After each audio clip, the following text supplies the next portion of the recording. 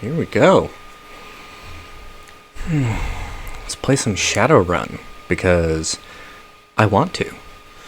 I've been craving some tabletop RPG gameplay, and this is really as close as I'm going to get right now, because everybody is doing their own things, and well, I'm a forever GM, so forever GM, forever DM, forever storyteller, whatever we want to call it. Guys aren't online, so there's no Terraria right now because I don't want to leave them out of the process or deal with endgame bosses on my own. What can I say? I'm lazy. Really should have jumped on Summoner actually instead of letting Rob take it in Terraria, but whatever. Yeah, Shadowrun Hong Kong. Really fun game. I've loved it for ages, but not a lot of people play it. Not a lot of people think about it. It popped up recently in, of all places, the Nintendo Store Marketplace, and I kind of went, oh yeah, Shadowrun. Shadowrun Hong Kong. Holy crap. I haven't played that in ages. That's so much fun. And then I remembered that I have crippling altitis, as I call it. Altitis is basically the habit of a player to just constantly make new characters and explore all of the possible options, and Shadowrun Hong Kong makes it very easy to do that. Unfortunately, it also means you keep starting over and over again. A lot of save files in here. Let's see, when's the last time I played, though? I was playing a copy of the original Shadowrun Returns back in 2021, almost a full year ago. We're going to do a new game. We're not playing with any mods or anything like that, I don't think. Let me just double check my Steam workshop. I'm also having lunch/dinner now, and in about 2 hours time I have to take care of the dog.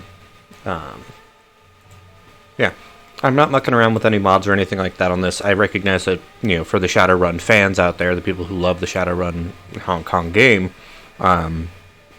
there's a slap patch, I think is what it's called, to kind of fix some weirdness in the gameplay. I might look into it, but I just don't have the patience for it right now. Before I get too into things, though, I need to set an alarm.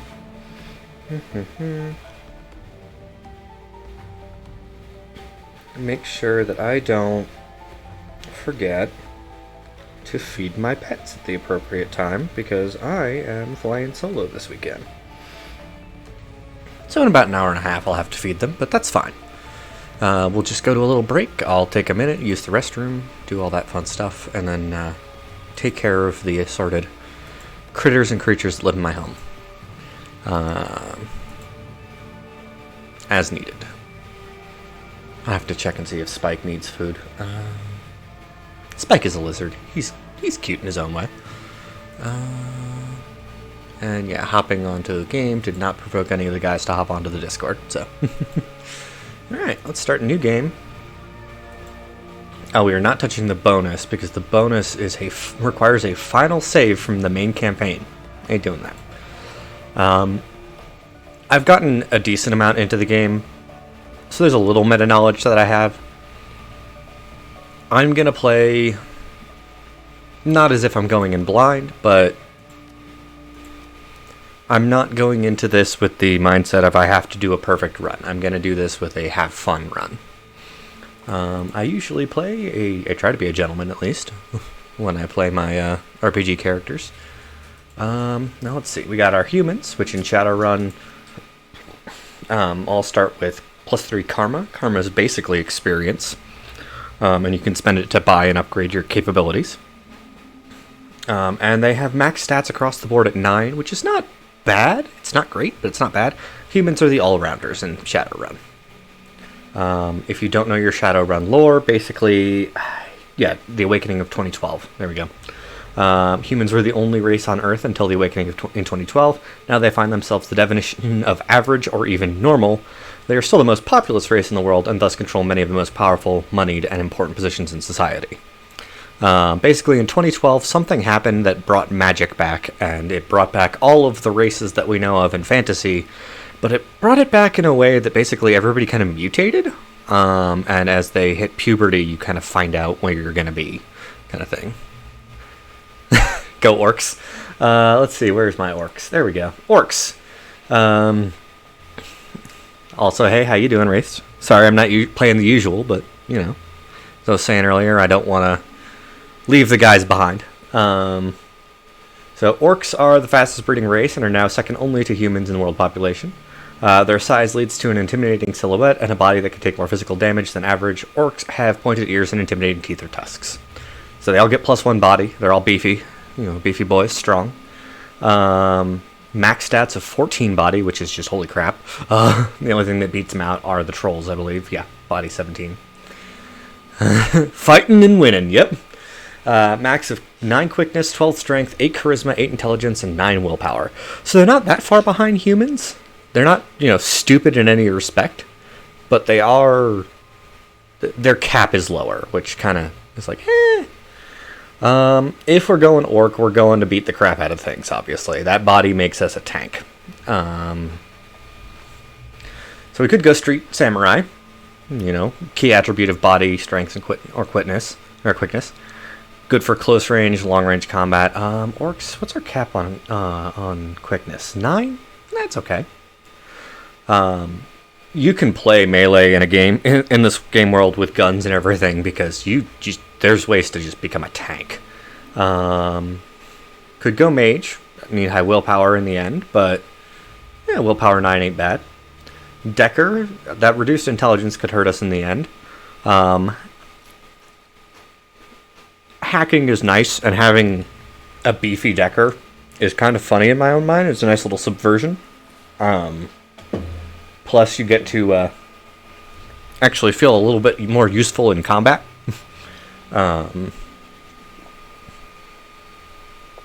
Very true. Chappas are good when the gun's not working. Shaman is fun, but you end up burning a lot of your action points on either pushing control over the spirits or casting spells, obviously. Rigger, you've got drones that you control, but you're basically useless otherwise. Key adept, or physical adept, is fun because I don't need weapons. I'm just gonna punch the shit out of you. Or I can go none and just build my own character. I'm gonna build my own character. I like to build my own character. Now, let's see what these pre-options are. Could go full Murica. I'm not gonna go full Murica. Doesn't feel right. Now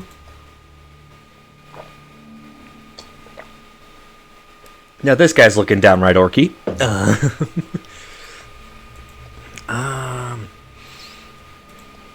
Oh, you know what? I could do a real fun combo of just kind of like a heavy-duty beefy guy and some...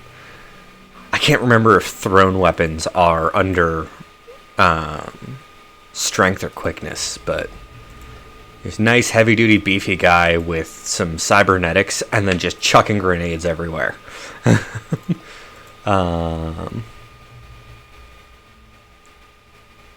There you go. Stop everything flat.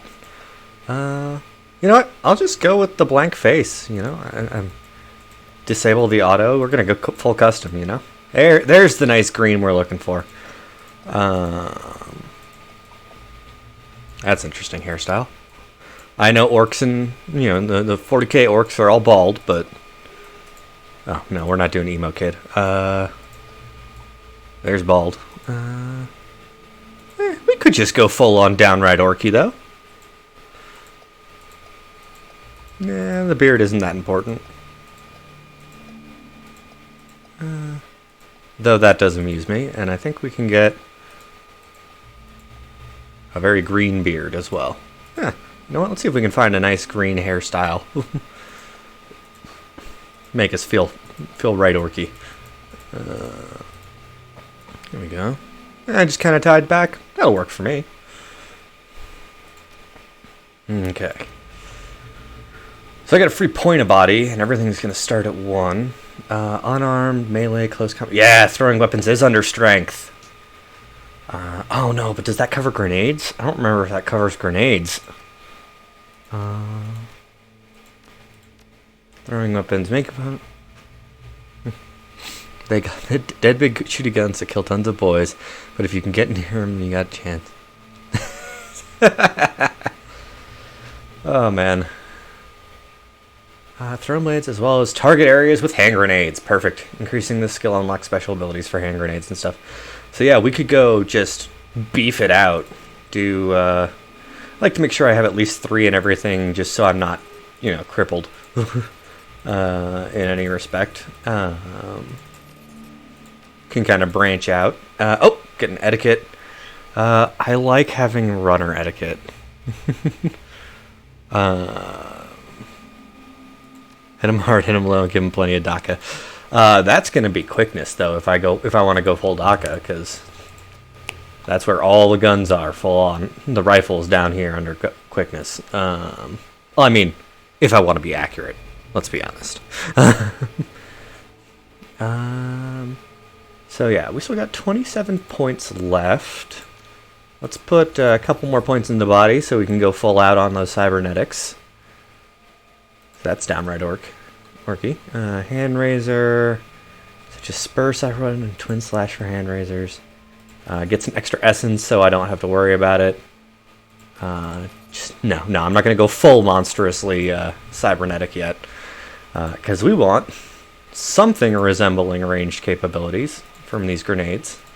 And we definitely want to up our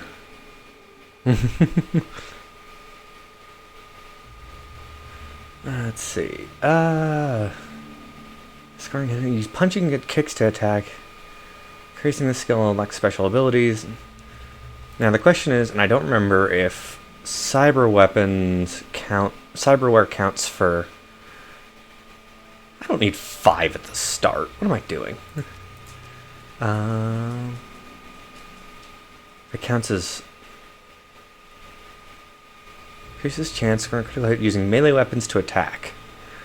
In close combat, increases chance using melee weapons as well as cyber weapons such as spurs, hand raising. Unlocks additional weapon slot and the Overwatch ability. Okay. Hard choices, because I don't.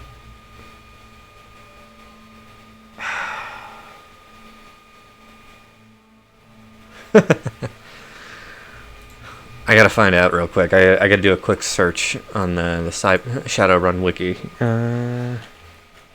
Keep saying cyberpunk, but that's not right. Shadowrun Hong Kong. I need to put a G in Hong Kong. 2 G's in Hong Kong. And then we want to know is what cyberware is affected by.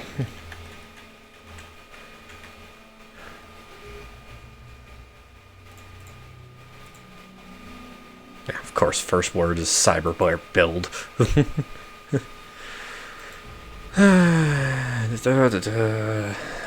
Okay.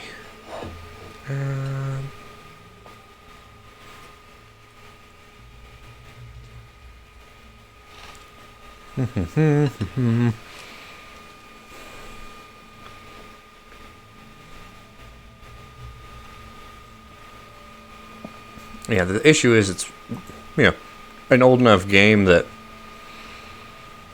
sometimes you gotta, crack things open and find out what's actually useful on what.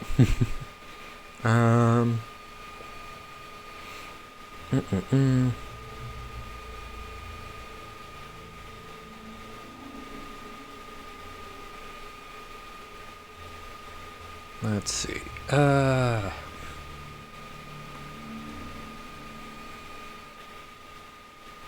And everything I'm looking at is like, oh yeah, buy all these things that are super late game. No.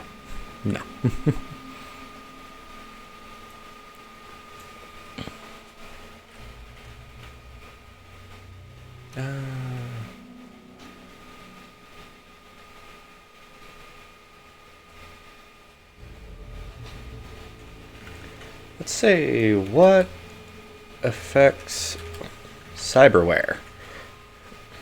Or cyber weapons. There we go. What improves cyber weapons? There's an actual thing that's related to it. It is determined per cyber weapon. Great.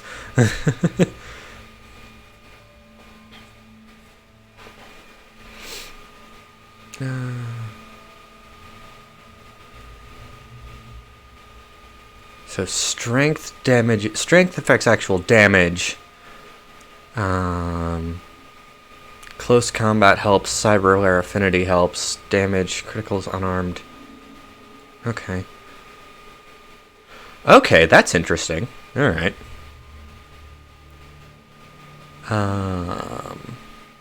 Okay, yeah. So I just need to avoid the cyber whip, and I'll be fine. Apparently, according to what I'm reading, at least. I like to put 2 points into biotech so I can see enemy HP.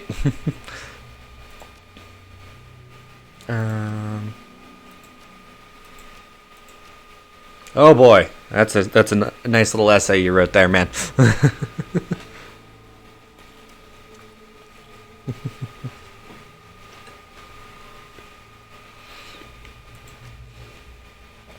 Gotta love getting all this 40k lore and 40k dialogue in chat. Put a point into dodge. No worries. It's amusing. It's not like it's a bad thing. It's just one of those like, all right.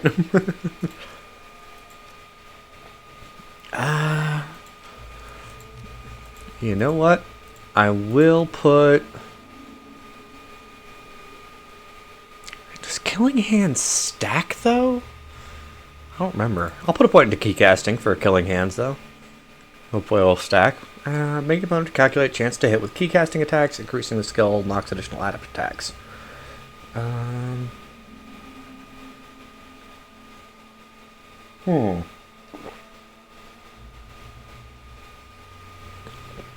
That might be a wasted point, but we'll find out. It's 1 point. Alright. Oh, no, I gotta get a 40k orc name here.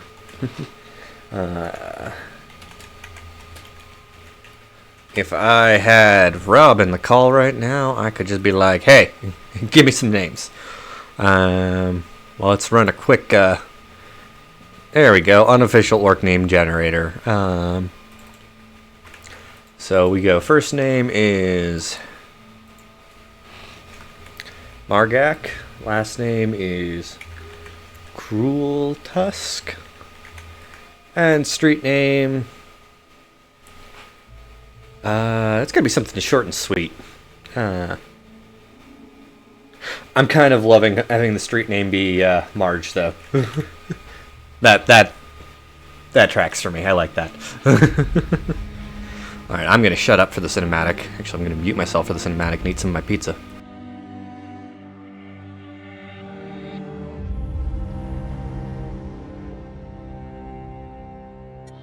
You have one new message. Hi. It's Raymond. I hope I have the right number. Look, I know we haven't spoken in a while, but I need your help. Remember the day I took you and Duncan off the streets? I told you that the past is just a story, that if you can just accept that, your past loses all power over you. Yeah. I was wrong. I'm on my way to Hong Kong now, to finish something I should have faced a long time ago. And I need you with me. I know we're not blood, and we didn't leave things in a good place, but you and Duncan are the only real family I have. Please, if our past means anything to you, meet me in Hong Kong right away. I'll explain more when you get here. I'm begging you.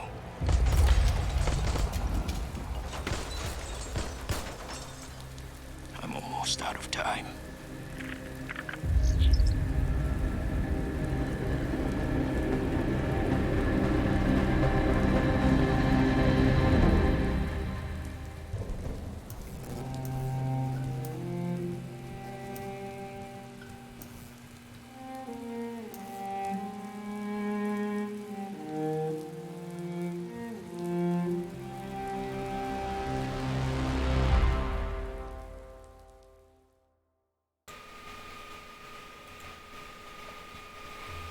Alright. Oh, I should warn, this is not a happy game. This is not a sunshine and rainbows game. This is very grim. So, hard landing. Raymond Black, the old man, gave you a home once. Took you and Duncan off the gang-ridden streets of the Barrens. Sheltered, educated, slapped sense into both of you. Into you both. Till you almost resembled productive members of society. And then you took off, left it all behind.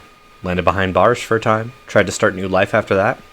It's been 8 years since you've heard Raymond's voice, until out of the blue, you got this cryptic message, a plea for help. Meet me in Hong Kong. Right away. And wired to your account enough new yen to pay for the flight and then some.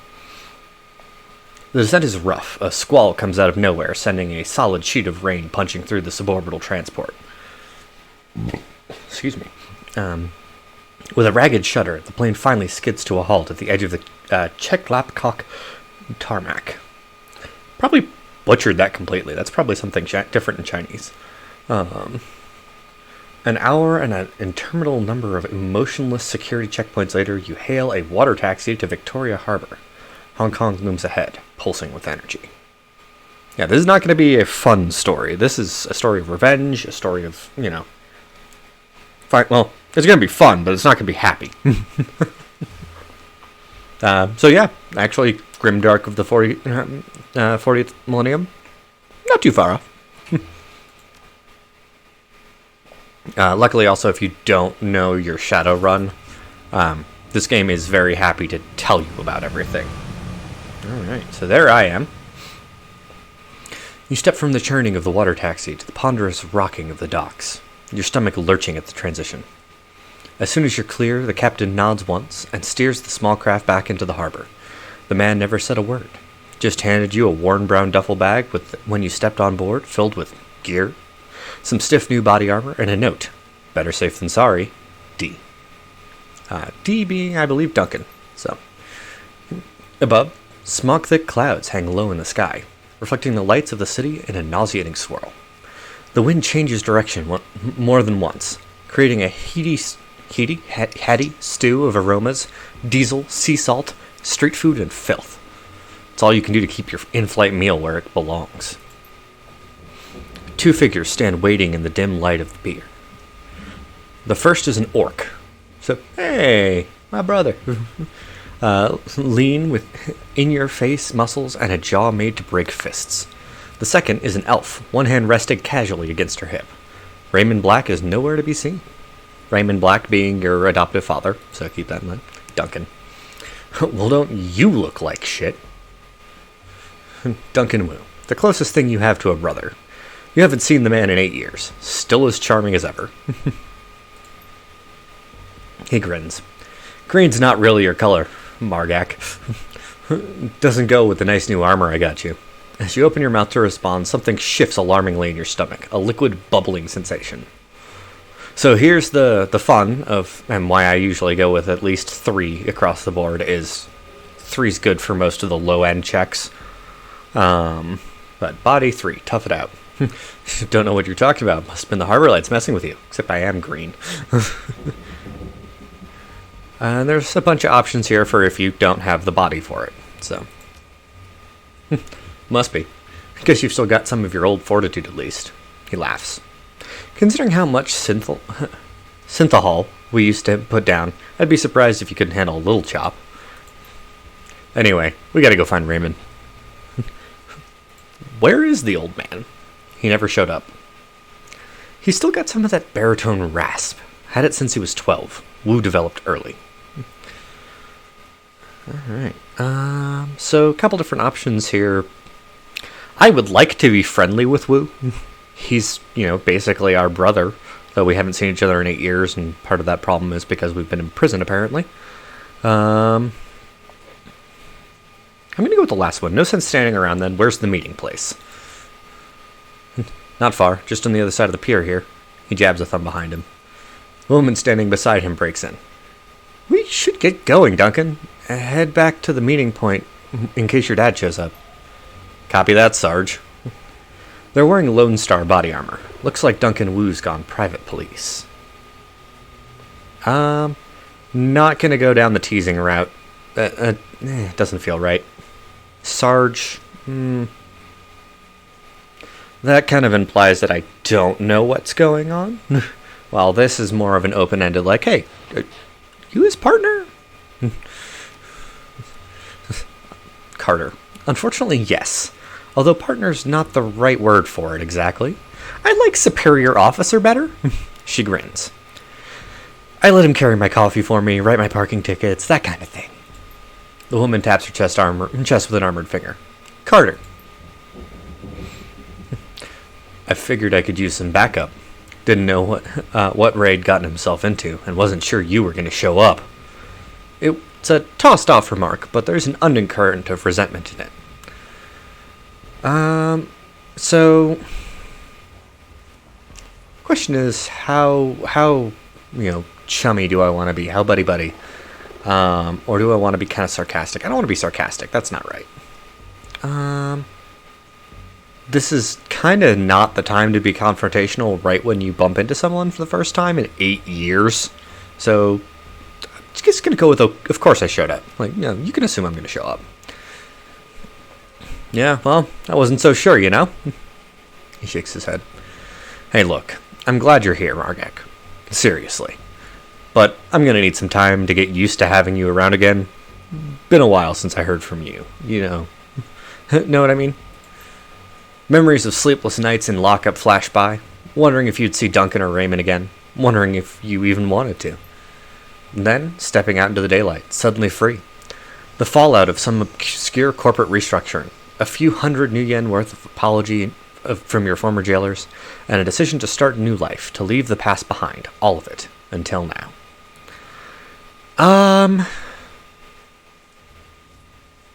So this is kind of a little touchy-feely. Doesn't feel right with what I've been doing so far.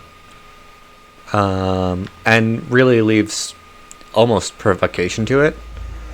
That's casual but kind of pushy as well. And that one's just very confrontational. But also like confrontational because I've had my reasons. Let's talk about it later. Kind of confrontational. Like, we're supposed to be meeting somebody. Let's go. Wu stares at you, his goggles reflecting the harbor lights. Sure. He scans the waterfront, frowning. Let's just find Raymond. He was supposed to meet us at the plaza on the other side of this pier. Carter. The sooner we find him, the sooner you all can have a big, happy family reunion over dinner. Carter grins. And the sooner I can find a place to get a drink around here. Damn right. Ahead of you, Hong Kong rises serpent-like from the sea. Government and megacorp coiled together, writhing in their basket of institutionalized corruption. No one can tell where the snake's body ends and its tail begins. That's what Raymond used to say. Duncan turns and starts down the pier. Carter follows. Alright, so now we actually have control over our character. We're in the game. Simple WASD to move the camera, click to move around. Let's see what we start with here. So we got a Shadowrunner, Margek Cruel Tusk. 1 armor right now, because I'm betting, basic secure clothing. Killing Hands counts as a spell. Passive unarmed damage increased by 3. Active unarmed damage increased by a further 4 for 3 rounds. Get a grenade. Some medkits, a resurrecting thing.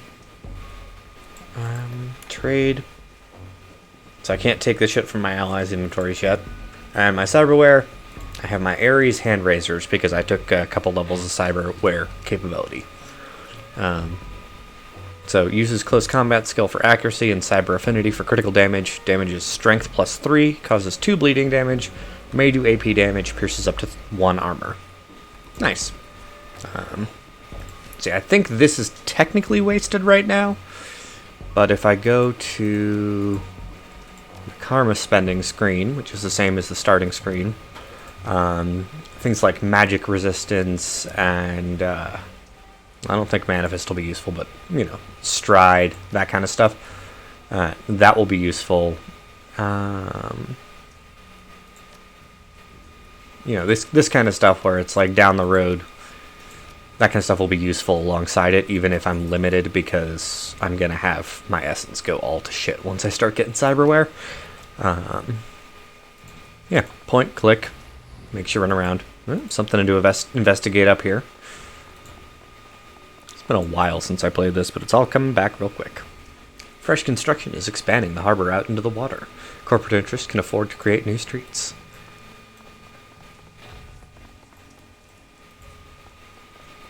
Also want to eat this damn pizza. I'm hungry. Alright.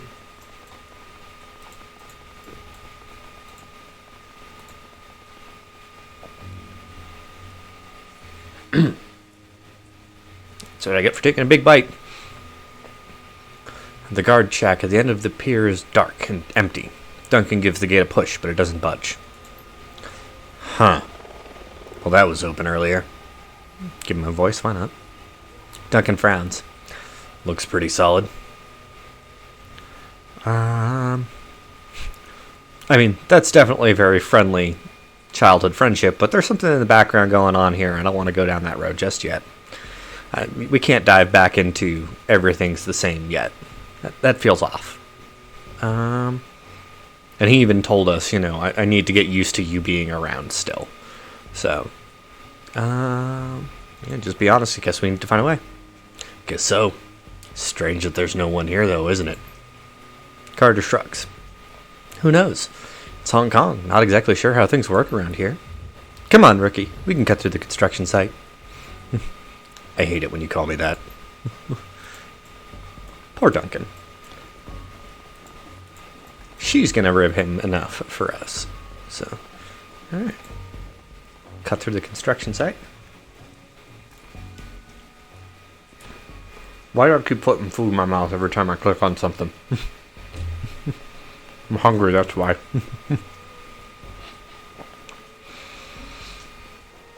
The gate is locked, but the nearby control panel appears accessible. Carter pulls it open with a metallic screech that pierces your skull, sending a new wave of pain through down to your churning stomach. She examines the control panel for a moment, then throws Wu a backward glance. Looks like there's another way off the docks on the other side of this gate. I think I can bypass the lock. So I can either take a shot at it, stand aside and let her work, or ask to, hey, hold on, let's poke around a bit. I already poked around a little bit, so I'm just going to say, since I have the intelligence for it, let me take a crack. Enjoy. This is a civilian area and security is light. You bypass the door circuit with ease. The gate rattles open. Kerchunk. Alright. Yep, I see dragon lines, which means there's going to be a fight in here. So I'm going to be our frontliner. So that's where the mage is going to want to be. So I'm going to go this way. And hopefully whatever triggers... Yeah, that's right, I remember now. They all come from over there. Shouting in Cantonese. More Cantonese too quick to catch. Excuse me. The group of the dock... on the dock was fishing a package out of a speedboat when you surprised them. Now the package is at the bottom of the bay, and the speedboat is disappearing into the distance. They close on you, red-faced and yelling. The light of the harbor glints off their weapons as they approach. The leader shouts something in Cantonese, but it's too fast for you to make out. You're rusty. It's been years since Raymond's house and the language lesson that wouldn't end. The old man never spoke anything but his native language at home. Duncan. Wu speaks with authority. His Cantonese is as solid as ever. He never let it drop. You guys doing some late-night fishing? Tattooed gunman. The smuggler smiles. Oh yeah, we're fishing for assholes. Wu points at their weapons. You're gonna need some better bait. All you're gonna catch with that is trouble. I'm not gonna claim to be Lone Star. That's dumb. Especially for smugglers. That just means it's shooty time, because if you know your Shadowrun lore, Lone Star doesn't take prisoners unless somebody's watching. Try out your Cantonese. Doesn't seem like the right point in time to do that. Whisper to Duncan. Did they teach you that in Rent-A-Cop school? He turns to you with a smile starting on his face, but then he thinks better of it, turns back to the smugglers. Wu flashes his badge. Lone Star. Put the guns down. The smuggler squints at Wu's badge, then smiles at his friends. Never seen a badge like that before. Either it's fake or you're some kind of security guard. He grasps his rifle. Either way, this ends the same. I think he's done talking. Carter. So I don't need the help on turn-based combat. I know what I'm doing here. So I guess my hand razors count as a weapon, so this wouldn't work? Maybe? I'd have to look it up. Are you a weapon? Are you unarmed? I don't know. For now, I'm going to switch over to my internal items. I don't want to waste a grenade yet because those are limited use. Got 2 AP. Eviscerate, swipe, twin slash. My movement is going to take up probably one of my AP. But if I can get all up in that mage's business, she's going to have a bad day. So Eviscerate does less damage, but does 5 stacks of bleeding damage and removes 2 armor. She doesn't have any armor, though. 91% to hit with that, 91% to hit with that, and 91% to hit with that. Okay. No adjacent targets, but still 6, and that's only 4.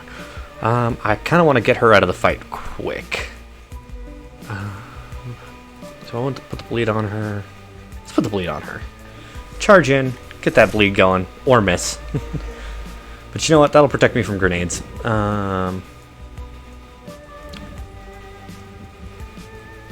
Duncan can go here.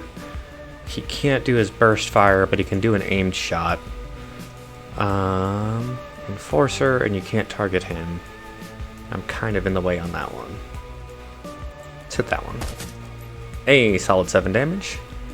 And I would like for you to actually do something this turn, so I'm going to have you move here. And can you hit me with armor? Yes, you can. Perfect. I would like to be a little more tanky since I'm all up in the enemy's business. Ow!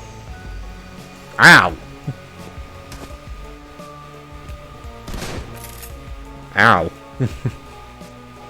Okay. That's a problem.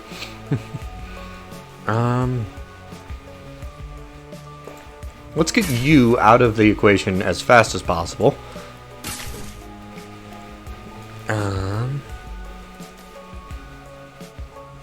Okay, Duncan, don't hit me. Attaboy. And you can patch up like 1 wound on me, right? Yeah. It's not all of my HP restored, but it's enough. Let's get rid of your armor. Damn it.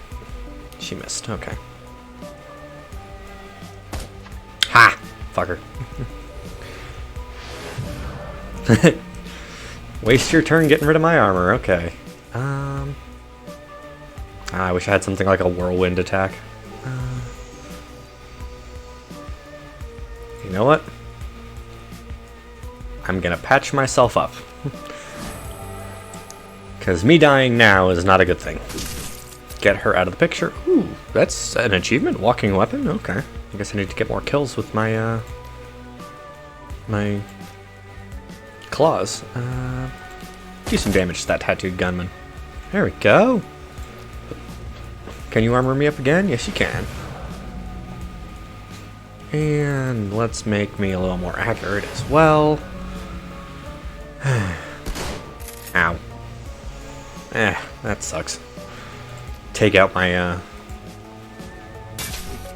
one of the things in this game is that you heal the last wound you took at the end of the combat, so the fact that he took out my armor like that, or did more damage to me like that, kind of sucks. Yeah! Okay. So yeah, unfortunately right now... Oh! They don't recognize the tattoos, they don't know if it's Triad or not. Okay. I think it's Alt shows you interactables that are within visible. Let's run around in here a little bit, see if there's anything worth picking up. This is unfortunately not a game where you can loot the bodies, which sucks. Yeah, Alt shows you interactables, good. Okay. Pickups. So Toko. The legal street drug made from leaked kamikaze formula adds 1 body, 1 strength, and 1 willpower for 5 rounds. Every time the user's attack, strength increases. Okay, I will take that. I haven't really played with a character that uses, stimulants in the game before, so I'm not certain about how helpful that will be, but let's see. Can I get activate on... let's not use the basic. Let's use, not my items, her items. Yeah, there we go. Little secret, she ain't making it past the intro. But let's get myself at least a little patched up. Okay, security checkpoint. Another gate panel. This one's been vandalized and busted up good. A real nightmare of a repair job. Wu stares at the fence, considering. Loops and whirls of razor wire glitter in the lamplight. Carter. Looks edged with monofilament. Corporations here don't screw around. So I could say Duncan and I have hopped plenty of fences before. It'll be fine. Why don't we just cut ourselves an opening? Guess we better find another way around. I'm saying with my etiquette Shadowrunner that my character has been a Shadowrunner before, so I'm going to say better find another way around, because I know monofiber is bad news. Duncan nods his head in agreement. Think you can get the gate open, Carter?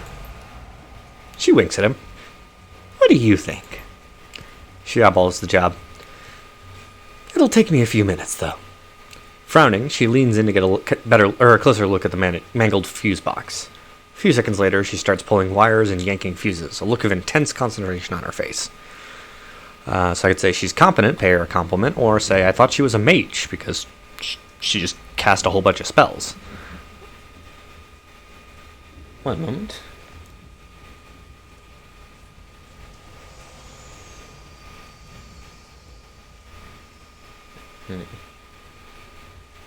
Gonna say I thought she was a mage.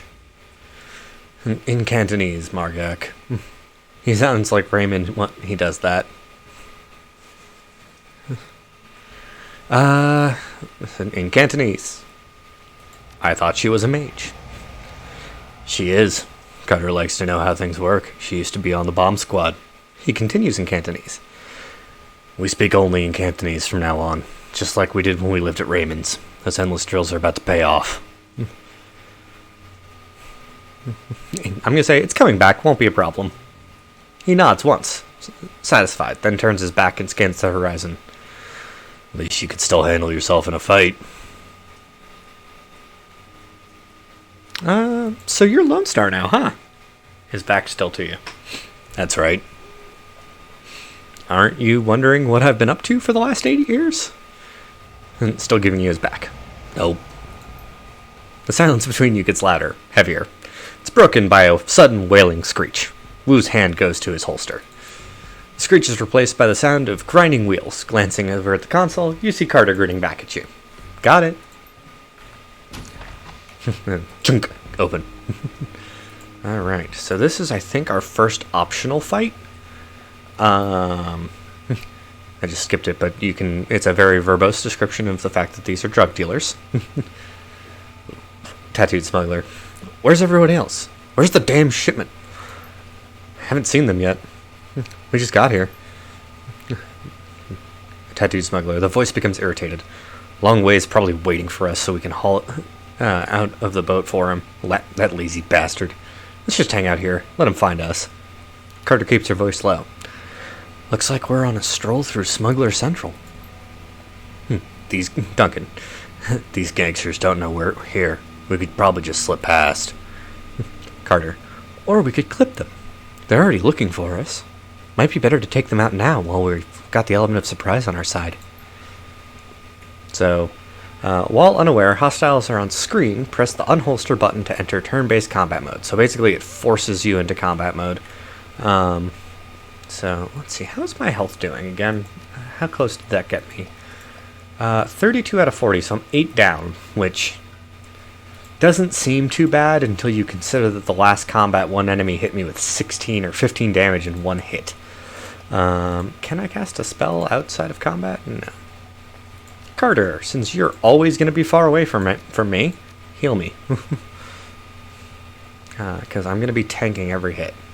So if I go into this mode, I should be able to just charge in and do a nice armor rip on this smuggler. But before I do that, I want Duncan here.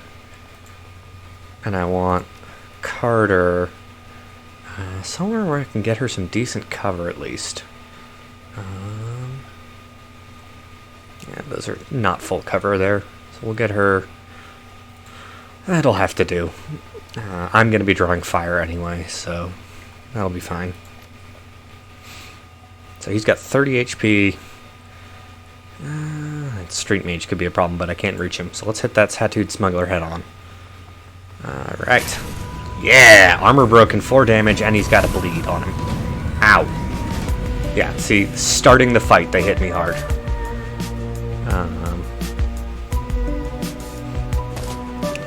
Damn, hold on. Where are my settings? That's fine. It's just the music is fucking loud. Okay, there we go. So that hurt like a bitch. What was the last damage I took? 13? Okay, before I take any more damage somehow, I'm gonna get myself healed for most of the damage I took. And get myself some armor. There we go. Because Carter is going to be great for that.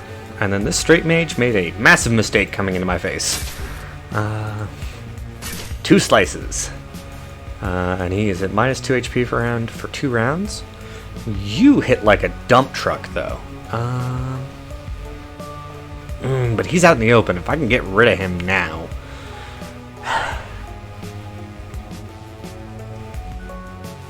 And that's 2 actions for him right now. What's his specials? Oh, subdue. Duncan can subdue and zip tie an enemy, a stunned enemy, taking them out of the fight. If I hit with a one of his stun grenades, it takes the enemy out of the fight. So, or I can use that to take the enemy out of the fight. So let's go with. Let's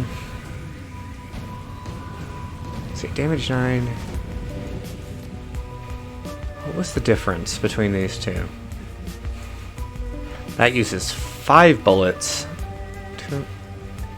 Oh, it's the increased critical chance is what it is. Yeah, 90% crit chance over 50%. And that's a 97% chance to hit. I would really like to get rid of this guy.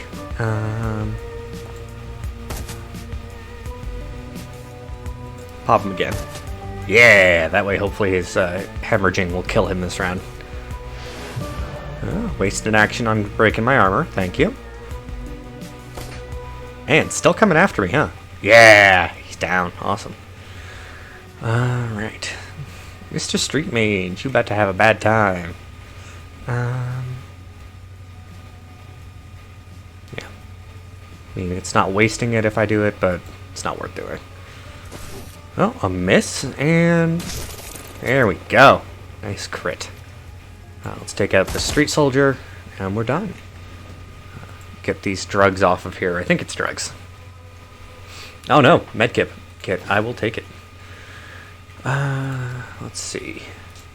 How am I doing on HP? I'm at half health. Carter, do you have any more heals? No. But Duncan does. I will always use my allies' medkits before I use my own. Because they restock themselves between missions. So, move the crate out of the way. Get a little karma. Now, that's my first karma gained. So I have 1 point of karma. So I could spend it if I wanted to on something. Let me take a peek if anything I have available is worth it. I'm not going to be doing ranged combat. I'm not wielding melee weapons because I got my claws.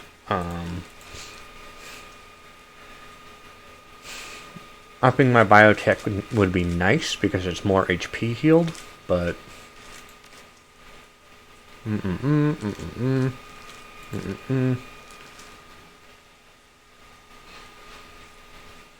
Yeah, no. So that art karma is just going to chill out for a bit. Gotta wonder if the spur is actually going to be worth it for me. The other thing is I cannot spend karma or spend my allies' karma. They level on their own, except for certain specific things that I can select for them.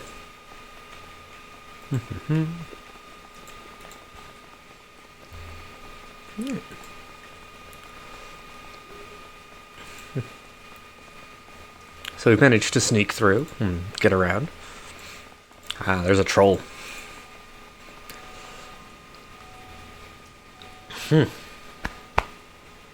Congested out of nowhere. Crossing the street, you can make out 4 shadowy figures loitering in the plaza ahead. Troll, orc, dwarf, elf. 2 men, 2 women.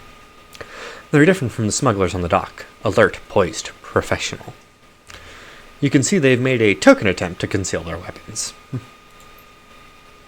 The unspoken message is clear. We're strapped, mind your manners. Wu stands up, tall. Takes that amused tone he gets whenever he's standing toe-to-toe with someone bigger. Someone who doesn't know they're about to go down. Evening, folks. You got permits for those bazookas? Husky troll. The thick troll puts his mouth into a comic frown.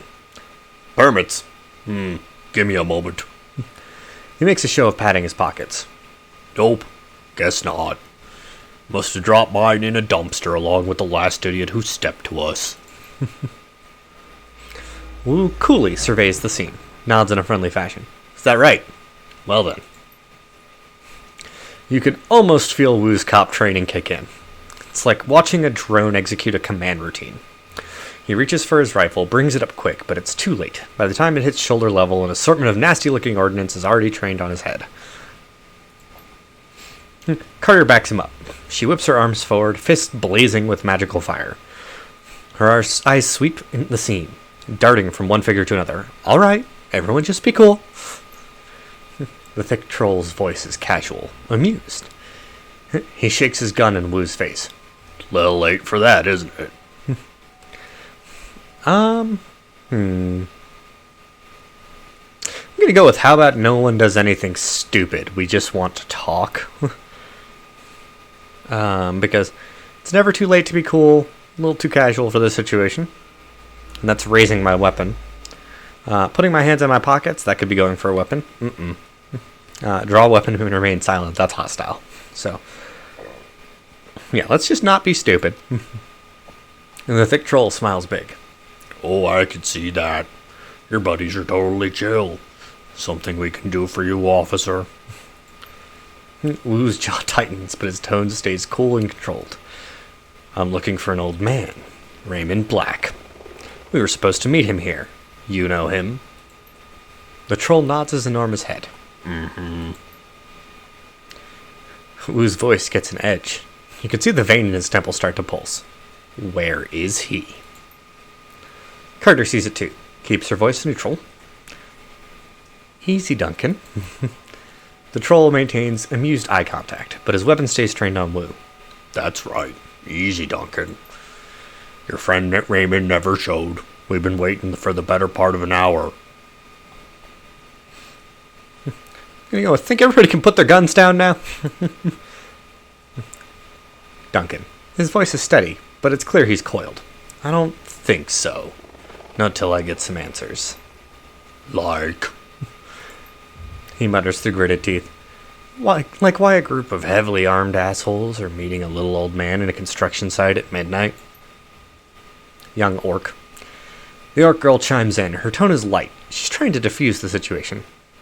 We do odd jobs. For money. Wu speaks softly, but you know that means he's reaching the end of his rope.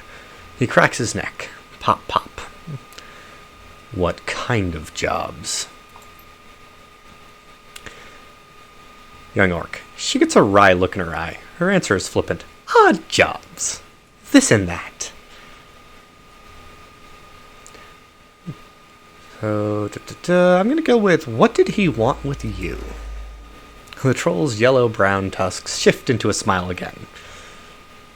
He needed friends, the heavily armed kind.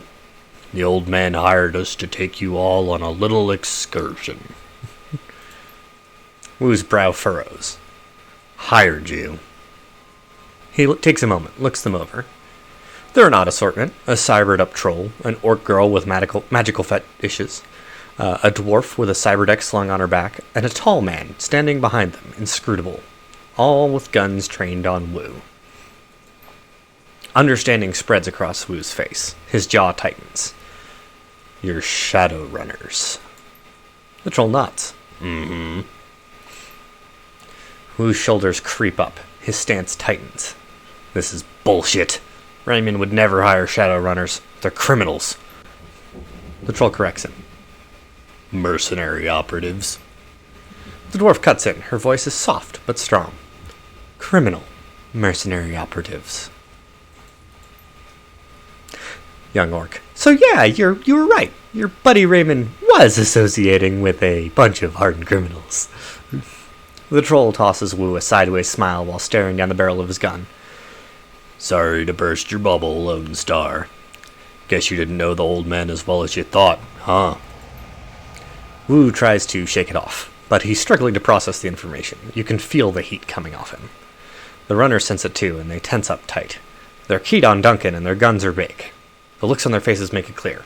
One wrong bead of sweat, and Wu's going down in a fine red mist cloud. Carter remains completely still. Her voice is level, moderate. She's done this before. "Let's all stay focused. No need for this to get ugly." She speaks to Wu, who listens without turning. He's focused squarely on the troll. "We need help to find Raymond. These are the people who can help us do that."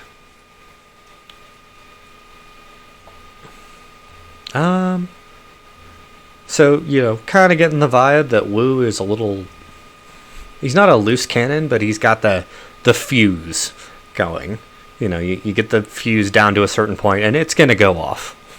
And he might need a minute to restore that fuse, but refocusing him, getting his attention on the right thing might be important. Talking to them, they've kind of been flippant and funny this whole time, so Wu is kind of the antagonist here. So let's focus on Raymond. She's right, let's focus on Raymond. The young orc. You can tell the orc girl's had enough of the tension. She blurts it out. "The old man wanted us to take him into Kowloon Walled City." She waves a hand at the three of you. "You too!" Two large rats, clinging to her hip and shoulder, poke their heads out of the folds of her clothing. They fix their beady eyes on you intently. "You know the Walled City?" So our character's been in jail for 8 years. He's a bit of a cyber person. He's been a Shadowrunner, though. So I'm going to say slum right. I've heard of it. The girl sneers, rolling her eyes. "It's a shithole. The worst slum in the Eastern Hemisphere." Memories of growing up in the Redmond Barrens flash through your mind. "We get it. It's a really bad place. Now why would a little old man pay you to take him there?" Shy dwarf. The dwarf standing next to her nods and jumps in. "Wouldn't say.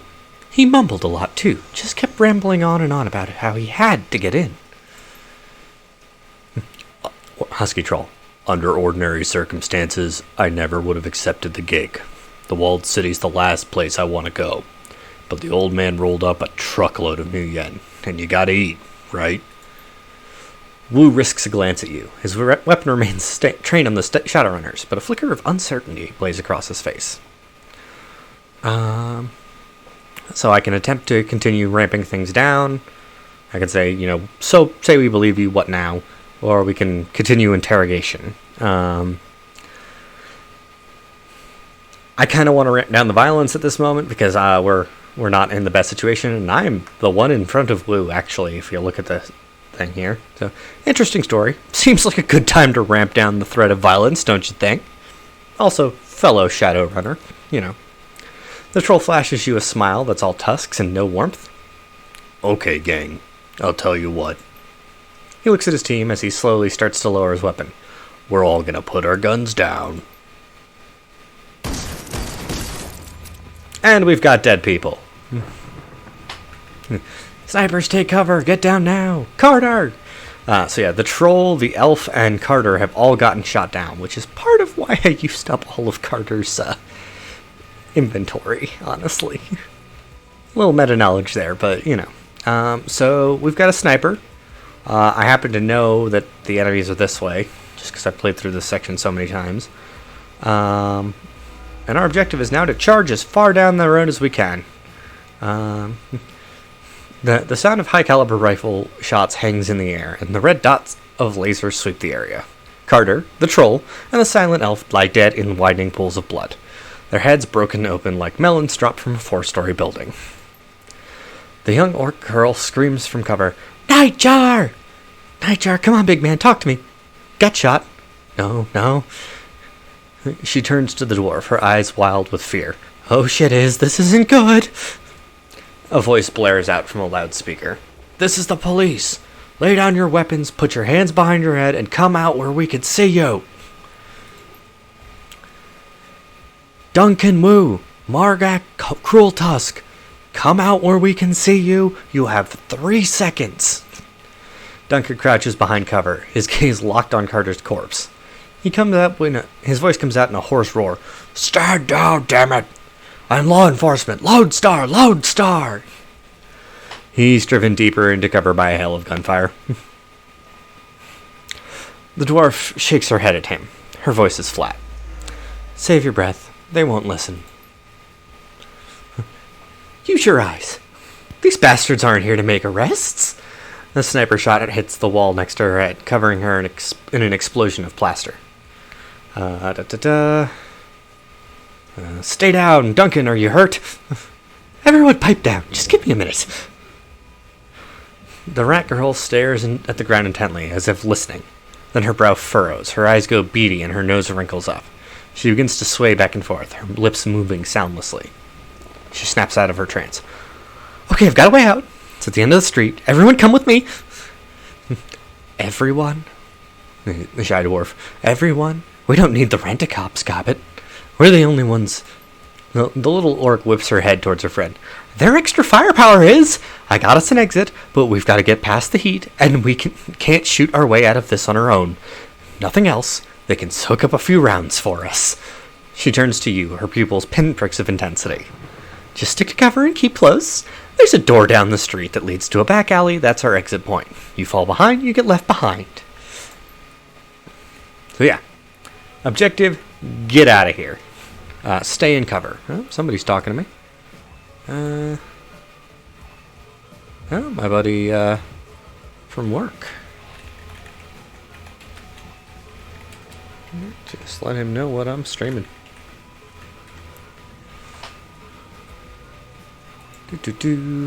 Okay, so that's right. I'm always first in the initiative order in this game. I need to get to somewhere where I can reach this fucker, but also not be out of cover. So I think if I go for... no, I don't want to attack. I just want to move. If I move to... technically that's still in cover, I think, but it's not as good as going to there. Gotta time it right. Just barely. Ah. There's gotta be a command or... Yeah, there we go. No. There's gotta be a key I can hit that's just like, I am moving. That's it. Input type, single click, double click, text speed normal, enable audio commentary. Hell no. Projection mode perspective. Camera mode free. Full screen. Yeah, no, okay. Because my other option is chucking shit at these people, which is not the best option. I just gotta... It's still technically in cover, I just am in the open otherwise. Here, we're gonna do a little experiment, see if this uses up my AP, or if I can maintain this still in the single motion. Okay. I think that's still fine. Still what I want to do, kind of. Hello, Captain. Take a fuck ton of damage. Okay, now Duncan.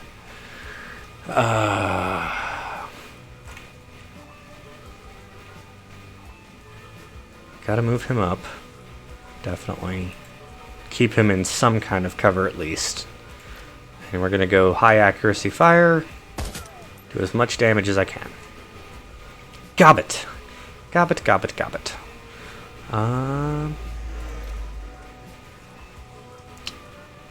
She's gonna haste herself. And then move to... This still technically cover? That's still technically in cover, right? Yeah. And then get our dwarf up to... That's right, there's an access point there. Get her up to there. Is it the best location? No. Is it, you know, better than where she was? Yes.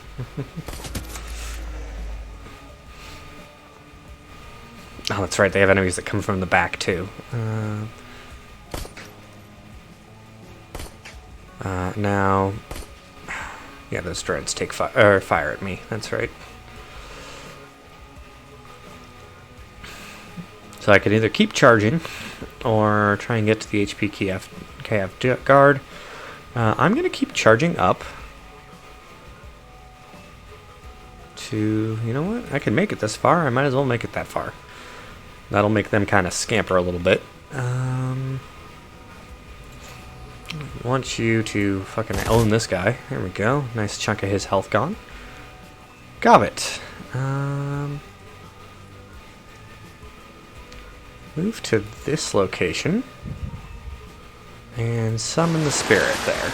There we go. Because we can use the spirit of the monsoon to deal with him. And you don't have great accuracy, do you? That's right. Waterbolt. Fine. Move to there. And hit him again. Really? Okay. Gobbit gets one more action. Let's buff up Duncan's accuracy, so he's more likely to hit. And the Shy Dwarf. We're going to go to our access point here. And so if she had drone control, which she unfortunately doesn't, we could use this to turn the enemy drones against the enemy. Or we can just deactivate the drones, which is what we'll do, because that's 2 less enemies to fight. And sadly, in this game, more kills does not mean more loot.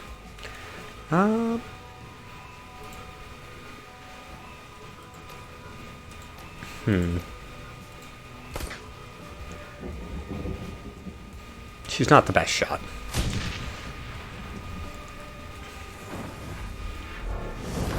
That's right, she summons. Or that orc summons. Okay. Now, one important thing to know about summoning in Shadowrun is if you kill the summoner, summon goes away. So that conjurer is about to have a bad day.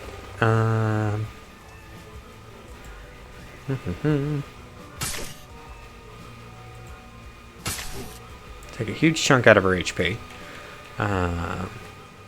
Can he make that shot from there? No, he's got to move up. Gobbit can handle that, and get him into position so that next round he can actually do something.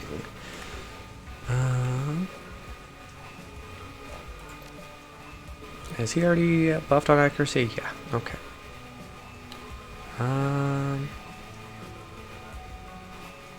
What's up my accuracy? Oh shit, she has to move. I didn't pay attention if she's going to be in cover. Okay, she is. Good. Let's move up right here to him. Hi. Really? And then we're gonna just take a pot shot. Because I think next turn is the turn where he starts turning into a problem instead of an ally. Take a couple shots. There we go. And second shot. There we go. And he's bleeding. Good. Ow.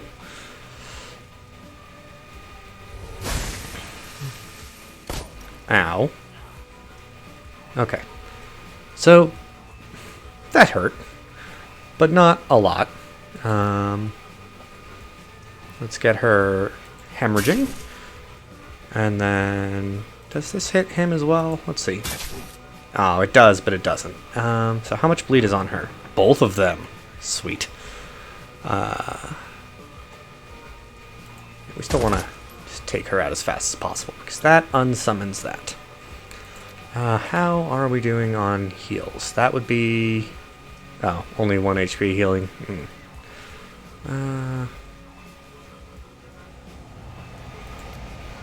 Let's boost some speed on someone. Give everybody an extra action, or give somebody an extra action.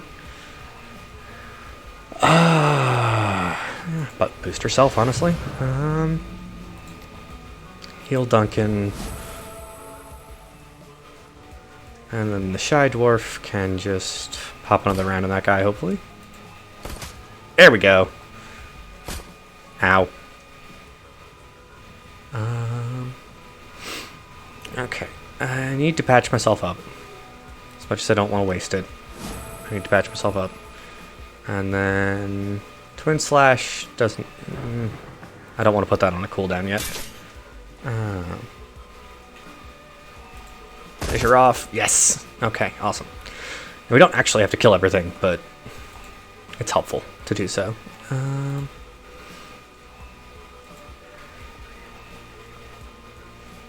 Now, unfortunately, we lost her summon because I think it ran out of time. Just move everybody up. Now, that's our exit door. I believe there's enemies up here, though. So I'm going to move straight for cover, and not the exit door, and not out of cover, because holy shit, that's a bad idea right now. I don't remember if it's an insta-kill or not, but it's basically an insta-kill. So she could just escape. Let's get her out. One less person to micromanage, and one less person to protect. Get our dwarf up here, whom I believe is called Izzy. Can't remember. Right, we got the backfill of enemies, and yeah, there's 3 of them up there. Now, the trick is to not actually fight them. You can just leave.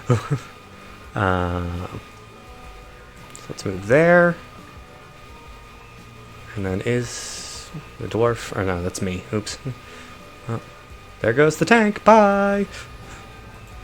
So it's just Duncan left behind. Which isn't the worst thing. He's pretty beefy. And none of the enemies are particularly close to him, so... we move here. We leave. Perfect. Good job, Duncan.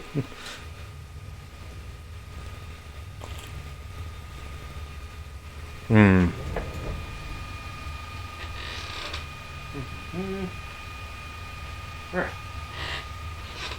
I've got about 10 minutes until I have to feed the pets. So we're going to do this little scene. Then I'm going to put it on pause.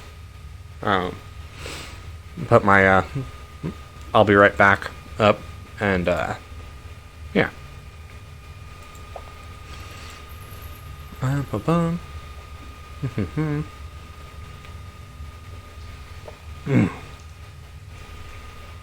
Wow. I just realized I wrote Hong Kong in the street title. That's great. I apologize, Hong Kong. There we go. Alright. The rat shaman guides you from the doorway on the street through an eternity of winding alleys, damp sub-basements, and empty buildings. Stumbling through refuse and filth, you make your way into the sewers below Victoria Harbor. It reeks down here, but it's quiet. Gobbet stops, sniffs, and wipes her eyes with the back of her wrist. Her rats squeak softly in the folds of her clothing. The dwarf watches her silently for a moment, then moves closer and gently takes her hand. In the dim light of the sewer, you can see they're nearly the same age. No more than 20. 21 tops. So I can be empathetic and ask what their names are. We gotta keep moving and need a rest. I'm gonna ask what their names were. Gobbet. She keeps her head down and tells the floor. The troll you were talking to was Nightjar. He was our friend. The elf was called Gutshot. Kind of an asshole, but I didn't need to see his head splattered everywhere like that. She inhales a cleansing breath. Nightjar was a good guy. Always had our backs. Isabel's in line. Isabel nods in agreement. Her voice is flat. Rare to find a runner that you can actually trust. She looks to her friend. Are we in the clear? Gobbet looks back the way you came. I think we've shaken them. She sniffs the air. Yeah, we're clear. Wu begins pacing, his boots splashing in the sewer water, creating echoes down the tunnel. You can feel the tension coming off of him in waves. This is bullshit. I'm done messing around in alleys and sewers. I'm done running from cops. He pokes a thumb at his chest and spits his anger forth in a raspy growl. For fuck's sake, I am a cop. We noticed. Gobbit. Duncan. There's a Lone Star Sergeant dead back there, damn it. She was... Wu starts to choke up. He struggles against it, fighting to maintain control. But he needs a minute to recover. He finally manages to pull it together, but he's raw. When he speaks again, his voice is seething and hoarse. I don't know what the hell is going on with the Hong Kong cops, but I'm calling in some Lone Star backup from home. I'm gonna get some of my own people down here. Then we're gonna find Raymond and figure out what the hell's going on. The little orc shrugs. Whatever you say, big guy. You have fun with that. She looks over at her friend. They both nod. Iz and I are out of here. Best of luck finding your friend. I'm gonna go with he's not our friend, he's our foster father. She looks straight at you. Her tone is flat. And he's probably a dead man. Sorry, but it's the truth. Wu isn't listening. You can see on his face that he's already written the orc girl off. He pulls a security-grade PDA from its holster on his left leg, raises it and starts tapping the buttons with a meaty finger. The Lone Star logo on the back of the device looks shiny and official. He stops, confused, then taps it again harder. The red flashing image on the PDA reflects in his goggles. The hell? Locked out of the network. He looks up at you. My law enforcement status has been revoked. He goes back to the screen. I don't believe it. This is saying there's an APB out on us, Marguk. You and me both. I'm gonna go with I figured as much. You heard them on the loudspeaker. They knew our names. Wu glares at the wall, a storm raging across his face. Fucking hell. His hand clenches in a fist around his PDA. This just keeps getting worse.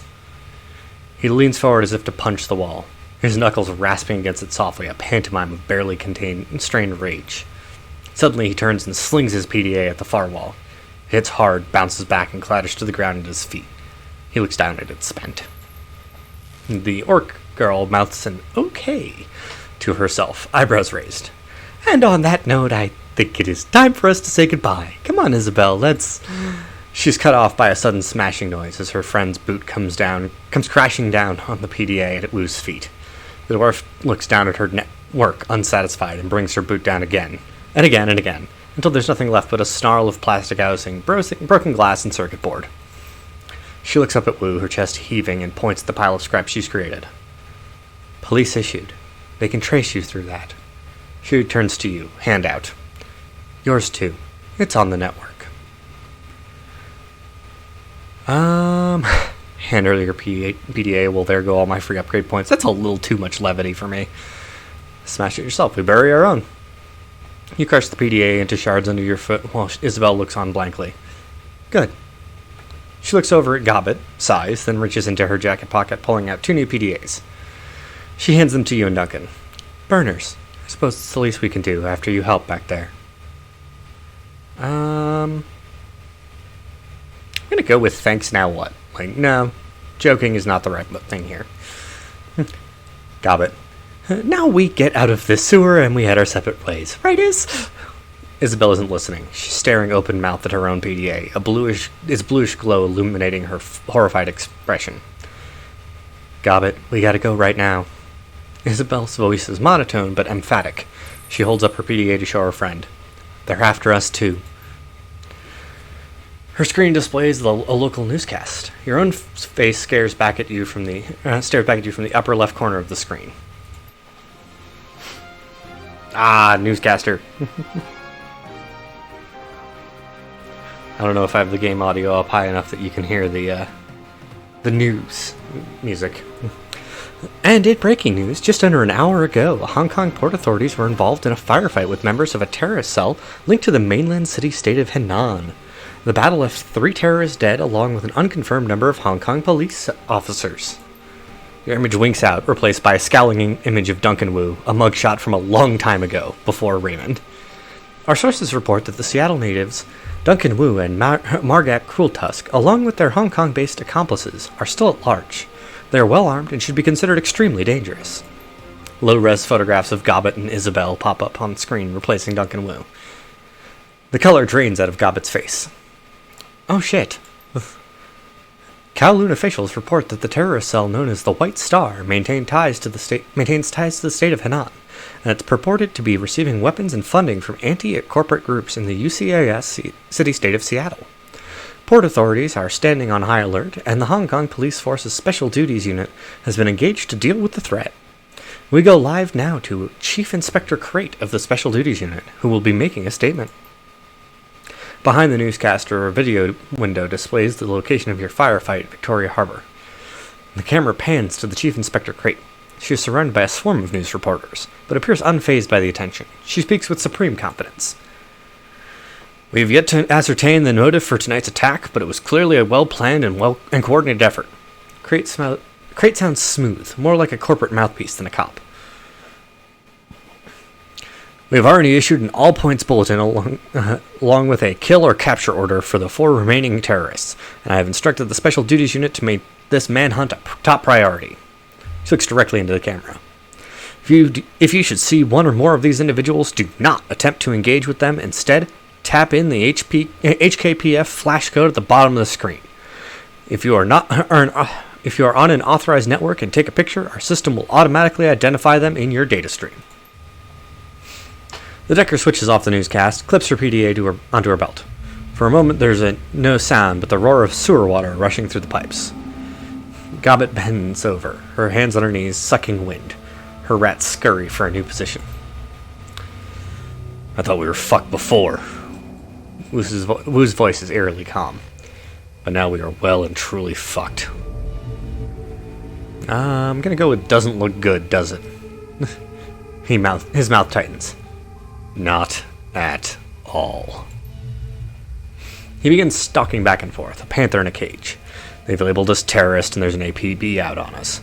I've heard this kind of announcement before. I know what comes with it. Doesn't matter if we have nothing to do with whatever city-state. They're gonna hunt us down. It's open season. Isabel... Oh, that's the 6 o'clock alarm. So yeah, like I said, I'm gonna finish the scene.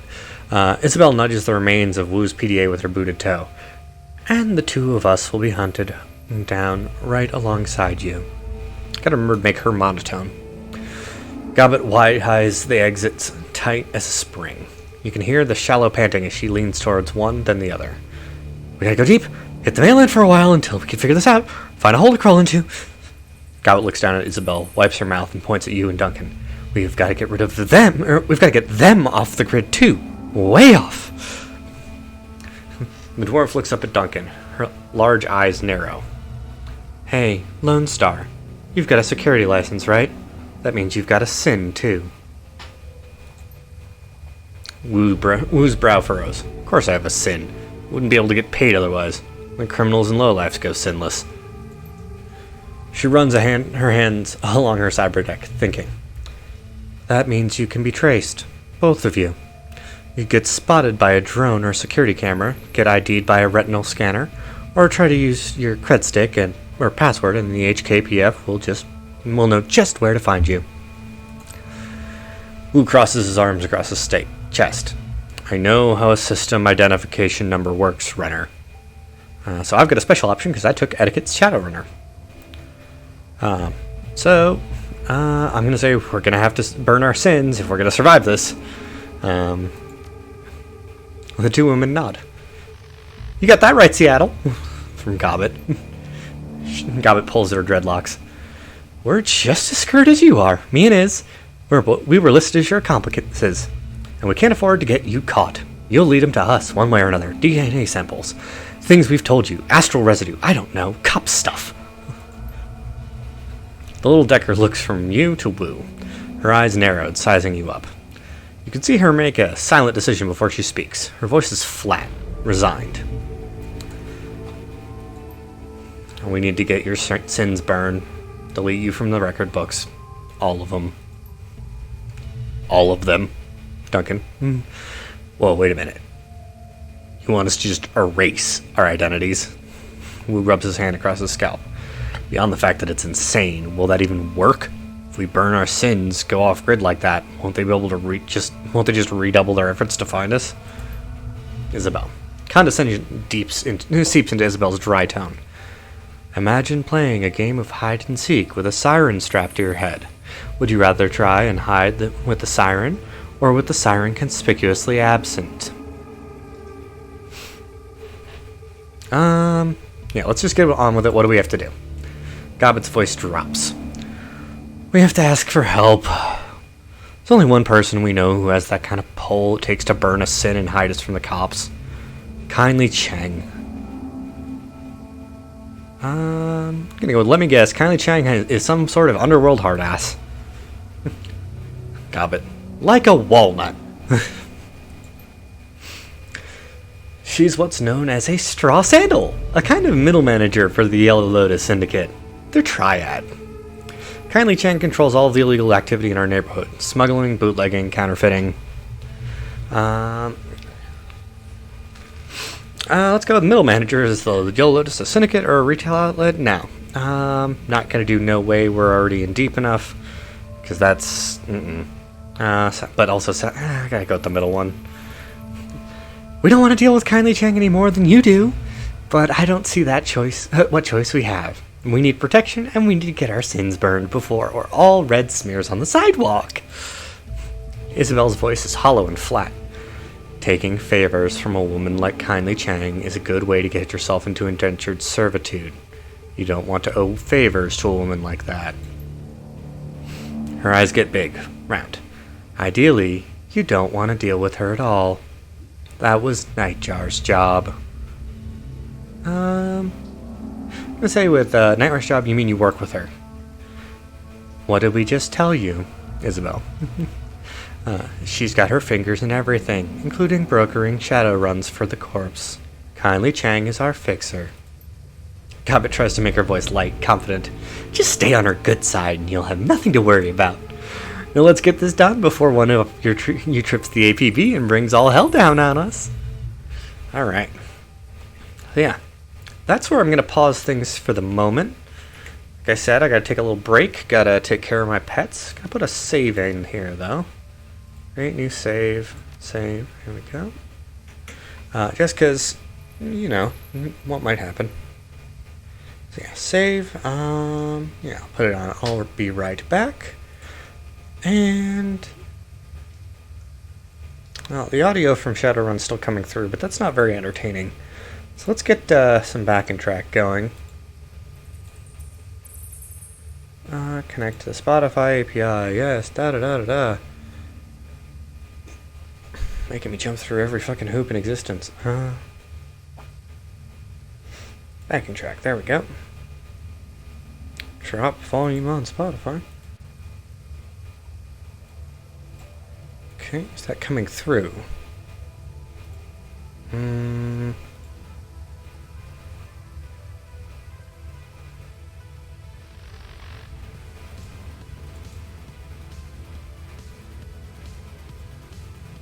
Okay, looks like it is. Got that down in quite a bit, though.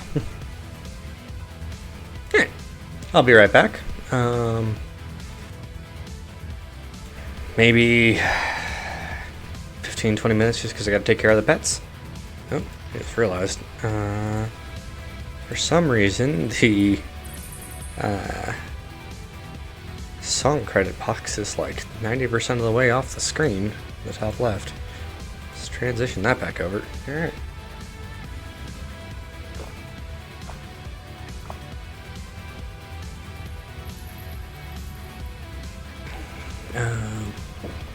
Yeah. I'll be right back. And... oh, actually, before I do that... not that. Just gotta make sure that it doesn't add new songs to the end of the playlist that might be copyrighted songs. So the whole point of using backing track, despite, you know, on top of it being excellent music, is I don't want that to happen. Yeah, I'll be right back.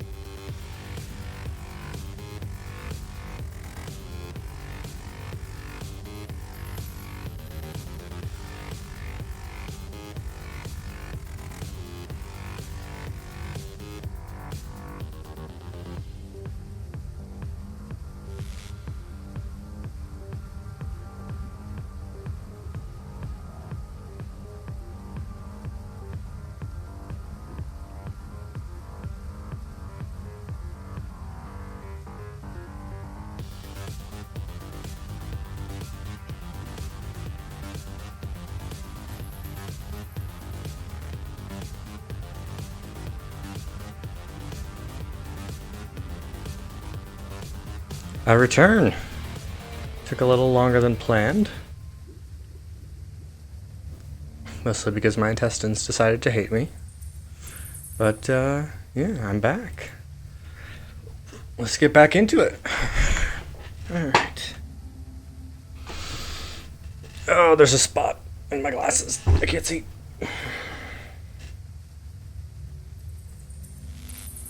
Wonder if any of the guys are online. Nope. Okay. Alright, back to Shadowrun. So yeah, we had just been informed that we are now wanted criminals, and there's an APB out for us, and everybody wants us dead. Yay! Oh, I can actually see their stuff now still.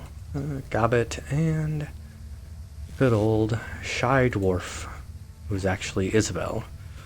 But because we have not left the zone where that was revealed to us, she just remains the Shy Dwarf. Alright, enter the subway system. Continue? Yeah, warping between locations, a little bit of a abrupt wall, but sinless. You scramble up a ladder and through an access way where the sewer system spills you out onto the Hong Kong Mass Transit Railway System, the MTR. Crossing the rails, you climb up to the platform and into the station. Above you is Haoi, where the Rat Shaman and the Little Decker plan to plead your case to Kindly Chang, the one woman they know who can help you get underground and off the grid fast. But there will be a price. Chang is a triad boss whose favors tend to come with strings attached. Sounds of a waterfall at front at night leak down from the stairway to the surface. Peering up the steps, you can catch a glimpse of the night sky, overcast and low. Yeah, I think I'm going to continue playing this guy as kind of a... He wants to be a nice guy. He wants to be nice and friendly and good with people, and just kind of life has not worked out that way. Let me get rid of that Spotify not playing, because we're not actually playing Spotify right now. There we go.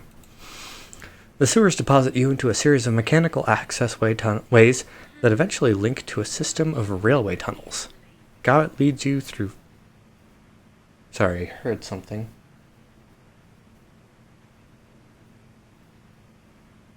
Okay. Gobbet leads you through 5 or 6 magnetically sealed doors and across several sets of electrified tracks until she indicates you have reached your destination. She holds up her hand, indicates the surrounding platform. This is the MTR station for Haoi. Once you go up those stairs, you'll be in our neighborhood. Kylie Chang runs her operation out of a mahjong parlor called Swift Winds. Duncan. Wu rips his goggles off. Or rips off his goggles. There's an APB out on us. How do you expect us to get to the Swift Winds place without taking a bullet? Gobbet. Haoi is well known as a protected area. Kindly Chang sees to that. It's a shadow community. Smugglers, hijackers, black marketeers. You get the idea. Cops tend to give the place a wide berth. Isabel gives a shallow nod. Her gaze remains planted on the floor. Police cameras don't last long here. Between the smog and the cloud cover, we shouldn't have to worry about any drone surveillance either. HKPF won't find you. Not if you follow our lead. Gobbet widens her stance, puts her hands on her hips. Now here's how this is going to work. You can't get in an audience with Chang until we secure you an invitation. So me and Iz will go on ahead and pay our respects, then we'll request that she see you. Politely. An invitation? How do we get that? The Rat Shaman smirks. We'll kiss her ass until it shines. Isabel sighs. That's about the size of it. Gobbet holds up a hand. One more thing. Kylie Chang is a dangerous woman. She may seem friendly, but don't let your guard drop. And whatever you do, do not disrespect her. So I'm gonna go with got it. Because I'm not dumb. She drops her hand, nods to the three of you. That's it. We'll go on ahead and smooth the way. Just give us a few minutes head start and don't talk to anyone. I'm going to go with, if this place is protected, why shouldn't we talk to anybody? She rolls her eyes and lets out a little grunt. I said the place was protected, not you're protected. Isabel fills with her deck. Deck, D-E-C-K, deck.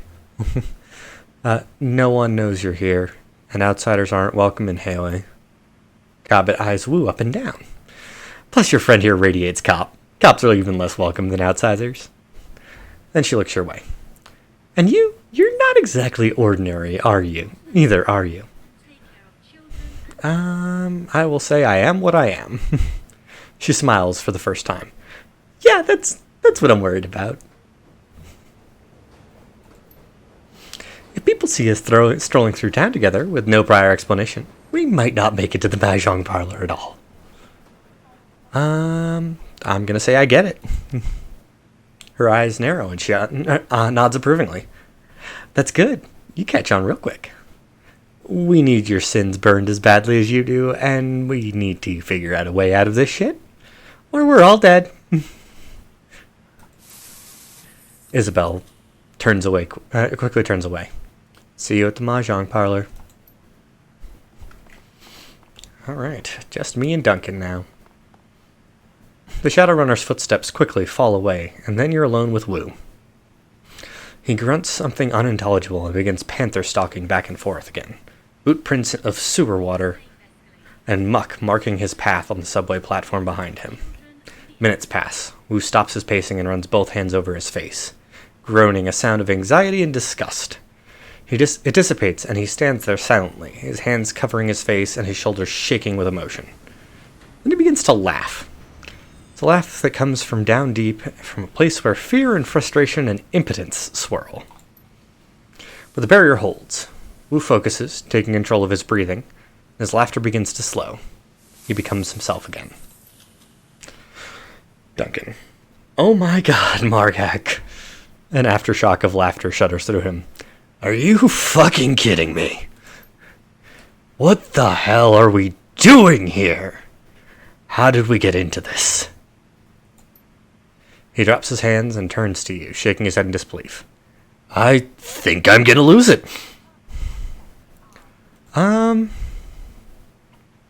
This kind of feels like a moment where I can actually, be personal with Duncan.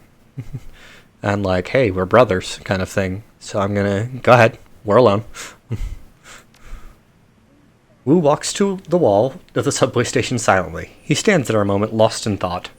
And then his fists explode in a flurry of punches. He hits the wall hard, sending plaster crumbling to the floor at his feet.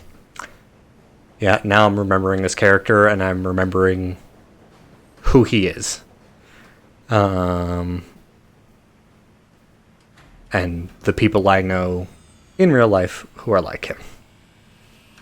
And yeah, sometimes you need that quiet moment with someone you trust to just let it go. The orc breathes heavily for a moment, head down on his hips.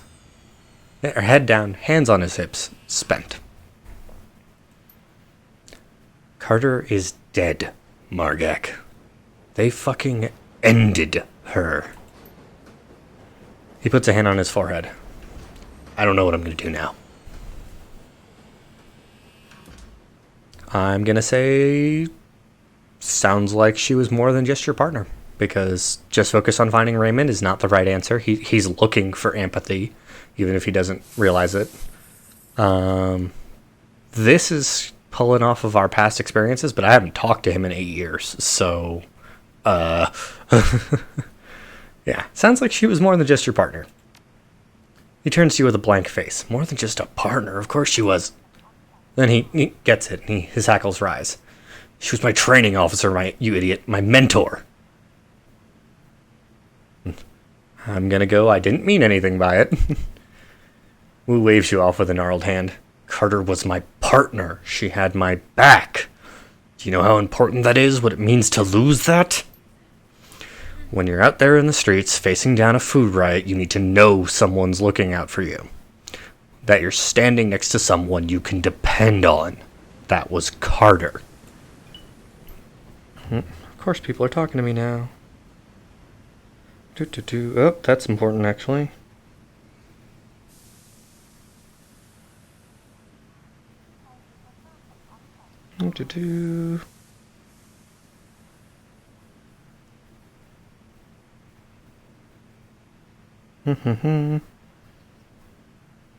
Okay. His shoulders slump as he exhales heavily. And she was like my compass, or my anchor, or some such shit. She kept me, I don't know, sane. Which, yeah, that's exactly where I remember this going, and what kind of person he is. Yeah. I'm gonna say sounds like a good woman. Don't patronize me, Margek. He steps back, sucking in a deep breath. Screw it. Whatever she was, I'm throwing her down the memory hole. You know why? He snarls, spits. Because it doesn't matter now. Because we're gonna burn our sins, Margak. Jesus Christ, do you get what that means? The moment we do that, we're dead. To all the world, we're dead. We're wiped clean.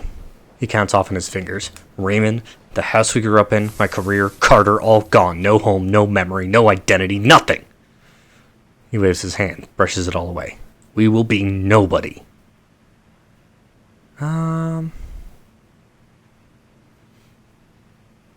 Let's see. Not doing that. That's a dick response. Just chill is the wrong way to talk to anybody who's pissed. He's mad. I could say I'm taking control on this one, I guess, and I'm gonna find a way out of this. Just follow my lead like you did in the old days. You want to bring up the old days? Are you fucking serious? You left the old days behind years ago. Wu's neck cranes forward, his lower jaw thrust out ahead of him. You left me behind. You left me behind. Memories flash bright. Suddenly, you're back 8 years ago on the street outside of Raymond's house. Just you and Wu in the middle of the night. Memory sound effect, whatever. Young Duncan. You can't just leave like this, Margak. What am I gonna say to Raymond? You know how he is.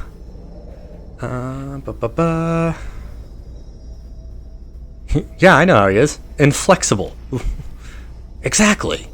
We're breaking one of his rules just being outside the house after curfew. What is so important that you have to run out now in the middle of the night without even telling Raymond why? He's distraught. You can see it on his face, hear it in his voice. He used to be lost without you. So all of these are the truth. But what that truth is a choice. So I could say it's a job too good to pass up. Someone messed with me and I don't intend on letting them get away with it. That's I need to see about a guy about a deal. That makes me a little more sleazy than I feel like. I've got a friend in a bind, Duncan. That's all I can say about it. I have to go help is one that I lean towards. And then there's, sorry, Duncan, I can't talk about it. I would if I could. Which is like, no, this is completely out of the loop. You don't get to know anything. Duncan's my brother. He was raised with me. We survived together in the wastes as a part of a gang. That's not... No. This is like, oh, I've been pulled out of the life and I'm being pulled back in. Not sure about that. I feel like the job is actually the best option for the way I want to play. Just because there's a job.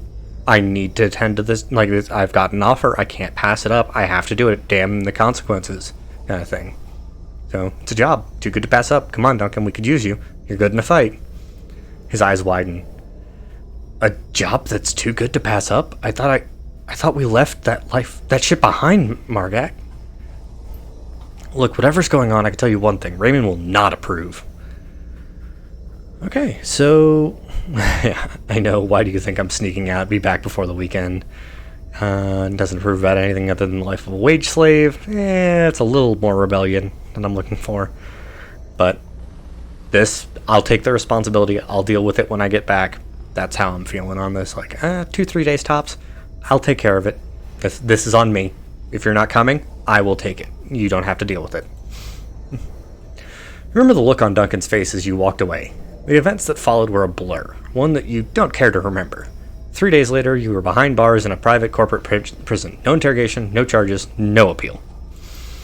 Years later, some corporation bought some other corporation, and the new board of directors pushed through some sort of reform agenda, and the higher-ups gave an order, and then you were out.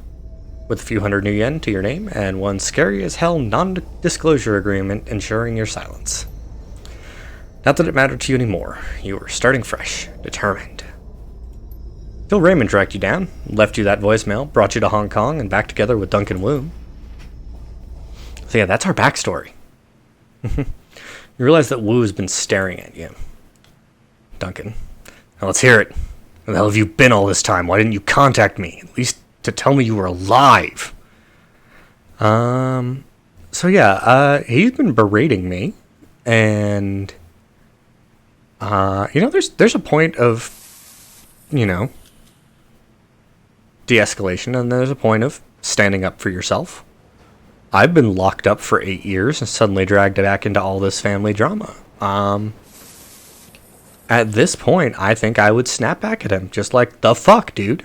Which is option 3 here. You're pissed that I didn't contact you? I was locked up, Duncan, for years. You're a cop. Why didn't you go looking for me? Kind of thing. Like, I could also say this, but this is, no. You could have tried to reach out too. Not just I've been locked up, you could have made an effort too. And that's an important thing to distinguish there. It's Duncan. You think I didn't? I tried everything. You were completely off the grid. The information sinks in, and he dials back the attitude. And now I understand why. Locked up, huh? Shit. Range of emotions play across Wu's face. He stares at the ground for some time, before finally looking back up at you with a heavy sigh. Wow, I really don't know how to process that one right now. He shakes his head. I don't know. If we're still alive tomorrow, we can talk more. This shit is too much. We're marooned on this island, haunted by the cops. My partner is dead. Raymond is missing, and we're about to go see a goddamn crime lord about erasing our goddamn identities. And as a bonus, our only allies are a pair of tiny criminals who would kill us if they could, so they didn't have to deal with this. He rubs his head viciously. Listen, Margek, back in the Barrens, whatever I was out of control, you just handled the situation, remember? With Carter gone, I'm just a raw nerve.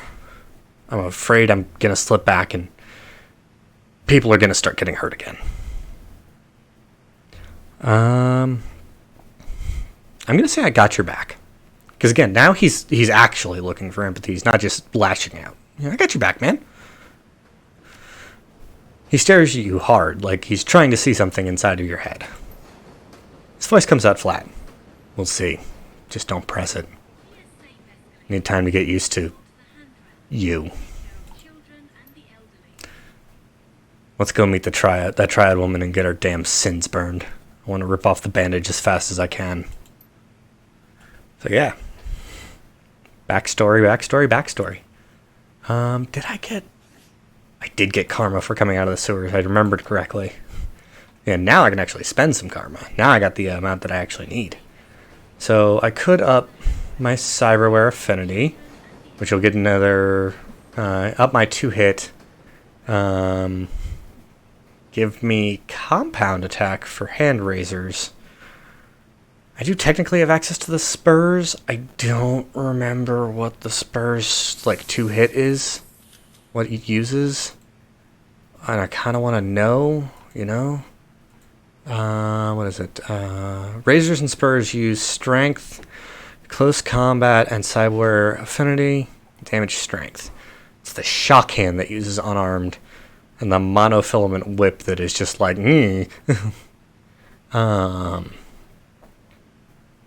So I haven't gone down any rabbit holes that I can't back out of yet. And actually, if I get the shock hand, that makes the killing hands in this whole tree going into unarmed a lot more viable. Plus I can go non-lethal and just punch the shit out of everything. For now, so that doesn't affect it until then. This one is +1 additional essence. Okay.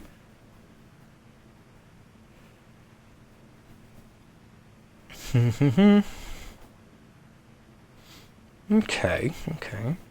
I could also put another point into biotech, more with my medkits. I could put a point into charisma, get a new etiquette, which getting gang etiquette right now would actually be really useful because I'm about to go talk to a triad boss. Might be the best option here. And I'll still have 2 points left over. Yeah, let's do that. Go up there, get gang etiquette, so I know my triads too. Oh wow, I'm like the mirror of Duncan here, huh? He's ranged, I'm melee, he's, uber cop, I'm, digging around in the dirt person. Yeah, last but not least, let's put some points into dodge. Like to get, less often hit. Hit less often, that's the sentence. Confirm. Spent all my points. Not always happen. That doesn't always happen. That number has to change real fast, though. I gotta start buying armor. The kind that doesn't care about anything else. Kind of thing. Okay. Haley, a makeshift boat city latched onto the Kai Tak riverfront like a parasite. Behind you, a massive snarl of dark and derelict high-rises dominates the horizon of the walled city. But I don't see a mahjong parlor. Oh, he had a little more dialogue before that. So I can wander around a little bit, or I can head straight to the mahjong parlor. Oh, there's a person over here. It looks like a troll. So I could ask him what direction the mahjong parlor is. Frederick Ka-Fai. Close enough, friend. The club is members and invites only. I suggest you move along. Okay. Gotcha. Don't want to pick a fight. So we may not be able to actually get anything from anybody just yet. Law's Techno Palace. I know for a fact that the guy who does cybernetics and implants is over here. I'm not going to fuck with him yet, because you can actually lock yourself out of talking to him forever. Inspect. So, insulation on these heavy wires is cracked. They buzz and crackle occasionally as stray drips from the awnings strike them. Fun. Okay. Keep going. I happen to know that it's here because it's marked. So we got some folks, and we got a guy who we can talk to. Nobody else has been willing to talk to us yet, so...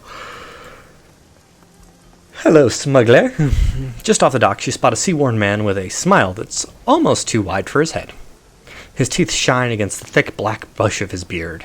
His clothes are a myriad of colors and patterns and fabrics, a smattering of cultures draped across his body. If there's anything he's clearly advertising, it's the extent of his travels. You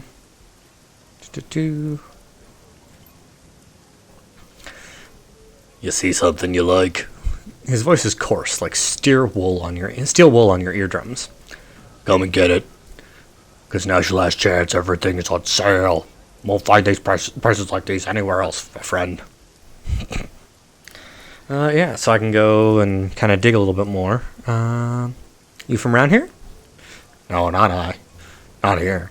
Plans to leave these waters as soon as I wrangle up enough supplies to do so. He leans towards you, voice lower, breath surprisingly free of alcohol.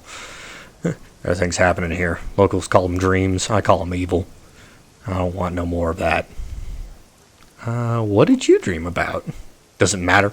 All I remember clearly is how I felt during and after. Drained, as if these dreams leached away some of my good years. No. More of that. If you know what's good for you, you'll leave too. I'm not in a position to leave. His overlarge smile turns into a deep frown. It's a right shame, my friend. Says it just you try and find yourself a way out. Nothing good can come of these dreams. They'll get inside of you, scar you. These goods of yours look like they've changed hands a few times. You selling stolen merch? He shrugs, the motion nonchalant and uncaring. I dig what I can get. Sometimes I find things, sometimes I take things, sometimes I play the game, invest a little, make a little something more in return. He crosses his arms and looks you over. And why do you ask? You judging a perfectly respectable businessman such as myself in these harsh times? You've never been in this business. I could see it. No right to fault me. I'm gonna say I'd probably do the same thing. Be a little more charismatic. Not a bad line of work. Sure, it's a step below honest, but it's a step above shadow running. Gotta keep our integrity, right? Fuck was that noise? There's ambient noise there. Lie. I'm a runner, and I'm in this to survive, just like what you're doing here. Would you say I've lost my integrity? It's not a lie, though. I'm totally a runner. His nostrils flare, and he leans back in surprise. Wouldn't have pinned you for a runner. I guess I can still be surprised by people. You look pretty green, though. Take my advice and don't get too caught up in it. Hold on to yourself. I have no intention of abandoning my integrity. Smuggler nods solemnly. You do what you have to. Show me what you're selling. What do you got for me, smuggler? So he's got some guns, got a katana, some decking stuff, mana bolt, which is spellcasting, some grenades. I'm hoping for a thrown weapon other than a grenade. Nope, just guns. Okay. Spells, consumables. Because grenades are consumable and they're just, kind of not worth it sometimes. But I will sell him my Toko. That's not really worth selling, actually, especially with the buffs it can give me.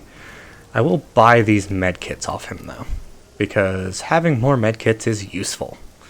And I can, of course, give Duncan things, but I can't take from him. At least not right now.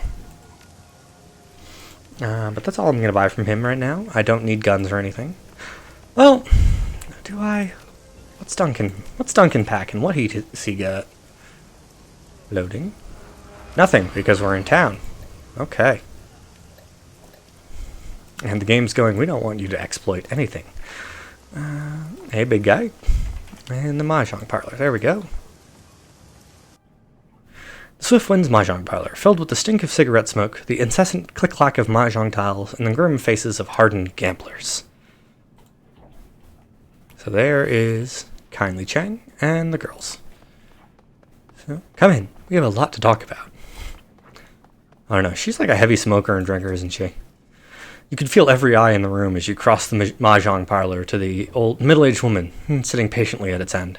The click-clack of ivory-colored tiles stops. Hands stray beneath tables into jacket pockets behind backs. Hi, Rob. Is that a surprise greeting? No, Sir Uwu. Okay. You caught me. You got me there. The woman has the face of a prison guard and the demeanor of an inmate. Oof. Her salt and pepper hair is pulled into an iron-hard bun, and beneath it, 2 shiny black eyes offer nothing. Buttons sewn onto a doll. Near-empty bottle of something foul rests on her mahjong table, nestled between a pair of dirty shot glasses. Tiny puddles of brown linger at the bottoms. And Rob is online. Hello, Rob. Hello. Let me get you visible in the, Why are you not visible in the group call? Scene. Heads for chat. Turn that on. Turn it on. Okay. Sir Uwu. That's the one you picked. Yeah, and we're in the Discord chat. Do I have to go there? Dismiss. Yeah, I've been playing some Shadowrun because I was like, you know what? I want to play Shadowrun. I haven't played a tabletop RPG in forever. Okay, I guess I'm just having to reset that. What's up? What'd you say? It is what it is. Yeah. We're Paste. eating some heresy chicken tonight for dinner. I see. Refresh. Come on. There you are. Oh! The menace has joined me. Yeah. Nice. Yeah, it's a lot of reading things out, but, you know. So it seems. It's Shadowrun. It's a tabletop RPG in a digital format. It's going to be a lot of reading. A nearly empty bottle of something foul rests on her... Oh, I just read that. That's right. Tiny puddles of brown linger at the bottom. Ugh. You've been drinking something nasty. Have you been watching the whole time, or...? No, I only just got on. All right. You missed the main character's kind of like brother from foster adoption, and you know they live together in gangs in the Barrens in the Shadowrun setting.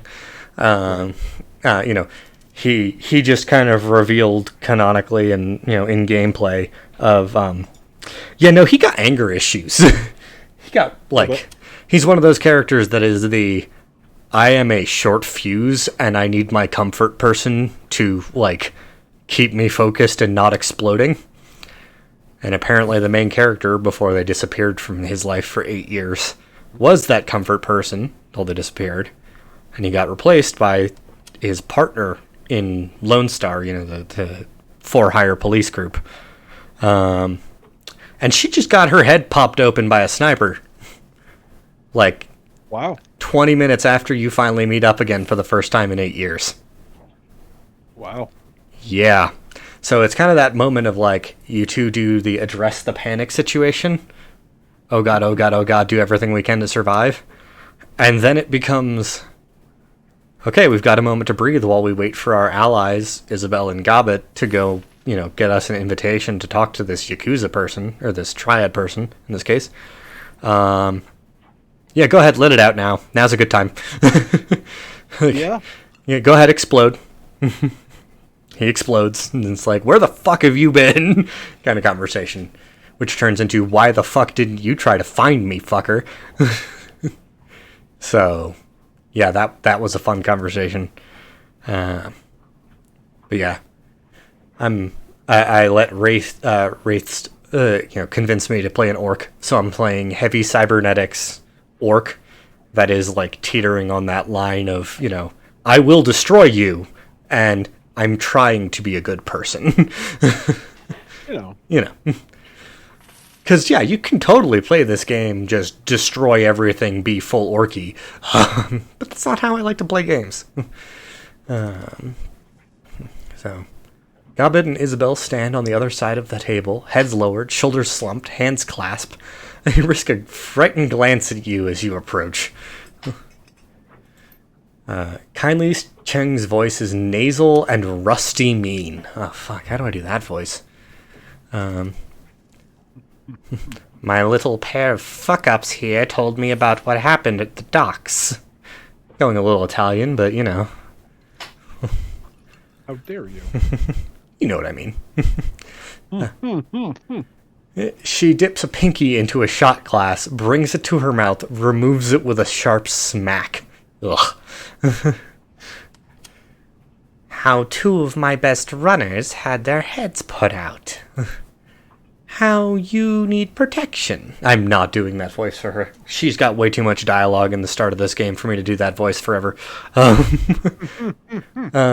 how you need to get your identities wiped before you get your heads put out, too. And I slip back into it. Almost starting to sound like Chamberlain. A little. That shit. Yeah. Oh. I am solo tonight. By the way, Bean is at an SCA thing that I just did not have the energy for today. Yeah. So,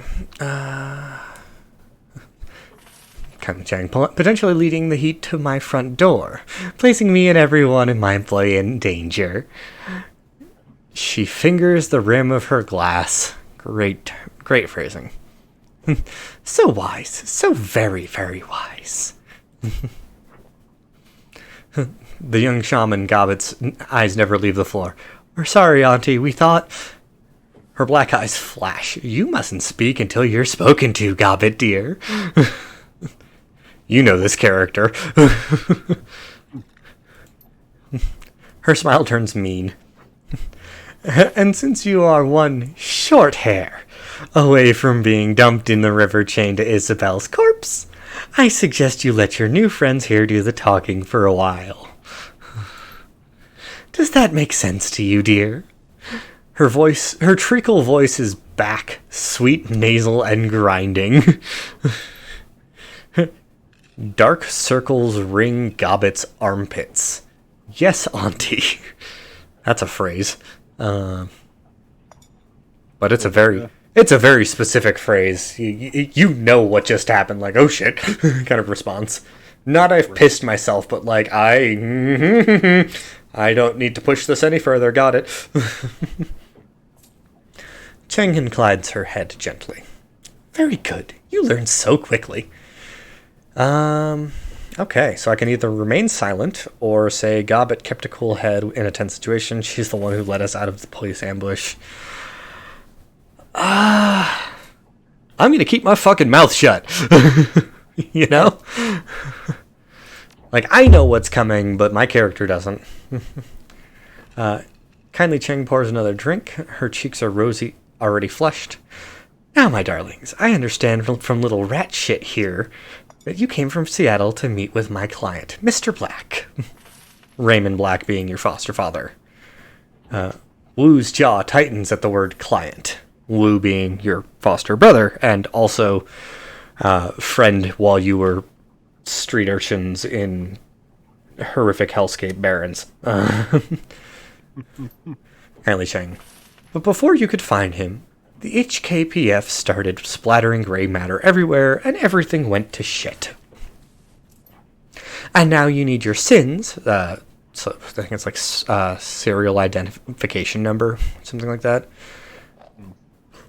A heavy-handed implication situation. Yeah. Sins burned so you can disappear before you end up dead too. Is that right? Yes, ma'am. Very good. Why don't we start with you telling me who you are? My name is Cruel Tusk. Have you got a name? First name, Cruel Tusk? A profession? I mean, you do want me to erase your identities, don't you, dear? I need to know who you are first. Margak, I do what needs doing. She rests her chin on her hand. I know the type. And how did you become someone who needs what needs doing, Margak? So I can lie in 3 different ways. Pass.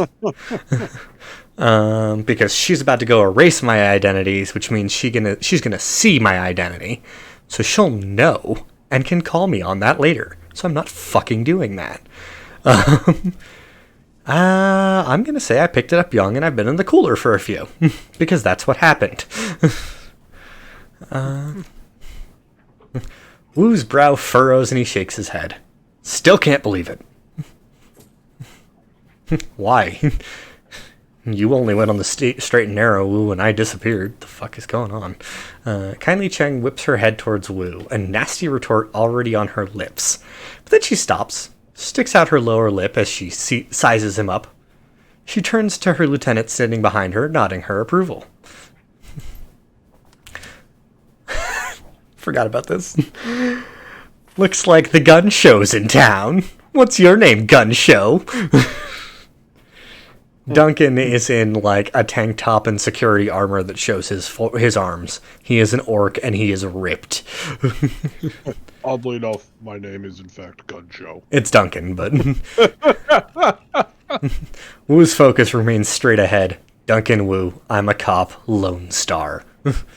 Let me see, actually. Do we have a bigger picture of him? No. But if you look at his stats, I think he technically has more strength than I do. Yeah, he's got a higher strength than I do. It's only by 1 point, but he doesn't have any points in cyberware, and I have 3 in cyberware. Yeah, his stats are just focused differently, and he's good with guns. Actually, no, wait, that's my stats, not his. Okay. I was gonna say, actually, he's shit with guns. No, that's me. Kindly Cheng. I hear there are some fresh corpses found on the docks tonight. Smugglers, I believe. Didn't sound like the Hong Kong police when I heard about it.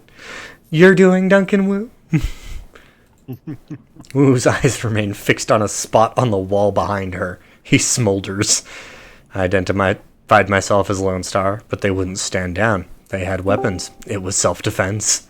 That's a moment to come in, Wes. What was the self-defense? Basically what happens in the opening of this game. Kindly Cheng puckers her lips at him, her voice sing-song. I don't care, sweetie. They weren't my people. Triad gang leader boss who operates out of a mahjong parlor and is a fixer for Shadowrunners. I don't care. They weren't my people. Teasing the fuck out of him. But now I know you're a life tanker, Mr. Gun Show. You and your friend here. She begins arranging mahjong tiles on the table in front of her. But now I'm curious. Why were you meeting Raymond Black on the docks tonight?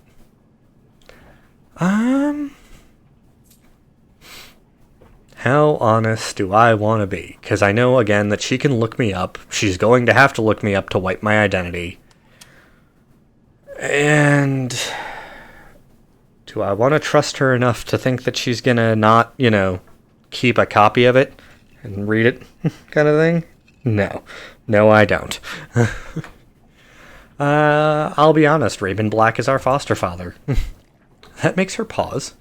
Chang lifts her bottle of swill and eyes the label, connecting the dots in her own head. Interesting.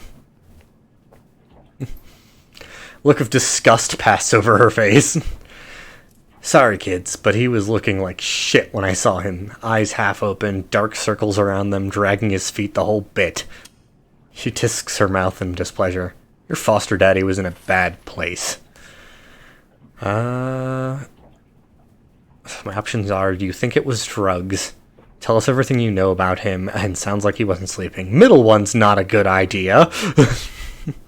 Go with the first one. I'm gonna go with the last one, actually. Because, yes, my character's been locked up for 8 years, but he also was raised by this man. And it's one of those things where it's like, if he didn't have the expectation that this character would be on drugs, why would he jump to it? Like, still thinks of him as his foster father. Sounds like he wasn't sleeping. Also, you did miss that there was mention from one of the NPCs I talked to that people in this area have been having nightmares and bad dreams constantly every single night. So, yeah. Sounds like he wasn't sleeping. Could be. From what he said, it sounded like he was having nightmares. There we go. Also, I feel like if I said he sounds like he was on drugs, it would piss the fuck out of Duncan. Know what I mean? Fair. He would stop in the middle of a sentence and mutter something to himself. One time it was about the walls breathing or something. Another time it was about teeth. Thousands of teeth. That just pushes it more towards drugs for me. Or not drugs, lack of sleep for me.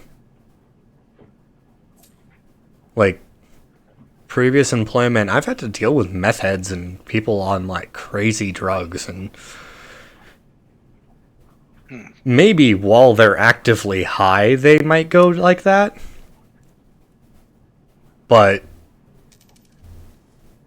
in a come down, in a situation where they're like actively interacting with somebody else, not trying to, look like they're on drugs. I don't know. The paranoia is strong, Yeah. I mean, it's Shadowrun, man. Yeah. That's the other thing. In Shadowrun, there's a fucking drug that's a chip you click into a port in the back of your neck, and it makes you it tricks your brain and all the sensory inputs in your brain into thinking that you are somewhere else doing something else. So, yeah. Kindly Chang. I remember him drifting off near the end of our meeting. It looked like he was off somewhere else in his head. He said, I left prosperity in there. Then Nightjar put his hand on Mr. Black's shoulder, asked him why he wanted to go into the walled city so badly. That seemed to bring him back.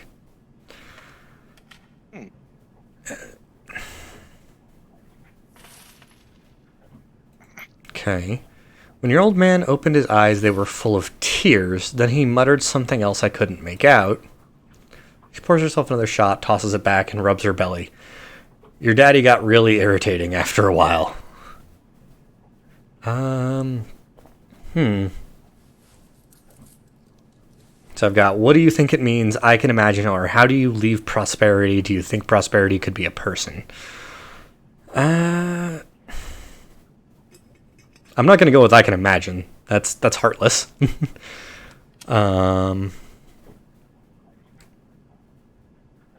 trying to avoid my own meta knowledge because this is still really early in the game. I'm not going to say what do you think it means because that doesn't sound right. Like, asking her, what do you think it means? She's a fucking triad middle manager. She's gonna laugh at me. She's gonna say, the fuck do you think it means? Kind of thing. But giving her something, like, how do you leave prosperity? Do you think prosperity could be a person? It tells her I don't know it, but also gives her something to follow. And that might draw something out of her, you know? I have no fucking clue. Okay. Alright. She grabs a long, slim cigar from a pack on the mahjong table and lights it. Alright, let's get to it. She exhales smoke and points 2 fingers at you and Wu. You two need your sins burned, and you need them burned fast. Hong Kong dragnets are bad news. When they roll in force. Armored personnel carriers, heavy armor, heavy weapons, sorcerers, the whole thing. And they aren't coming to arrest you. She folds her arms across her chest. The thin cigar bobs in her mouth as she speaks. The good news is I can help you. With a wave of my hand, you can have your sins disappear. But you need to understand, my darlings, is that what you're asking for is not a simple request. Burning a sin isn't just deleting a number. It's wiping all references of that number from all of the world's largest databases. It's masking your mugshots in their facial recognition database so that the first camera you walk past doesn't bring them down on you like a ton of bricks. It's covering our fucking tracks so that the act of burning your sin doesn't lead them right to us. It requires contacts with numerous corporations and the UCAS government. Smoke rolls out of the triad boss's nose. It requires someone like me. Therefore, I need to make a choice. She takes another drag of her cigar and gently places her palm flat on the table. Do I kill you and dispose of your bodies before the cops come looking for you, or do I help you burn your sins? 5 options, 2 of them special because I have etiquettes. The top 3 I'm going to pass on because they're not special because I have etiquette. They're not etiquette ones, so... I'm not saying I know my vote, I'm not saying how would killing us benefit you, and I'm not saying we're more valuable alive. I specifically bought the gang etiquette for this moment, though. If I were you, I'd be more interested in protecting my rep. 2 of your people were just clipped. If you don't do something about it, that it's a show of weakness.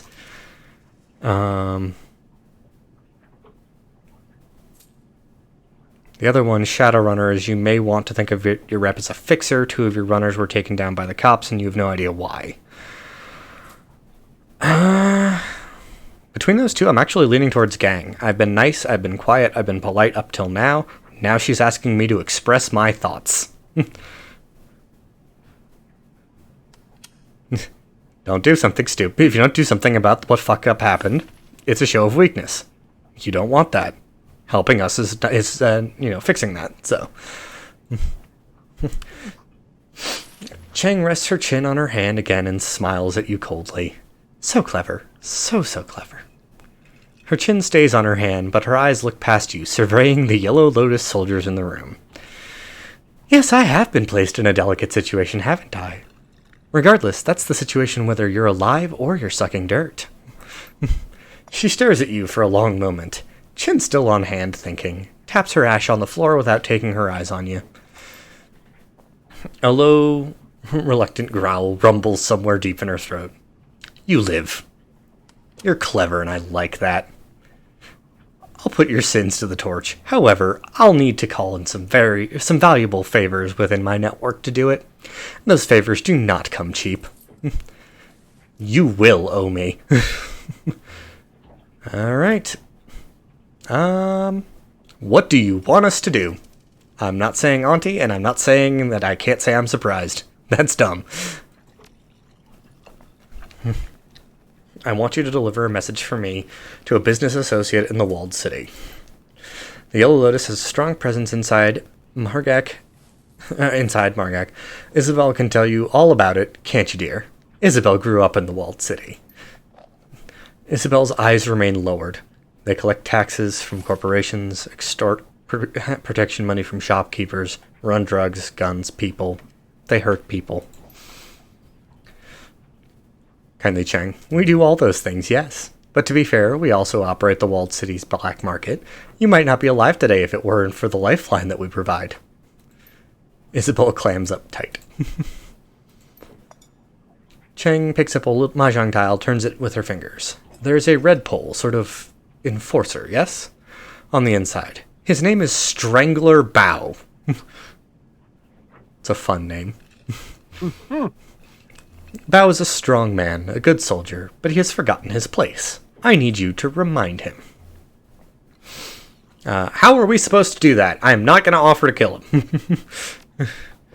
She tosses you a memory stick. This is a message for Bao. You will deliver it to him in my name and return to me. Remember that Bao's men are my men. By right, they should all be serving me. I would prefer it if you did this quietly and without killing them. I have no use for dead soldiers. Okay. Everything makes sense so far. She turns to Gobbet and Isabel. One of you will go with these two Westerners to the walled city. Help them locate Bao and show them the ropes. The other will remain here with me. I have several menial and degrading tasks that need doing around the establishment. No matter who goes and who stays, you'll both pay for bringing an APB to my doorstep. Yes, Auntie. Yes, Auntie. From both of them. Now I'm going to find out who ordered the hit on Nightjar and do some dentistry on him with power tools. She closes her eyes and smiles with pleasure. That boy was my favorite. He sang to me sometimes. Nightjar was described initially as a husky troll. So troll size, husky.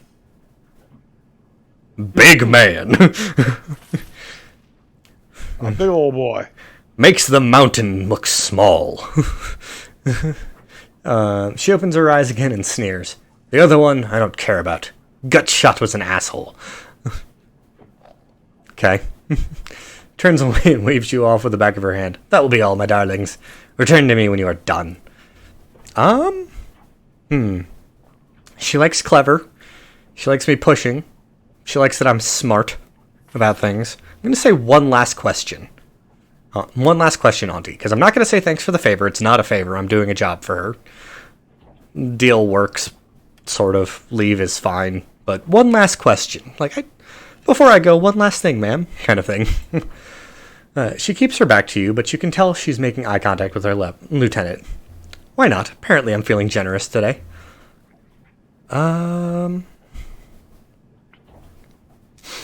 Okay. So I can ask, what happened at the docks? How do I know you weren't behind Raymond's disappearance? That's a dumb fucking question, because she lost people in this. I mean, that's the aggressive wrong answer. Yeah, that's the, hey, do you want to fight? Show me one sentence that will always start a fight. Accusing. But the last one, what do you think happened to Raymond and got your Shadowrunners killed? Kind of make it a little more, you have a personal stake in this, ma'am, kind of thing. What happened? Your theory on what happened? Yeah. I'm collaborating with you. I want to not smack my mic, but I want to work with you, kind of thing. Okay. What do you think happened? Kylie Cheng's voice is small. I don't know. And force end of conversation. That's kind of terrifying. If how big she is in her own little area, if her voice is small, then that's she's actually terrified. Yeah, she's queen of this area, and for some reason, one of her customers, they're in Shadowrun. It's not John's. It's her Misters. There's a specific name for it. Excuse me. That refers to this is the anonymous person who I'm working with. Patron. No, it's specific to Shadowrun. Shadowrun. I don't want to open up the wiki, but I'm going to open up the wiki. Fandom. I don't wanna, but I'm gonna. Plot, gameplay, comment. I don't want to go too far and spoil shit for myself in this, but at the same time, I do want to know. It's gonna bother me if I don't know what it is. Fuck.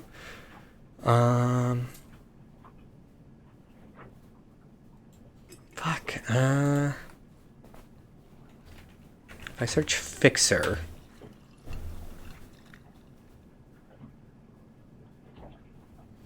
No. What was her name? Kindly Chang.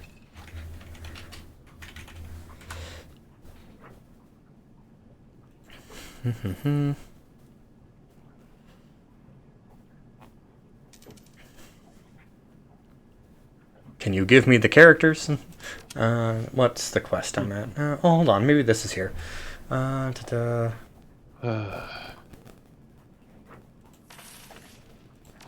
It is gonna just, like, continue to bother me. Fair.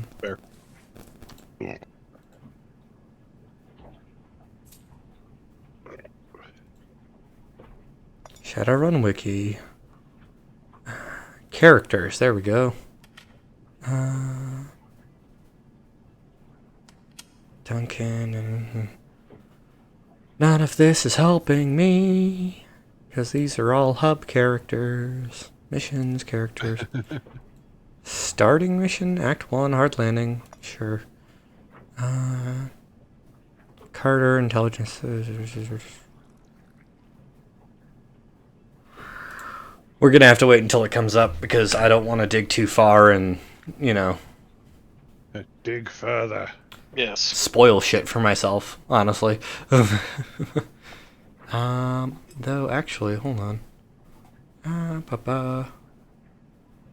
did find an article on cyberware, and I wanted to double check and make sure that I'm not missing something. Cyber weapons, there we go. Hand razors. Uses close combat. So almost all of them use close combat, except for one, which is the monofilament whip, and it's the worst one from everything I've seen. Like, it's not the worst one numbers-wise, it's just the worst one, like, function-wise. Yeah. Okay, so the term you were looking for is a Mr. Johnson. Mr. Johnson, okay. Yeah. She lost one of her Mr. Johnsons, and... yeah, that's kind of a big deal. But in the process... one of her Johnsons is missing, and she lost an entire crew or half of a crew in going to meet him. Like, that's big. That's a rep big. Protector there. That's a rep destroyer there, actually. Oh, definitely. For her, because she, like where specifically is this set? Like, Hong Kong. Where you are right now? Hong Kong. Then it's going to be a Mr. Wu. Mr. Wu. Okay. Yes. Yeah. Because it's in Hong Kong. So. Now the question is, okay, I'm gonna need to take one of the two other characters with me. I'm probably gonna take Cobbett, if I remember correctly, because Isabel was raised in the walled city, and that does not sound like a place I would want to go back to for any reason. But I've got 3 karma to spend, and I'm kind of thinking I want to get, there's one of the, cyberware weapons is the shock hand. And it gives, it allows for stun attack, which is, I don't think I actually want to do that. I think that's overlapping a lot of different ways. I think I might just stick with claws.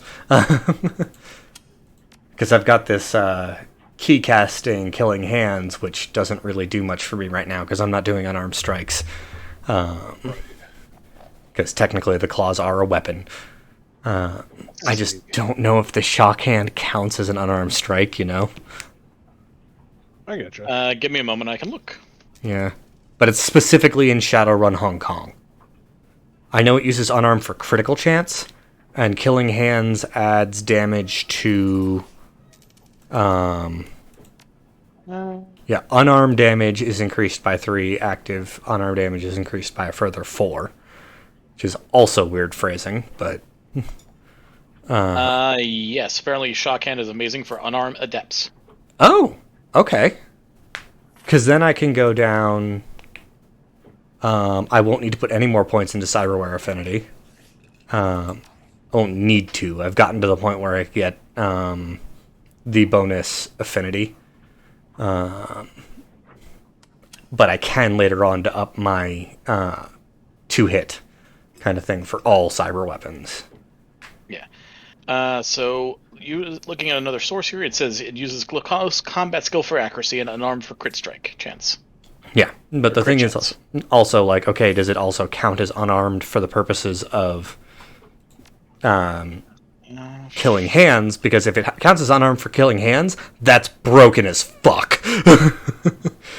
I don't know. Because that's stacking cyberware, killing hands, strength, like a whole fuck ton. And that makes it terrifying. I do want to put another 2 points into keycasting, though, to pick up the magic resistance ability. Because I got the shit kicked out of me in the first combat by a mage. So I'm going to do that. And I don't need to branch out too far in any other direction. But if I put points into unarmed...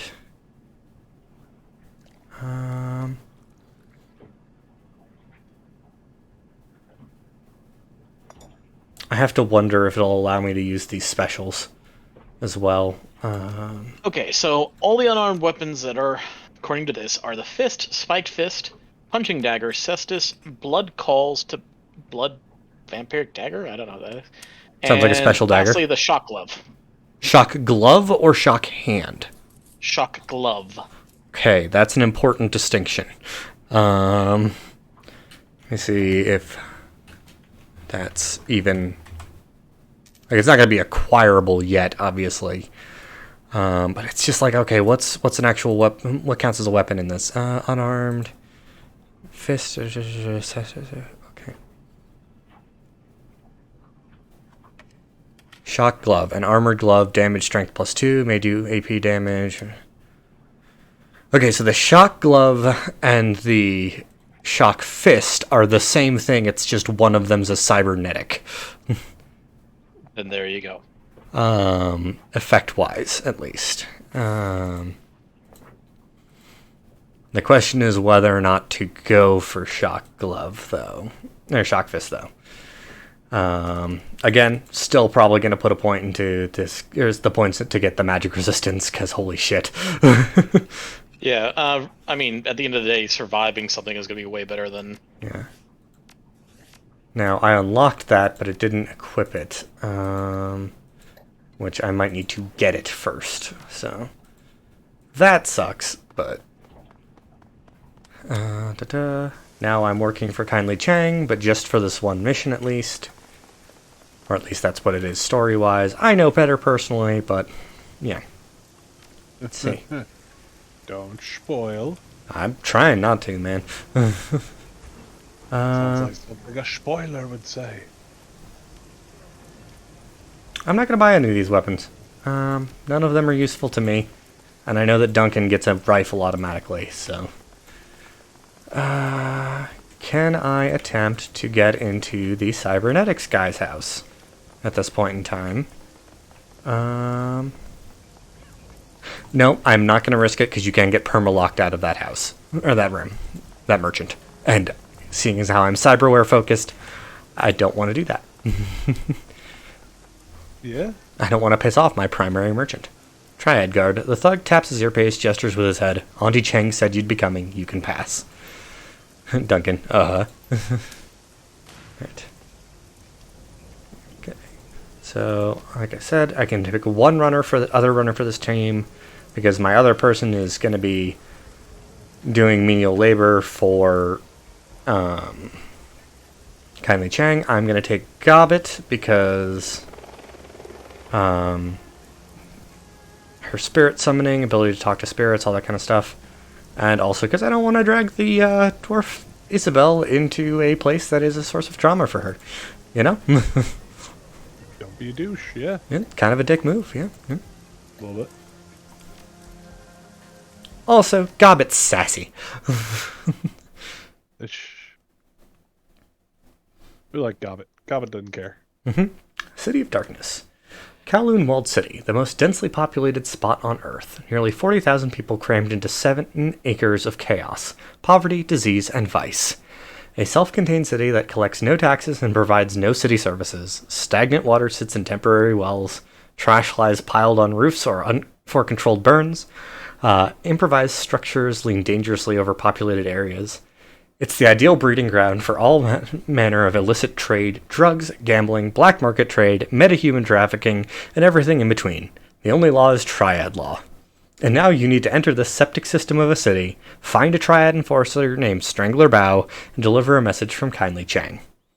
Septic system of a city. That's one way to describe things. That's a phrase. And how? Sorry, I just found one other thing while I was reading that off.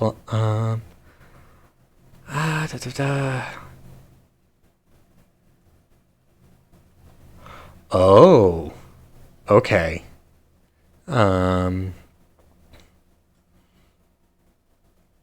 So unless you just pump into unarmed strike and physical adept, shock hands is only useful as a support weapon. So it stuns the fuck out of people, but otherwise is not that great. And there's a glove you can buy for it. You can buy to get it. Like you Gotcha. do not need to do it. The other two options, razors and spurs, perfectly fine for a primary weapon. And mono whip is apparently glitched. It doesn't function as described. So, yeah. So I'll be avoiding mono whip. Okay, so, and then I technically don't need this, but I'm going to take it with me in case there's like a merchant I can sell it to. Or, when I get the shock glove. Why is Duncan not carrying anything? Oh, that's spells.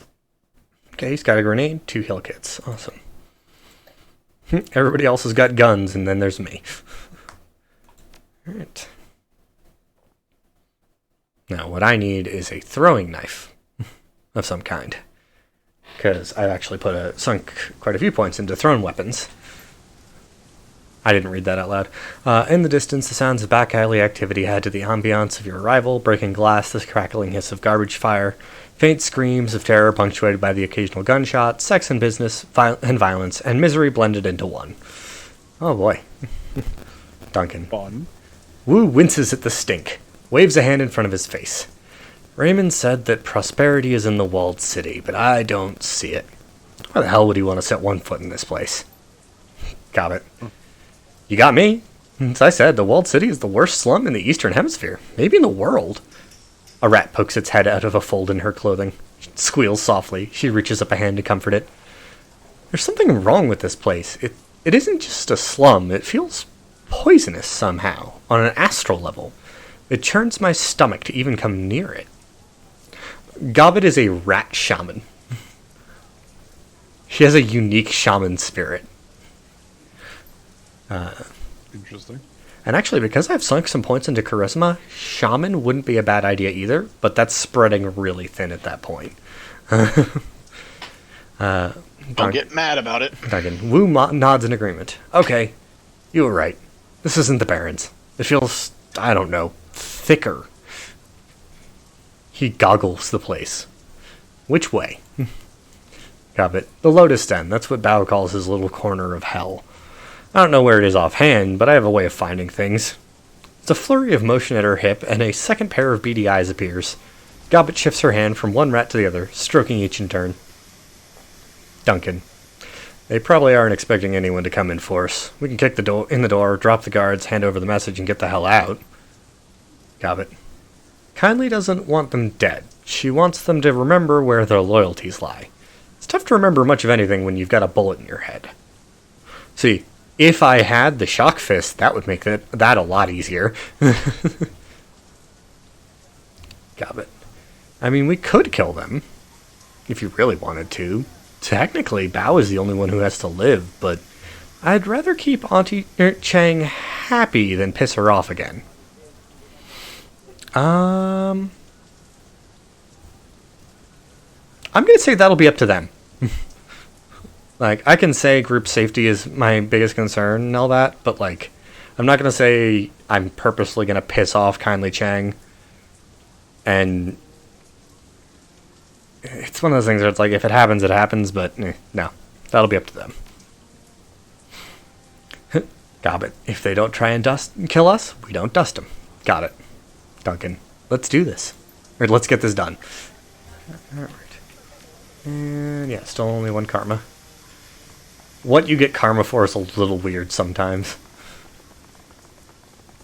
In the original Shadowrun Returns, there's one point where you get karma for, like, eating something specific, I think. So it's like, okay. Alright, well, let's inspect this rubble.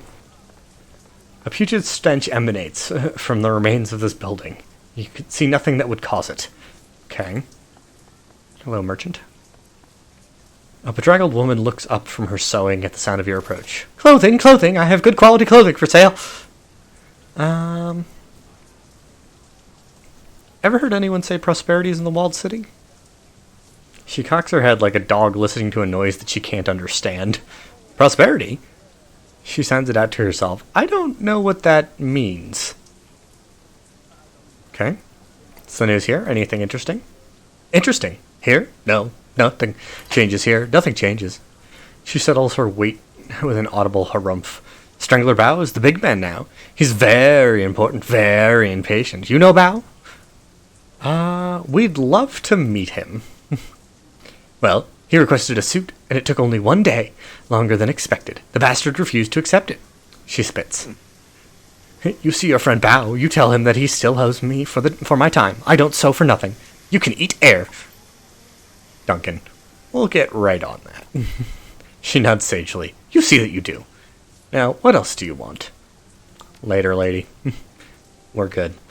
You can be the crazy seamstress. She's not crazy. She's owed money.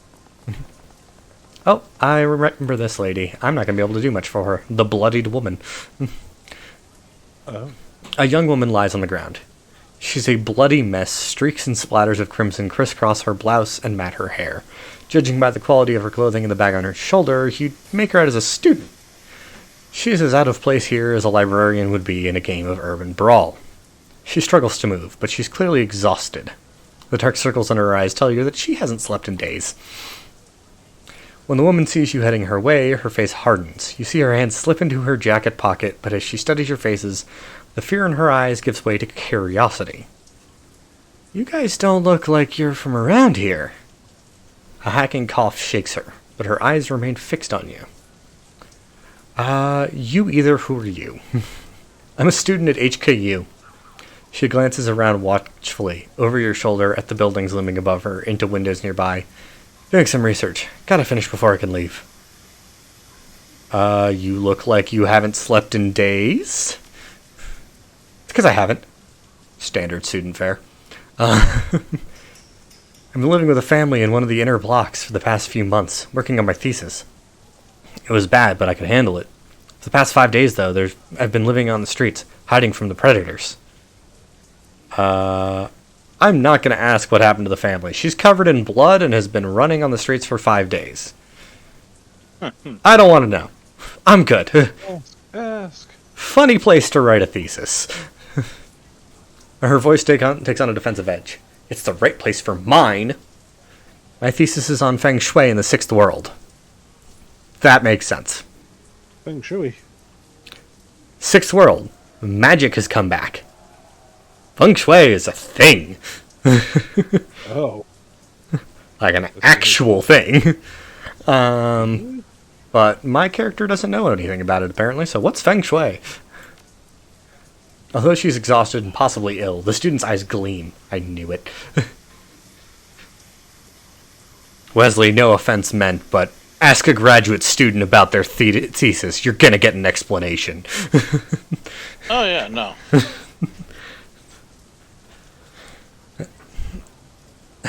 Feng Shui is one of the 5 arts of Chinese metaphysics. Before the awakening, it was thought of as a philosophical system for harmonizing people with the surrounding environment. You know, architecture, interior design, stuff like that. Now in the 6th world, Feng Shui has become... That's like the 5th way I've pronounced that. Feng Shui has become more than that. My thesis is about how it's actually a form of magic. The whole thing revolves around Qi, the invisible life and energy that binds everything, every person and thing together. It's very real here in Hong Kong. Nobody knows the reason why. Maybe it's only real because people believe that it is. The important thing is, it's a measurable, quantifiable phenomenon. There's an entire industry that's grown up around it. So my options are, how's the key in this place? Or this doesn't look like a place where people are harmonized with anything. And I think the latter is the right answer there. No, it isn't. Not at all. The feng shui of the walled city, is completely screwed. I mean, just look at the place. She gestures at the squalor surrounding you. The key here is all wrong. Or the key is all wrong here. You can feel it, right? Duncan, I felt that something was wrong the minute I walked in. Bad key, huh? Gobbet, yeah, bad feng shui. Key needs to flow or it goes sour. Positive feng shui allows that to happen. Bloodied woman. The woman clears her throat, then lets out a hacking cough. The effort requires a moment for her to recover before she speaks again. You know, I hate to admit it, but I could use some help. I started running in, well, I guess you'd call it an experiment of sorts. Nothing conclusive, just a few quick trials to support my hypothesis before I go into hardcore data gathering mode. There are only a few things left to do. If you could finish them for me, I could get out of here. She holds out a crumpled piece of paper. Please, follow the notes on this sheet. Duncan takes the paper from her outstretched hand and examines it, frowning. Just say what you need us to do. Bloodied woman, I need you to make adjustments to the area's feng shui. Feng shui? Feng shui? Feng shui? Feng shui. My notes will tell you how. The goal is to remove sources of friction and record the results. My hypothesis is that even small adjustments can have measurable impact on key flow. If I'm right, it should improve, and life here should get just a little better. I'm going to say you rest, I'll take care of it.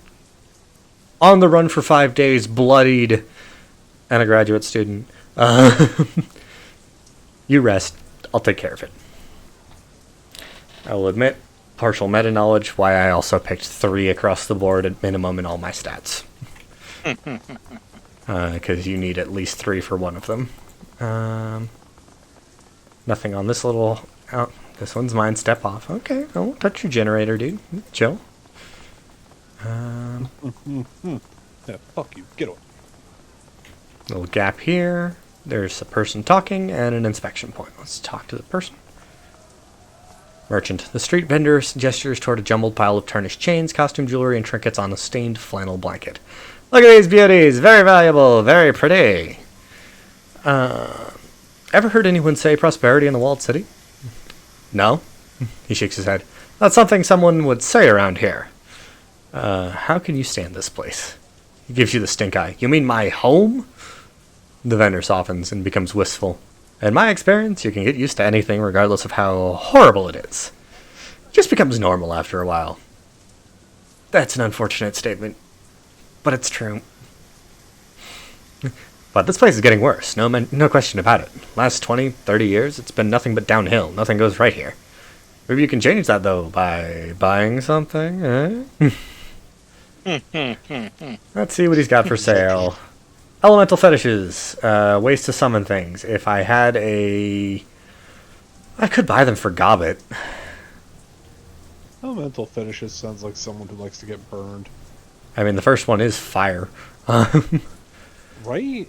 But right now she's a buffer and not a summoner for me. So I'm not going to buy from him anything right now. I don't need anything he's got. But now the examine point and the inspection point. This is one of the things that you need a certain level. Oh, it's 2. Okay. Wires are sparking dangerously just above the doorway. So I have 2 options. I can fix them or I can rip them out of the wall. I'm going to fix them. Because that has a requirement to it. Quick patch job with some nearby waste rubber leaves the wires safe once more. Not sure how I did it, but okay.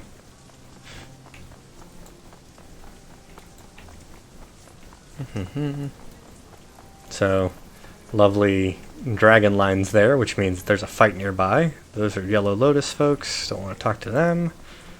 There's an inspection spot here. This market stall has been picked clean, its owner replaced by a pool of dried blood. That's fun. Gobbet comes up short. She gestures down at a pile of filthy rags on the ground, a man's shirt encrusted with dried blood and grime.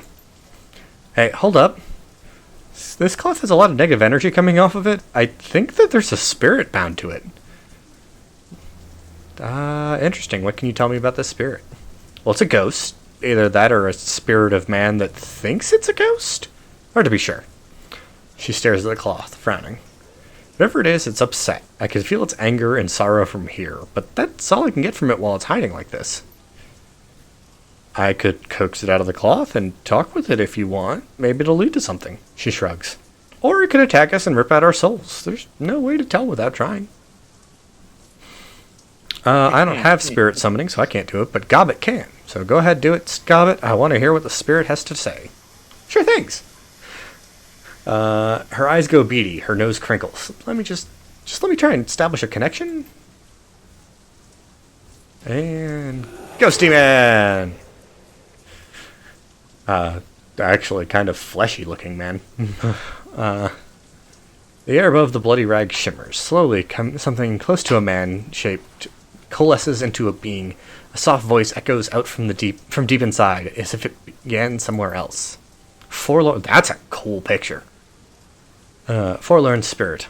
What is this? Spirit peers at you through eyes as soft and undefined as poached eggs. Ugh. Where am I? Okay. I could be a dick and tell him he's dead immediately. I wouldn't even say that's a dick move. That's more of, hey, this is the situation. I suppose, but it's diving in, and I kind of want to... He doesn't know where he is, which means he probably doesn't know he's dead, kind of thing, you know? I mean, at least tell him where he is then first. Yeah, it's the choice of like, okay, you've shed your body, you're a spirit now, or Kowloon the Walled City. I'm gonna say Kowloon the Walled City. His expression changes, moves from lost to found. Still? It raises its hands to examine them, blank eyes sweeping over dead flesh. How? So you don't know what happened, or what's the last thing you remember? What's the last thing you remember? The last thing... Spirit searches the sky for an answer. I was pushed out of my shop, hunted through alleyways. The spirit's mouth widens in horror. Bao and his men. I wouldn't pay them, wouldn't accept their protection. Proud, I was too proud. A cold light flares from somewhere deep in its throat. They tore me apart, butchered me like a duck. They... Searches the sky, the ground, tearing at the memories inside itself as it relives its own death. A network of deep cuts opens on its waxy skin, spattering black ichor on the ground. The cold light within it grows brighter. It pulses up the thing's throat into its mouth, forcing its jaw to unhinge like a snake. A burning radiance pours out of the spirit's mouth like vomit, sliding into the ground in an ectoplasmic flood of anger and despair. I can sass it.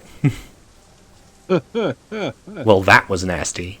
I can say if I were in your shoes, I'd want revenge. Ghosts can kill people, and I'm not supposed to have any of the people in this gang die. I'm not trying to kill them. So if I were in your shoes, I'd want revenge. That's going to send it after them to kill it. But if I say maybe you can help us, that might help. Help? It's confused. Lost. I can... So yeah, I have the option to either send him after Bao's guards, give them some of what they gave you. That's going to kill them. Or you can get us past Bao's guards and into the walled city so we can find him. Spirit's eyes roll in its head as it shudders, struggling to let the passion dissipate. I had a friend. It squeezes its eyes shut as it struggles to remember. A smuggler of animals. He had a space. Hidden. Secret. So, nice option, and you know what? Screw it, you deserve your revenge. See those guards, they work for Bao, the man that killed you. No. No. Yes, Spirit, tell me about the secret space. An entrance in the sublevels. It clasps its head in its hand. A chute. A door. Red paint. And numbers. 5, 4, 6, 5. 5465. Thank you, Spirit. The entity squeezes its eyes shut and turns away. It's just repeating 5465. Yeah. I mean, yeah, I'm not picking that fight. I'm gonna try to not even talk to these guys. Just walk right past them. Sweet. Day to you, gentlemen. I have nothing to do with you people. They have something to do with you. You come upon a heavily muscled. For you. You come upon a heavily muscled triad shoulder, screaming at a bearded old man holding a bleeding nose. Yellow Lotus Enforcer. The punk wags a cheap, disposable cred stick in the old man's face. This? With 3 question marks. The bright plastic case would look cheerful if it weren't smeared with blood. This isn't enough. You've got 2 options, old man. You can find a way to pay me all the money, or you can drag your bony ass deeper into the wall. Find a spot for yourself there with the pimps and the predators. They should find a nice use for you. Your choice. The old man wails. It's not fair. I can't just pack up and leave. I've been living here 22 years and I... Yellow Lotus Enforcer. Is this how it's going to be? He rolls his burly shoulders. Fine by me? And I don't get an option there. He just kicks him in the face and the guy falls down. Okay. Oh. I can inspect. Oh, man. He's out cold. That's a tire fire. These tires have been set aflame, have been burning for some time. They smell awful. Oh, yeah. And then that's a bucket of sand. You know what a bucket of sand's really good for? Putting out a tire fire? Mm-hmm. Putting out a grease fire. And a tire fire.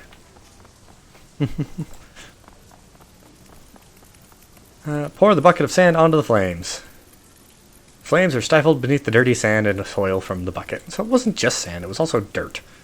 That's also one of my Repair the Walled City quests. So, do not kill any yellow... Yeah, optional mission, do not kill any yellow lotus. So I can't kill any.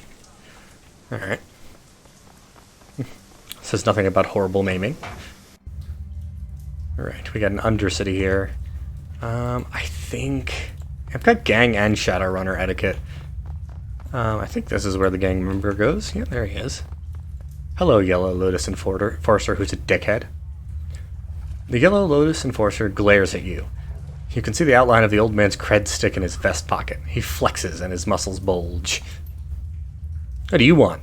Step away, asshole. Right now. So I've got, I thought I'd relieve you of the burden of your currency. Cred stick, please. That's a bit more sass. I saw what you did to that old man back there. I'm here to get his money back, and yeah, I'm leaving. How justicey do I want to be? I could be a little justicey. You know?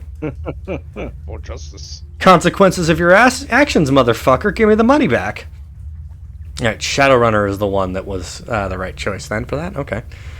I've got a better idea, Yellow Lotus Enforcer. I think I'll take your money instead. He licks his lips. Hey, give me your cred sticks, or you'll get what the old guy got, and I'm not playing around. So I can either attack him or etiquette Shadowrunner.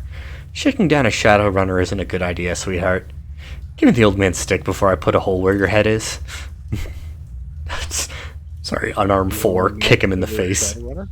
I have etiquette Shadowrunner. Whether or not I'm actually a Shadowrunner is a whole nother story.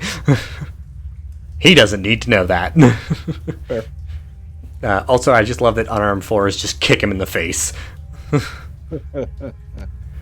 He comes up short, frowning. His eyes shift from you to Duncan to the assault rifle on Duncan's back. To hell with it. There's nothing on this old stick anyway. He tosses the cheap stick back to you. The balance on its LED screen reads 63. Yeah, he had 63 new yen total. You got what you came for. Now get out, yeah? I got a date in an hour. I don't need you messing it up. So my 2 options that I can pick are unarmed 4, kick him in the face, hold still. Hard to mess up a date with a SimSense chip. Yikes. Remember the next time you decide to shake down an old man. I'm gonna go with the last one. It's like, yeah, you remember that shit. It's free karma, too. Let's just go give the old man his cred stick before I forget. Are you alive, old man? There you go. More karma?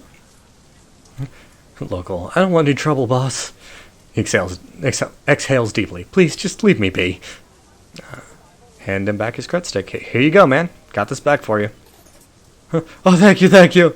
Yeah, I don't have anything that I can reward you with, but I appreciate what you did. So no karma. But that feels like a this will have an impact later subquest, you know? Maybe. Like, there's Could also this... just be oh, you're a nice guy, and that's the end of it. But there's this whole thread going on so far of, like, the key and the feng shui of Kowloon is way out of whack. Doing a good deed, helping somebody out. I feel like that would help. Fair. Alright, that's an inspect, and I think that's the last one for the, Yep, old rusted water valve might have been... You might be able to... Or this old rusted water valve might be able to close off the water flow... Or off the flow of water that's pouring out of a broken pipe. Wrenched on the shutoff controls. Flow of water ceases, less clean water will run off into the streets now. Awesome. Yay, karma! I got 3 karma. Do I have anything I want to spend it on? Could put dodge up to 3. I know what you're thinking, sir. Proud. Sorry? Make Piccolo proud. Exactly, yeah. That's exactly what I thought it was. Dodge! I can take key casting 3, can equip Mana Fist ability. I don't want to take that just yet. Yeah, I think dodge 3 is going to be the right choice here, actually. I am supposed to be tanky, and right now I am not tanky in the sense of armor, so... Because there hasn't been armor to get. I mean, I'm still in the intro, you know? I gotcha. We got a locked door. Well, let's see what we can do with it. I don't have a decker. And there isn't a red sign, so I'm betting 6453. Not the right code. Okay. Great background noise having somebody cough in my ear. Great. Wasn't me. That's the red sign there. So that's progress, I think. Let's inspect this thing. Maggots churn within stews of unidentifiable ingredients. Gross. Hello, random guy I can talk to. Gunrunner! Hey! You have physical weapons. A tubby man with twice broken nose glances up at you from a pile of gun parts. He offers you a gap-toothed smile. Nice firearms here. Good for protection. You got a husband or wife? You got kids? You keep them safe with one of these beauties. Quality is guaranteed. Your satisfaction is everything. You want to buy? I'm not going to ask him if Bao knows he's selling guns in this area, because, yeah. How do you stand it here? Probably pretty well. He sells guns. Ever heard anyone say prosperity is in the walled city? He starts his reply. If you're an organ legger or a gun runner or a triad, there sure as shit is. Otherwise, you're looking at a hand-to-mouth, meal-to-meal existence here. Alright. Show me what you got, dude. What kind of weapons you got for you? Or for me. What are you buying? Pistol. So he's got the same pistols and rifles and stuff that were in the previous place. With some higher... AK-97. Because I can buy weapons for my allies, is the thing. But do I need to right now? You know, you might. He's a shop, so I can probably go back to him. Let's see what we've got weaponry-wise. Okay, so he's got a better rifle already. Don't need to worry about that. She's got a custom Sandler. Custom. So it's special to her. All right. Say.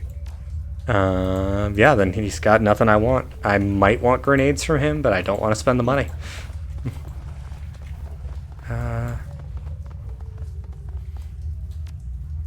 Enter code. What was the code?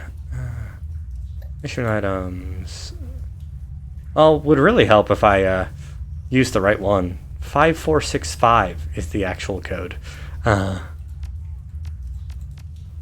Submit code. Oh, and I've got karma, and I instantly went into combat mode. Because there's hellhounds. Great.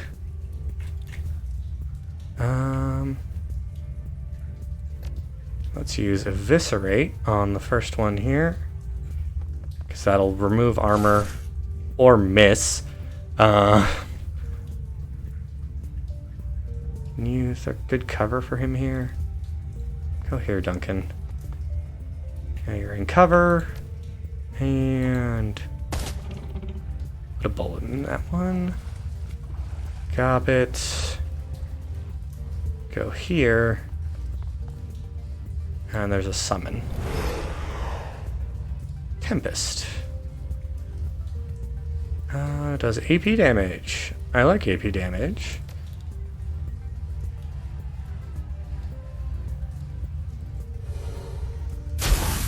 Yeah, there we go. AP damage. Now you can't actually use your attacks. You fool. Yeah, the Hellhounds were not able to attack. Awesome. Yeesh. AP damage is amazing. Alright, full auto on the Hellhound, Duncan. Good boy. There we go. Unload. Hey, 70 credit. Nice. Or new yen. Right.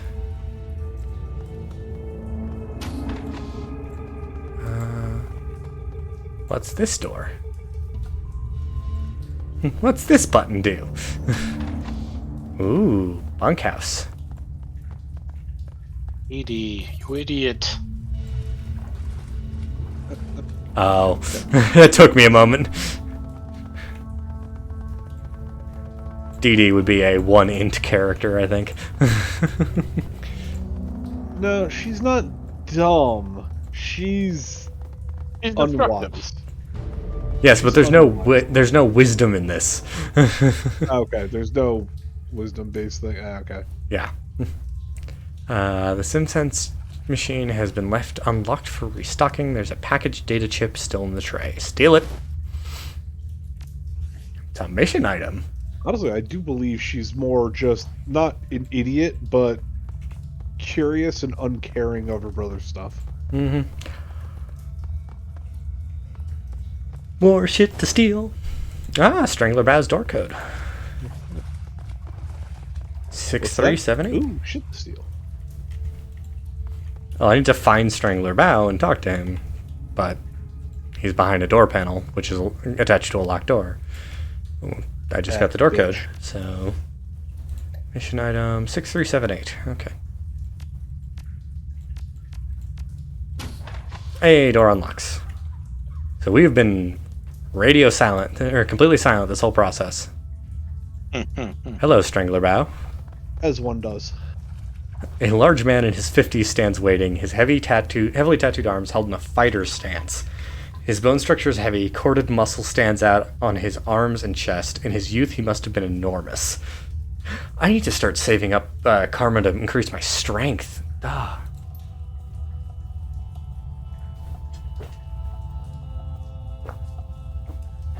Currently, my strength is not that high, and that controls my damage. He doesn't talk so much as emit a low rumble. I don't see how you got in here, but you've got my attention.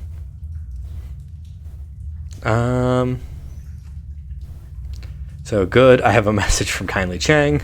Candygram for Strangler Bow, much love Kindly Chang, or you're a hard man to find, can you guess who sent me with a message? I'm gonna go with the first one, I'm gonna be professional. Candygram. Candygram from Mungo. Yes. A message from Chang. I can't wait to hear you mangle it. That's right, because my character has, at the start of the game, has trouble remembering his Cantonese. You were raised using Cantonese, but it's been 8 years since you've had to use it or really talk to anybody since you've been in a black site jail. Yeah, that's a long time to remember something. He chuckles to himself. You speak Cantonese so well. But before I hear it, I have a little message for her, too. You tell Kindly Chang that her operations are done.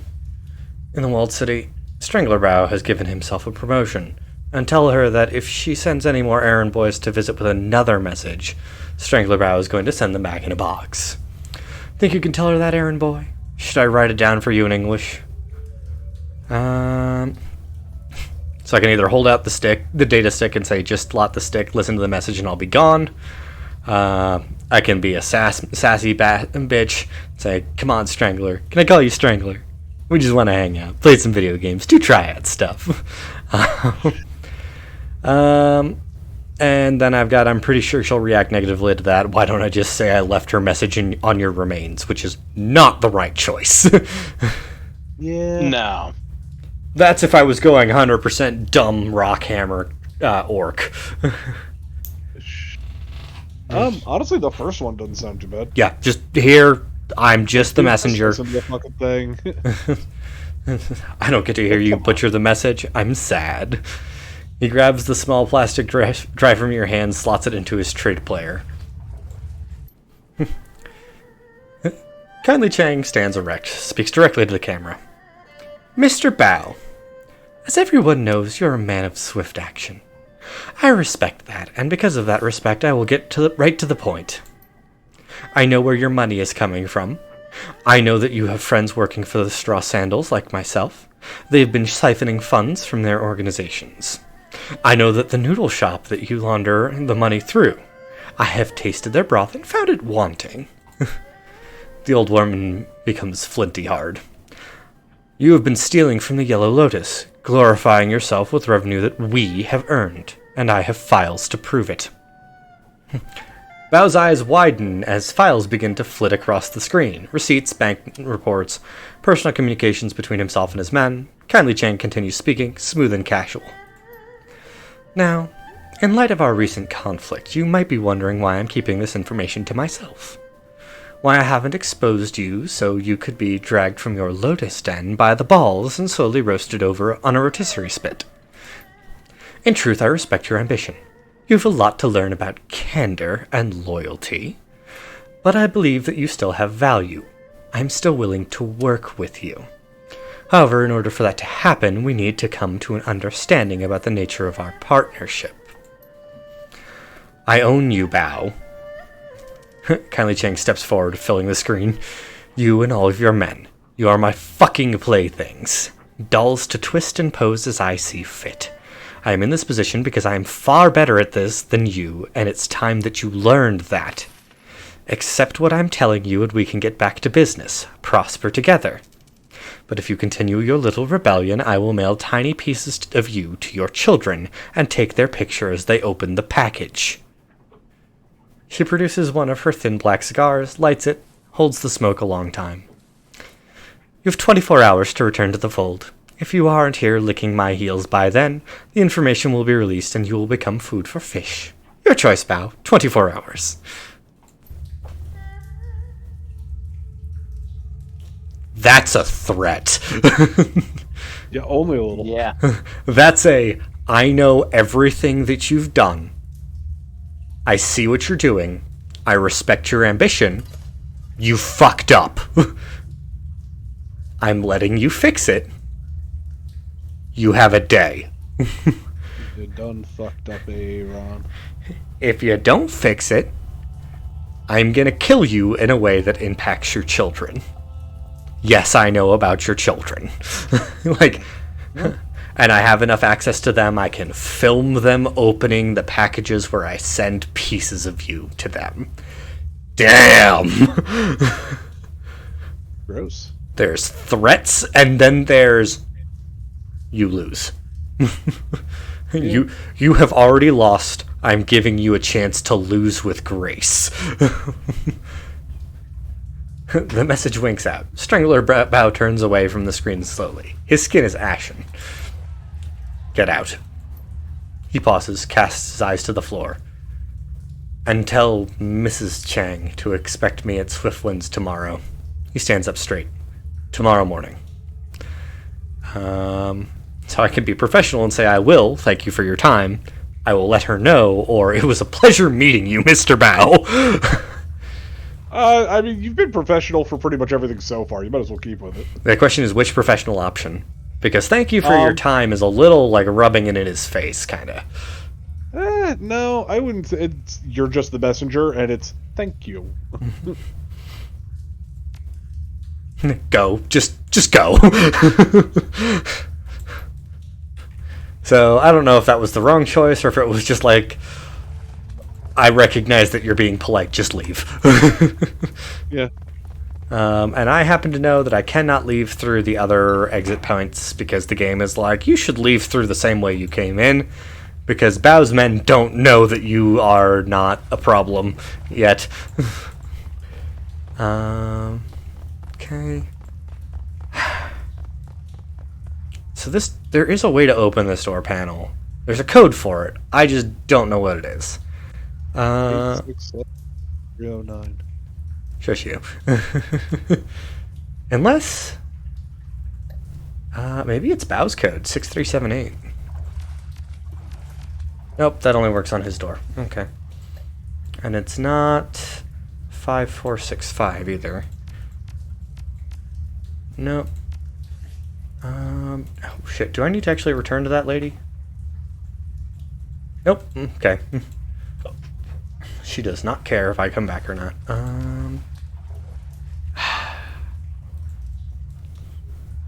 There's loot in there, I know it. I just don't want to, like... You know. You know what I mean. Like, I just don't want to Yeah, I get that. cheat.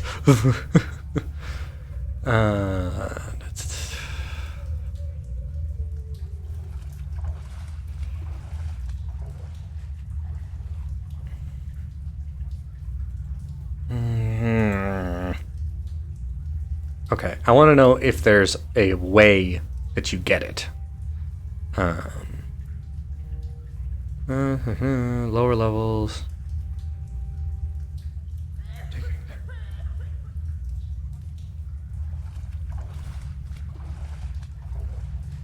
Okay, so you're not supposed to know the code for it. There's just a hack it open. Okay. Oh, there is no code. Okay, the only way to open it is to hack it. Okay.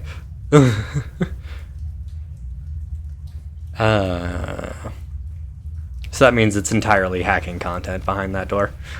Got it. Neat.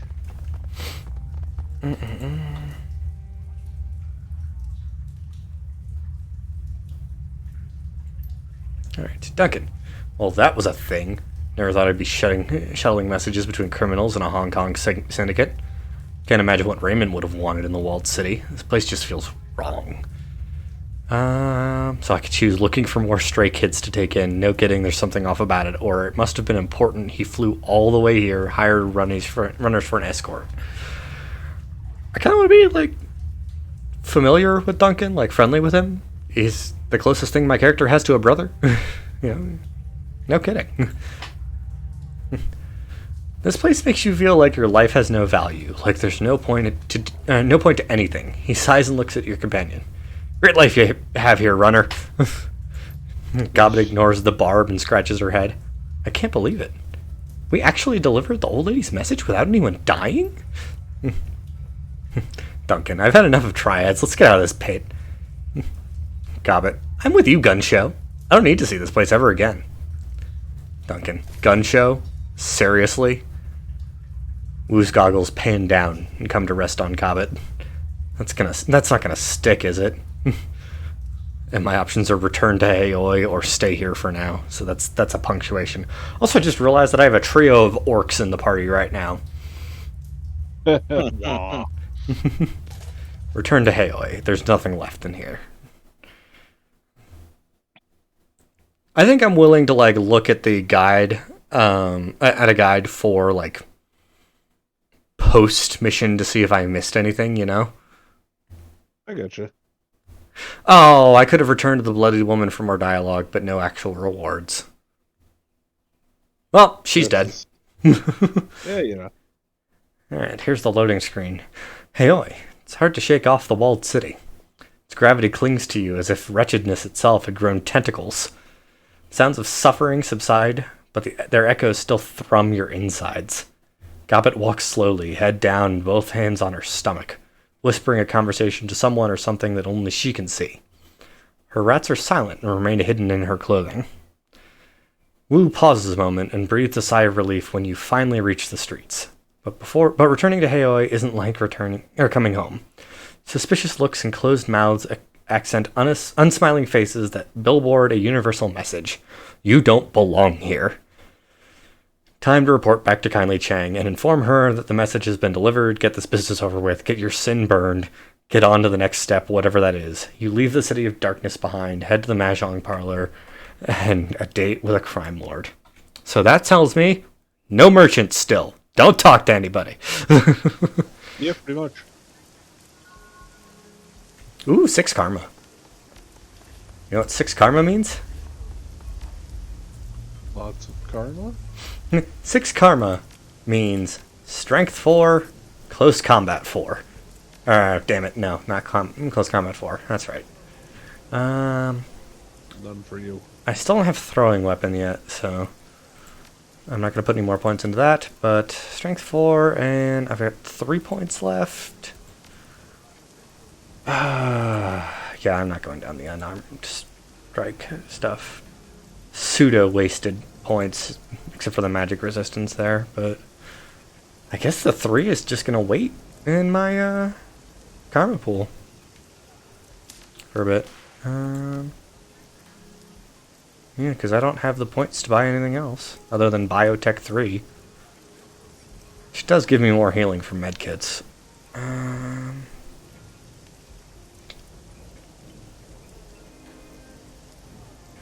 don't know. Tank with extra healing? That sounds like a good idea, actually.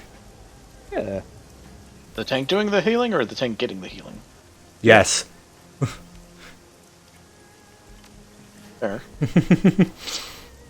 I understood. Oh, there's something to inspect there.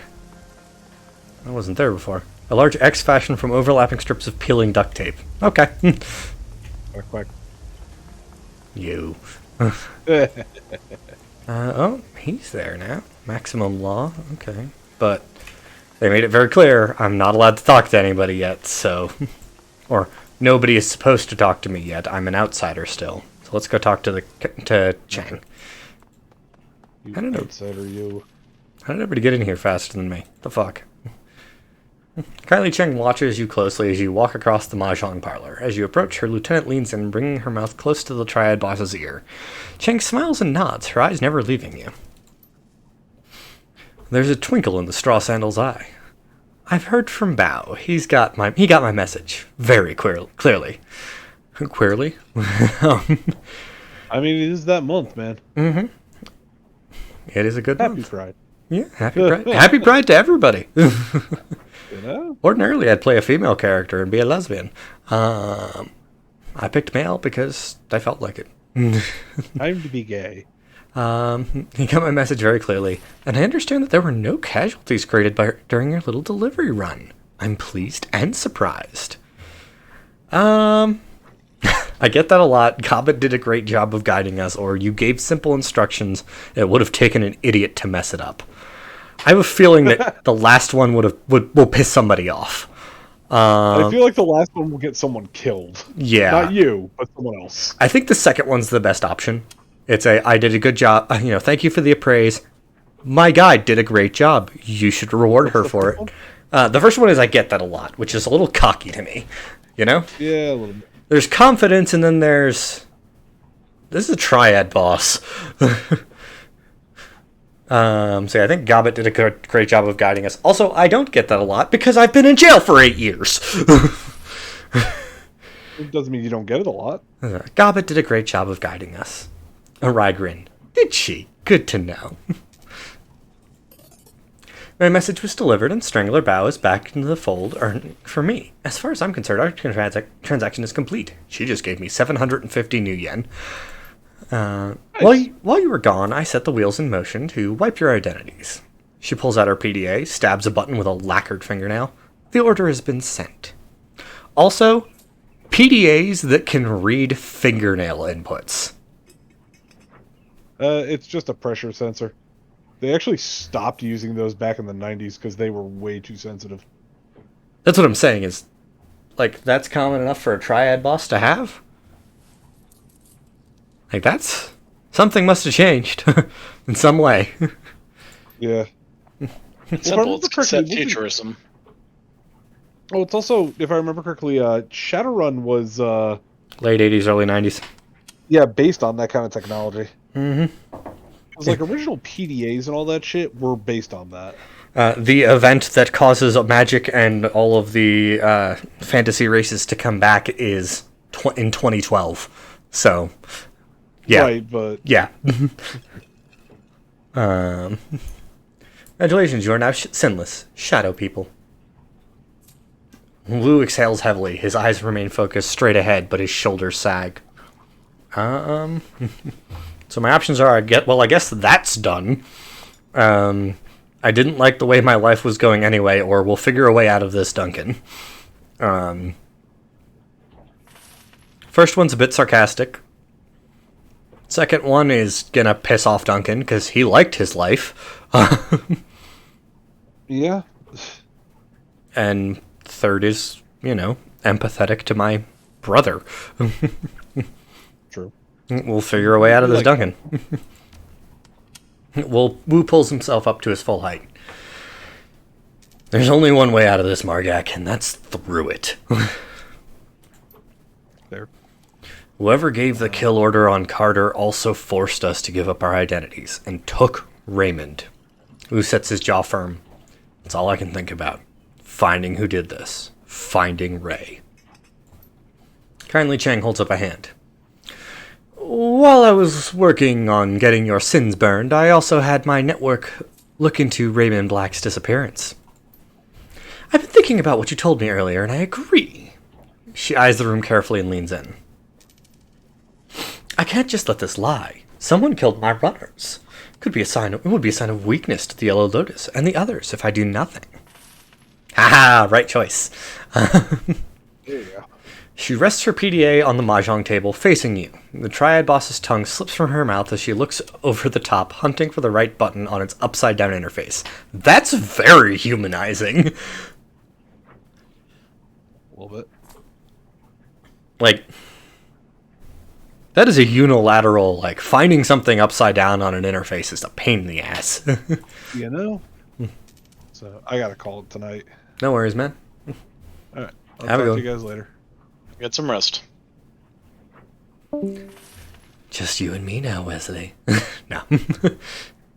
And then there were two. She finds it and looks up at you again. I have news to share with you, my darlings. The kind you won't like. Raymond Black is dead. She taps the button and a recorded newscast appears on the screen. Oh boy, I get to do the news announcer voice again. Raymond's photograph appears on the screen behind a reporter standing on the docks in Victoria Harbor. It's a picture you've seen before, a professional portrait taken for a press release about a youth center he was opening in the Redmond Barrens. Under Raymond's photo were the words, Seattle man killed. Another shooting involving the police department. A Seattle community organizer and industrial engineer was apparently shot and killed while resisting arrest at Victoria Harbor last night. HKPF police report that the UCAS man, Raymond Black, was behaving erratically and would not respond to the police's orders to surrender. No additional information regarding Black or why he was traveling to Hong Kong are available.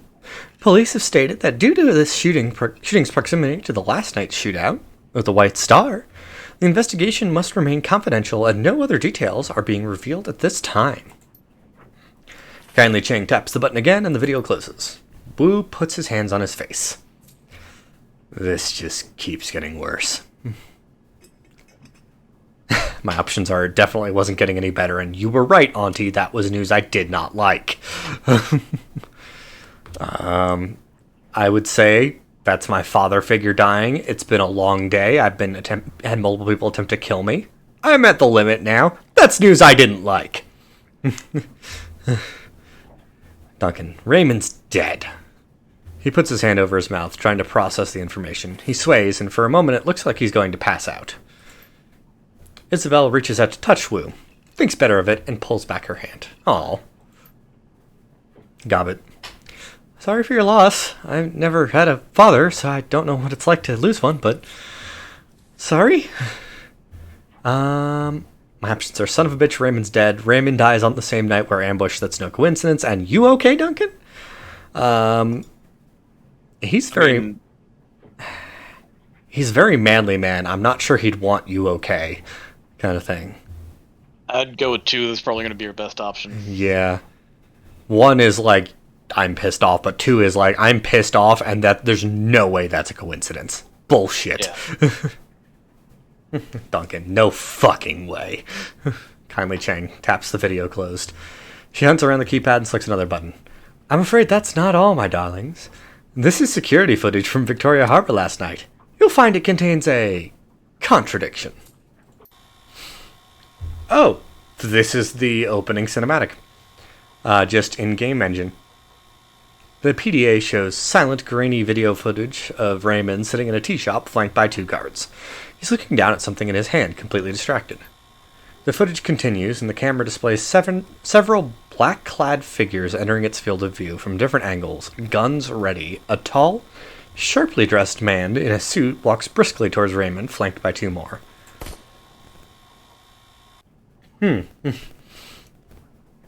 Raymond stands to face him, and the camera gets a clear view of the suit's face. White plastic. His guards turn to draw weapons, and muzzle flashes erupt from all sides. One of Raymond's guards goes down, and his submachine gun fires wildly, hitting the camera. Wu puts his hand on the table and leans in. Those weren't cops. Raymond wasn't resisting arrest. Gobbet. What's with that guy's face? Gobbet reaches up to stroke the rat perched on her shoulder. Is that a mask? Isabel. Doesn't look like a mask. Looks like some sort of semi-rigid plastic implant. Real craftsmanship. She pushes out her lower lip in appreciation. Quite the fashion accessory.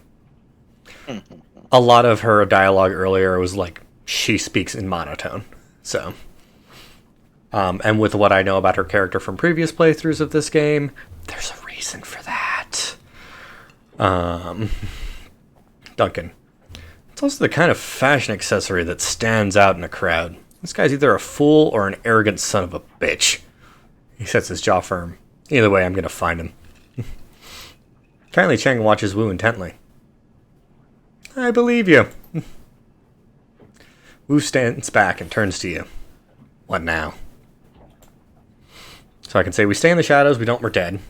I can say we find the plastic man, drag him somewhere private, make him dig his own hole, and then we fill it. Or I could say we find out who this plastic man is, then we get some answers. Honestly,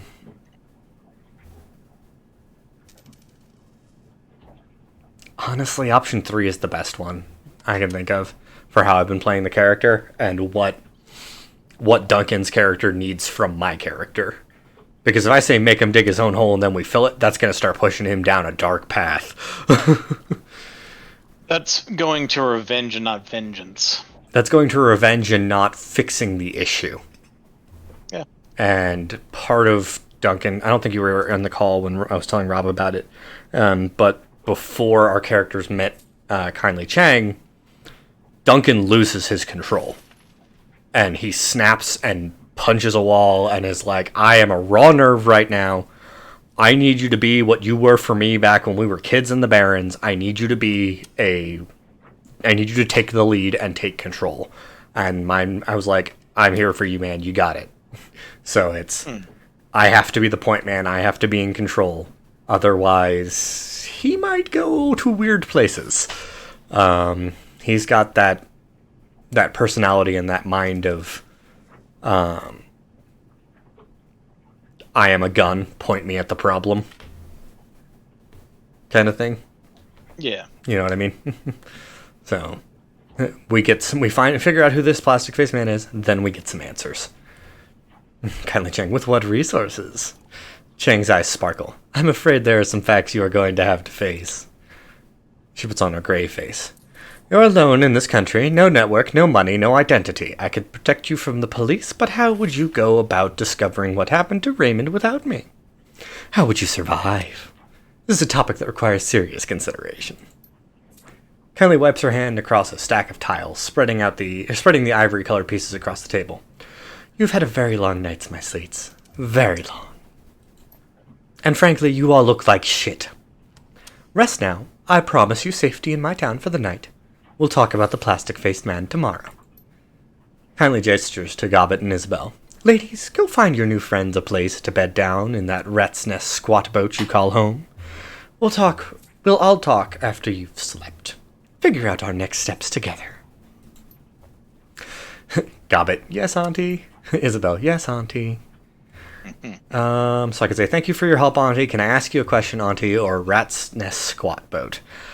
I already did a one last question earlier. I'm not going to push that again. I've already pushed her authority once in this night. You know? Yeah, that's probably not a bad thing to do more than once. I've pushed her authority. Like, she likes us. She likes me so far. I don't want to give her a reason not to like me, because it sounds like she's making an offer for me. Yeah. So I'm going to go, thank you for your help, Auntie. Because she likes the Auntie. So, of course, my sweet is a good response from her. So, kindly Cheng smiles and her black button eyes flash cold. What are friends for? That's a dangerous phrase. Also, the last time I pushed her authority and asked her further questions, she showed a lot of humanity in a very public venue. That is not something I want to risk pushing with her again, so. But she's guaranteed my safety here now. I got a little more money, but looks like our smuggler buddy is gone. I don't think... Meta knowledge, I don't think I can shop with anybody until I actually agree to work with her. But I'm going to try with maximum law, because I don't care if I get locked out of him. Bins of electronics crowd every dry patch of the deck. Deck space of this rusty old boat. A young man wearing bulky virtual reality goggles glances your way for a moment, then turns away in disdain. Like a look at your tech. Shop clothes get lost. Okay, yeah, no. Nobody wants to talk to me right now. It makes sense. I am still persona non grata. Persona non grata is the term I'm looking for. Bolt hole. Okay. Original name has been sloppily painted over with black paint. Newer but somewhat weathered characters have been painted in bold brushstrokes and read Bolt Hole. Bolt.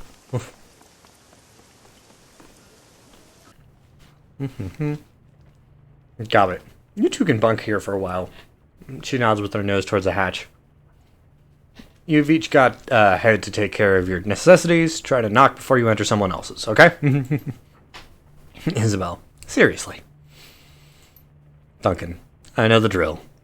Who turns to you? Stinks of fish, just like that place we squatted at on Leary Avenue back when we were kids. The one with the Astlin family and their dog. I remember that it being a dump. You hated that dog, or they were good people. I'd try to bring it up as a good memory. Yeah, I'd say I remember them. They were good people. Yeah, until the 162s decided they wanted the place. He wipes his nose with a gloved hand. They were good people. Sorry that had to happen to them.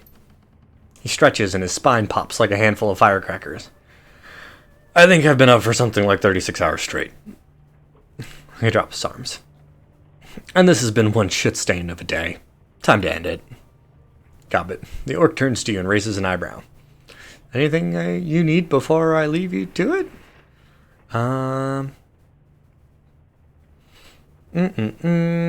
Is it just you and Isabel living here?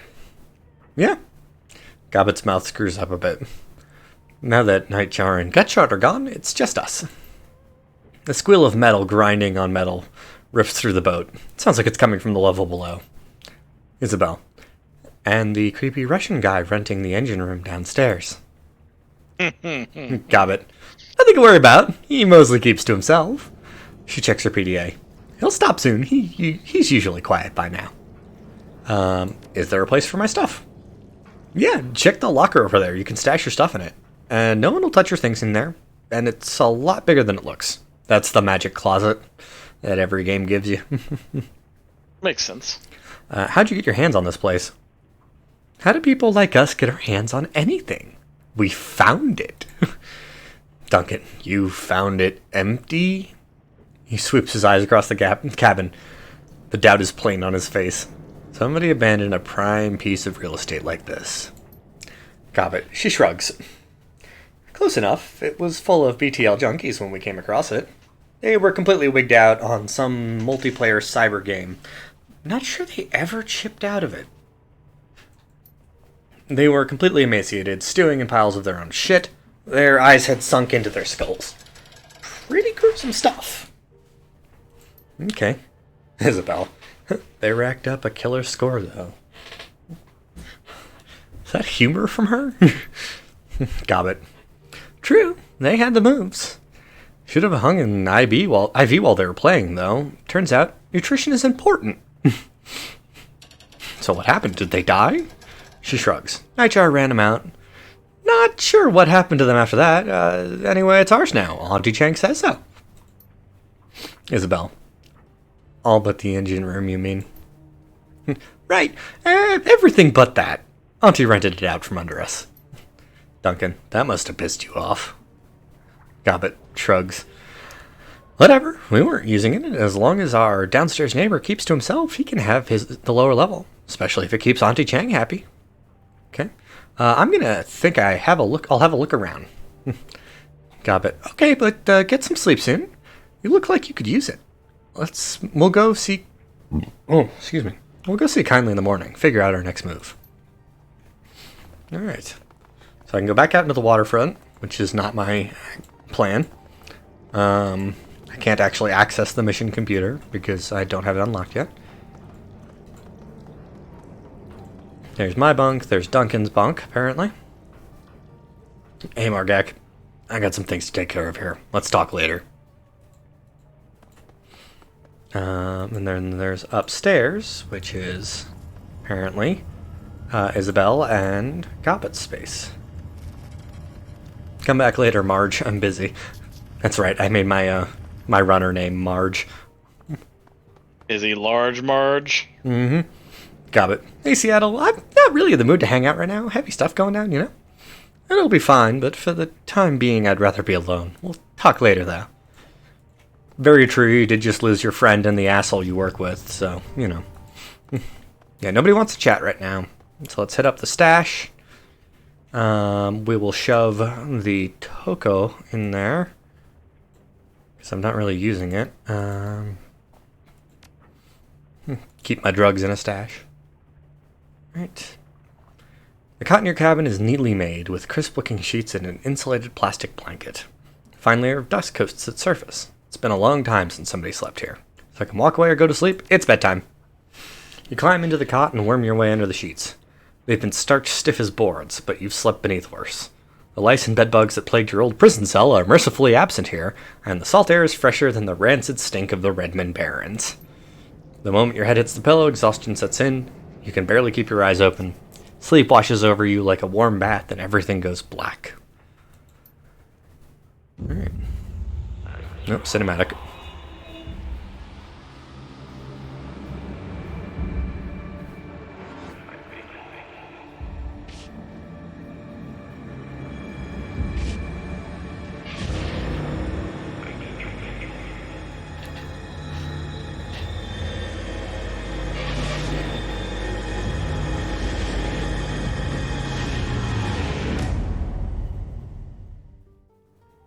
Well, that was creepy as fuck.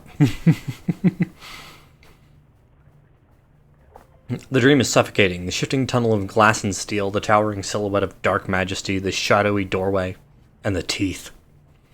They snap at your heels as you claw your way back to consciousness. You open your eyes to Duncan looming over you. He shakes your shoulder roughly. Margak! Come on, Margek, wake up. We gotta talk to Kindly. You guys already left.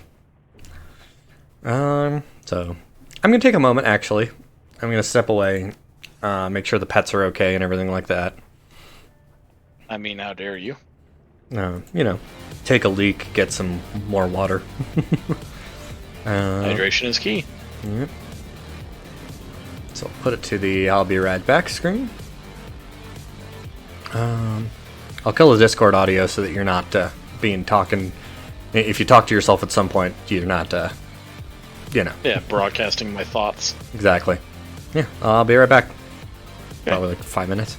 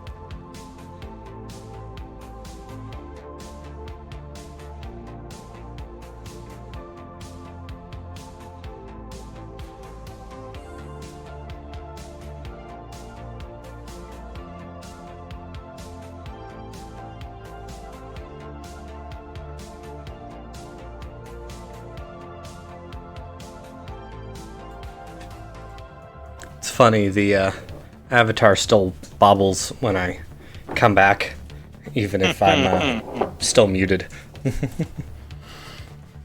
Took cam out, turned on some lights, turned off some lights, you know. Yeah. Turned off the lights for Spike so that he actually sleeps properly. Drove the cats away from Spike because they're cats. Yeah.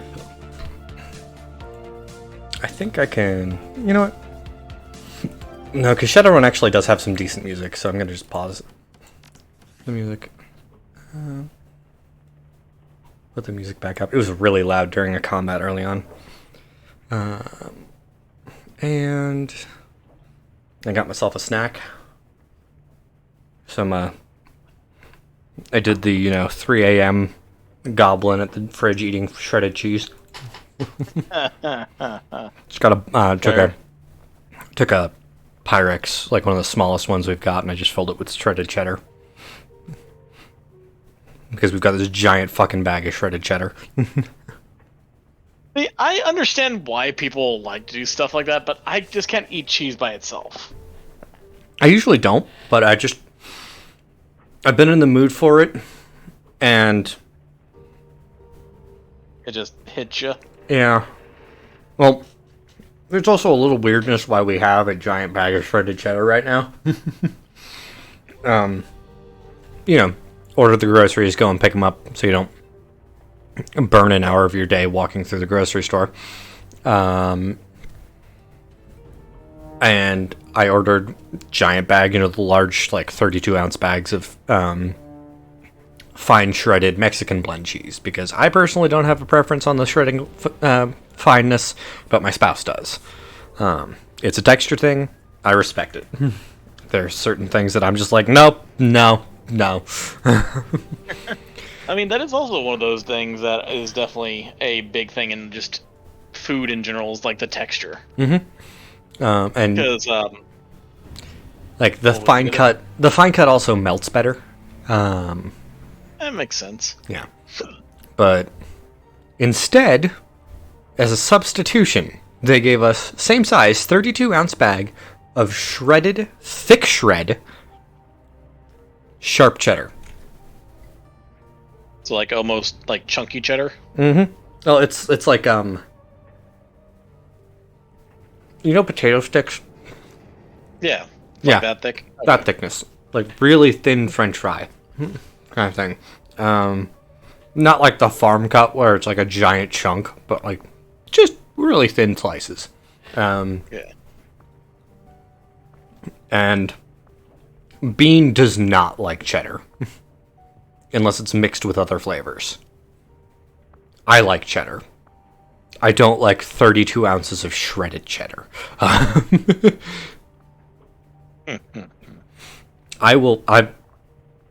am one of those people that will buy a block of cheese, cut a chunk off of it, and eat it for lunch.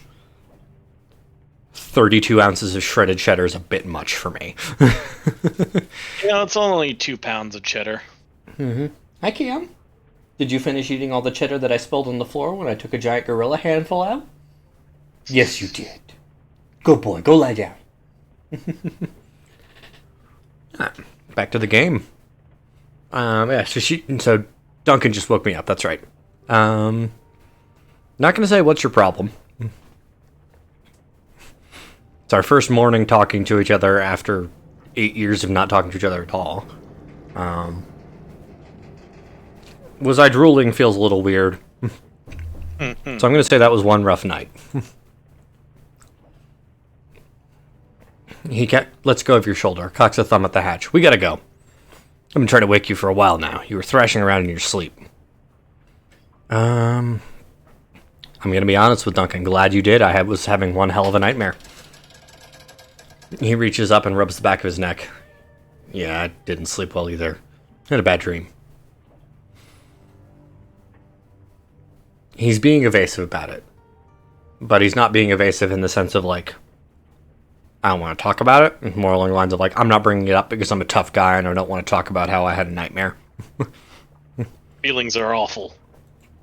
They're not for real men. One I'm of those not. moments. I'm not going to go with, well, more along the lines of I have to suppress all my feelings because if I don't, I'm going to explode. Kind of people. Yeah. I'm going to go with what about? Because it's I'm showing interest and also like empathy. He shrugs.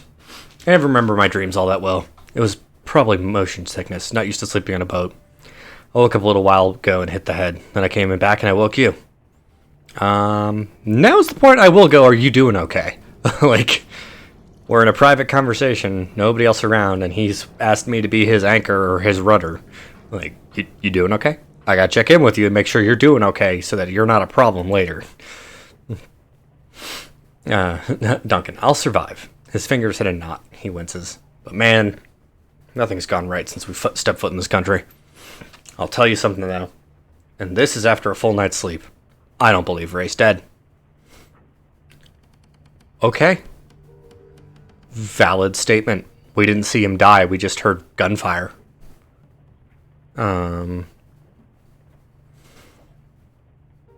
He's a cop. Well, former cop, but he still thinks he's a cop. What makes you say that? Think about it. That statement from the cops in the newscast could be fake. Ours was. And that surveillance footage? We never saw Raymond get shot. The camera was hit by stray gunfire. His passion is intense, but contained. Focused. Raymond's alive, Margek. I know it. I'm not gonna throw Officer Wu in his face. That's cruel. But... And I'm not gonna just, like, stomp on his dream there. So I'm gonna say, what do you want to do? You know? Fair. I know what I want. What do you want? I'm getting his input. Duncan. I don't know. Wait for Lee to turn up, I guess. He smiles. His teeth are white and straight and perfect. I'm just the muscle, remember? You're the brains of this outfit, just like when we were kids. God, I feel like I'm 12 years old again, squatting on a stinking trawler. My partner's gone, Raymond's gone, hell, I'm gone. I don't even have a name anymore. And now I can't even go to sleep and hide from it all without having a nightmare. His jaw tightens and his teeth grind so loud you can hear it. Ugh!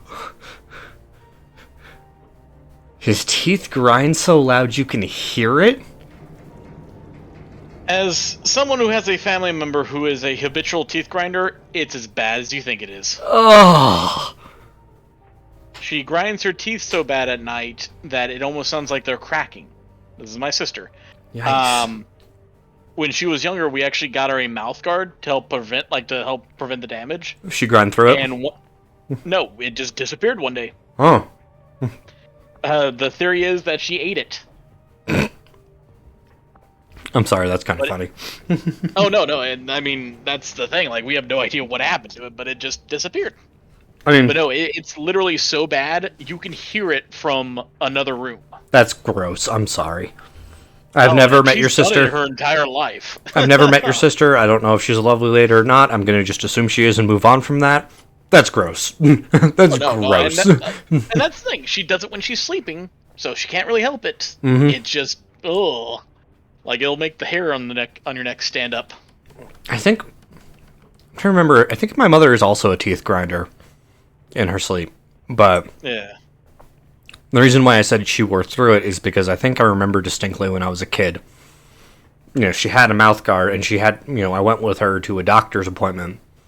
And she also had to stop at the orthodontist, and I was freaking out because I thought I was just having an orthodontist appointment sprung on me with no knowledge. Surprise. But no, she was actually going to pick up her own mouth guard because she needed a new one because she had ground through the other one. And, like, it had broken through in the middle of the night and choked her and woke her up. Kind of thing. Yeah. That's the alarm to turn off Spike's lights, which I already did. So, There you go. Ahead of the curve. yeah. So what else is going to be taken away from me? So, that first option. You still have that piercing you got in Tacoma? Oh, jeez. Hold it together, Duncan. Nothing. It's time for us to turn the tables, do some taking of our own, and I'm here, Duncan, and I'm not going anywhere. That's a dangerous statement. I'm always here for you, and I'm not going anywhere. I have already disappeared on him once. Yeah. Because he caught me sneaking out to the thing that got me arrested and locked up for 8 years. I have already disappeared on him once when I promised to come back. That is not a statement to make. Honestly, at that point, I would try to lighten the mood. Yeah, this is a lighten the mood, especially since we're going into a hot situation where we don't have all the answers. The third option, turning the tables, that's aggressive. That's a, no, we're going to fuck everybody over kind of thing. And that's not what I want to go for. And then hold it together, Duncan, is a command. And I'm sure you know, telling somebody to calm down, telling somebody to hold it together, that never works. So, a little bit of levity, I agree. Just, still have that piercing you got in Tacoma? Yeah. I had to drop that hygiene issues. Wu struggles to smile. He fails. The hell did we fall into here, Margak? I mean, what's coming next? So I can say, isn't it obvious? Look around. We're sinless, living in the shadows, dealing with criminals, or I don't know, but whatever it is, we'll deal. I feel like the top one's a little antagonistic for Duncan. You know? Yeah. I think the bottom one is, I don't know what it is, but whatever it is, we will deal. We. We're together on this kind of thing. Yeah. He drops his hands to his hips and takes a couple deep breaths. That's right. That's right. It's like Ray always said. So my option one is shut up, Duncan, and let Margak do the talking. Life is improvisation, or when the winds of change blow, some people build walls, others build windmills. This is a foster father who forced us to speak Cantonese in the house at all times. He's a philanthropist, an engineer, adopted a pair of street punk orcs off the side of the road, and, forced them to grow up and become members of society. The last one makes the most sense to me.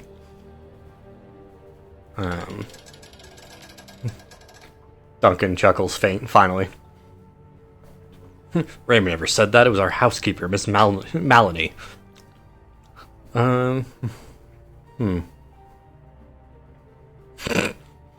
She had it tattooed on her back, right? How'd you see it? Or, oh yeah, right. Never liked her. I think I want to keep the levity going, Yeah. Don't mess with me, man. You know I've got anger management issues. He checks his watch. Gobbett and Isabel left a while ago. We should get going, too. See what that triad lady has to say. That is probably the best way that could have gone. No, you're messing with me. Don't mess with me. Come on, dude. Kind of reaction. Alright. Haley looks, pretty much exactly the same. No world state changes yet, just I've slept. Okay. Oh. Gobbett, Isabel, there's Strangler Bao and Kindly Chang, and a guy on his knees on a tarp with lots of blood on it. This'll be fun. Yeah. Kindly's place reeks of stale cigar smoke and fresh urine. The clicking of mahjong tiles is strangely absent. In its place, a low murmur of laughter and an air of eager anticipation. All eyes are focused on the groaning figure kneeling, bloody and bound at the feet of Kindly Chang. She beckons to him with a finger, and he struggles towards her, the loud rustling of the plastic tarp crackling under his knees as he moves. His pants are wet with fear. An acetylene torch lies on the table at Chang's right hand. Ugh! Kindly Chang ignores the scene, behaves as if all is right in the world. How did you sleep, my little ones? So I can sass her like a baby, Auntie. I'm still in the afterglow of our tour in the walled city. Not too well, Auntie Chang. Had a bad dream? Or, fine, thanks. What's with the guy on the floor? I mean... All of these could be misconstrued as sass, honestly. But I don't know. What do you think? Let her know about the dreams? Well, yeah, I would say at that point you're keeping her informed. Yeah, it's a supernatural world. We've already heard that everybody's having bad dreams here, so it's like, Yeah. having a bad dream. You register a brief hesitation before she responds. You poor darling. Perhaps it's the food here. I understand it can be a bit too spicy for outsiders. So now it's banter. Still, a bad dream is a better way to spend the night than getting a bullet in the ear while you sleep. And she flicks a mahjong tile at the kneeling man's head. Wouldn't you agree, shitbird? She indicates the kneeling man with an incline of her nose. Shitbird here is a plainclothes cop. He snuck into the area last night while you were sleeping, hoping to find you and kill you before his competition got to you first. My men found him outside the trawler you were sleeping on. They saw to it that your rest was undisturbed and that your location remained a mystery. She nods her head back to the pillar of meat standing behind her. You can thank Mr. Bao for that. So I can nod to him, ignore him, verbally thank him, or make fun of him.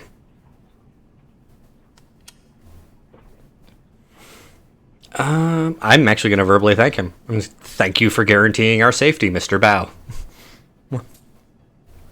Make it very clear. Bao inclines his head 1/4 of an inch. Kindly Chang addresses the man, the bloody man on his knees. Now, shitbird, tell my friends here what you told me. I don't know anything, I swear. We just got the orders in last night. He pushes his head towards you and Wu from the floor, struggling to keep his balance. Someone high up wants these two dead. The whole department is on it. I don't know anything else. Kindly Chang. Someone from high up. The old woman lifts her foot, taps his chin with the toe of her shoe. How high? The cop looks up at her, looks around at the room filled with triad soldiers. One of them opens his coat and shows the cop something inside. He closes it and slowly and winks. The cop drops his head to his chest. All the way up. It's someone on the council. Kindly Chang. Someone on the executive council wants these two dead. Chang spits on him with a sneer. Fuck your ancestors to the 18th generation. Give me the truth. The cop wears the spittle. He never lifts his head. It's the truth, madam, I swear it. Whoever it was labeled them as terrorists. We're to terminate them with extreme prejudice. Kindly Chang shuffles closer to the kneeling cop, reaches down and strokes his head with her hand. Then she slowly digs her fingers into his scalp. She pulls back hard until his chin points high. The triad boss leans in close and searches his eyes with her own. That's all he's got. She lets go of his head and smooths his buzzed cut hair with her hand. For whatever reason, last night, someone on the executive council of the Free Enterprise Zone ordered the Hong Kong police force to kill two nobodies from Seattle. I find that fascinating, don't you?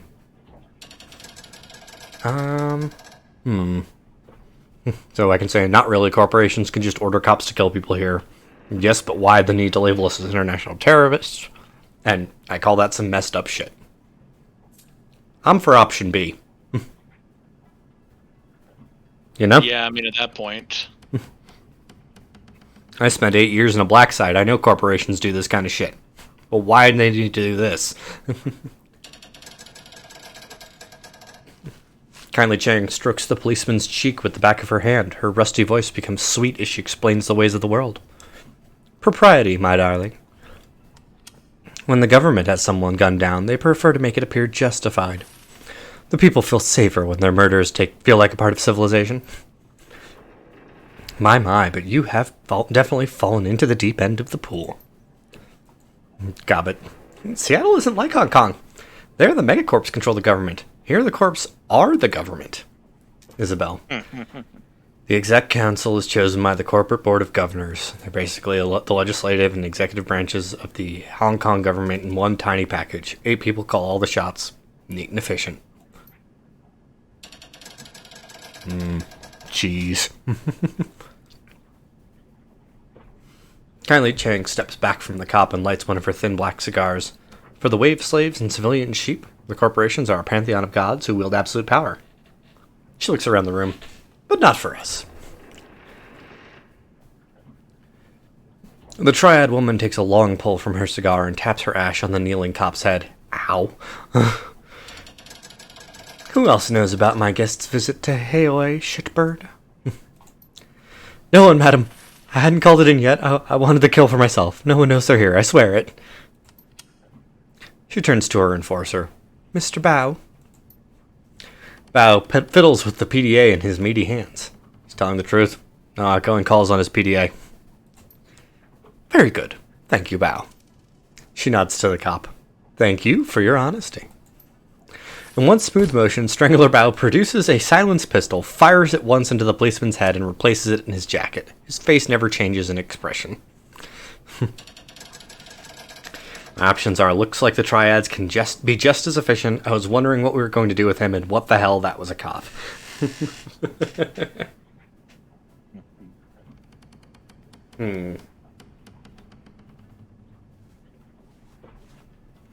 I think the second option. The first option is slandering her, you know? Yeah. Comparing her to a corporation, the thing that she was just insulting. Yeah. I'm wondering what we were going to do with them. Kindly Chang takes a drag on her cigar and indicates the body. He knew, my darling. He knew. She balances her cigar on her shot glass, picks up some mahjong tiles, and begins playing with them absently. It is clear our friend Raymond Black was up to something involving the walled city, something having to do with prosperity. And this executive council member wanted Raymond dead for it. She stacks her tiles one by one. Click, clack. Now they want you dead for it, too. Click. This plastic-faced man may show up on your door one day, too. She knocks over the pile and it clatters to the table loudly. I have a proposal for you, my sweets. A smile lights up her dead black eyes. Work for me. With Nightjar and Gutshot dead, I find myself with 2 job openings. Fill them. I have need of deniable assets here, players unaffiliated with the triads, who can take care of some of the more unsavory business needs about town. You've proven yourselves resourceful, and you have no existing connections here. That can be a positive in this line of work. So, this line of work sounds dangerous, or Shadowrunners. Wu grunts. His jaw tightens, but he stays quiet.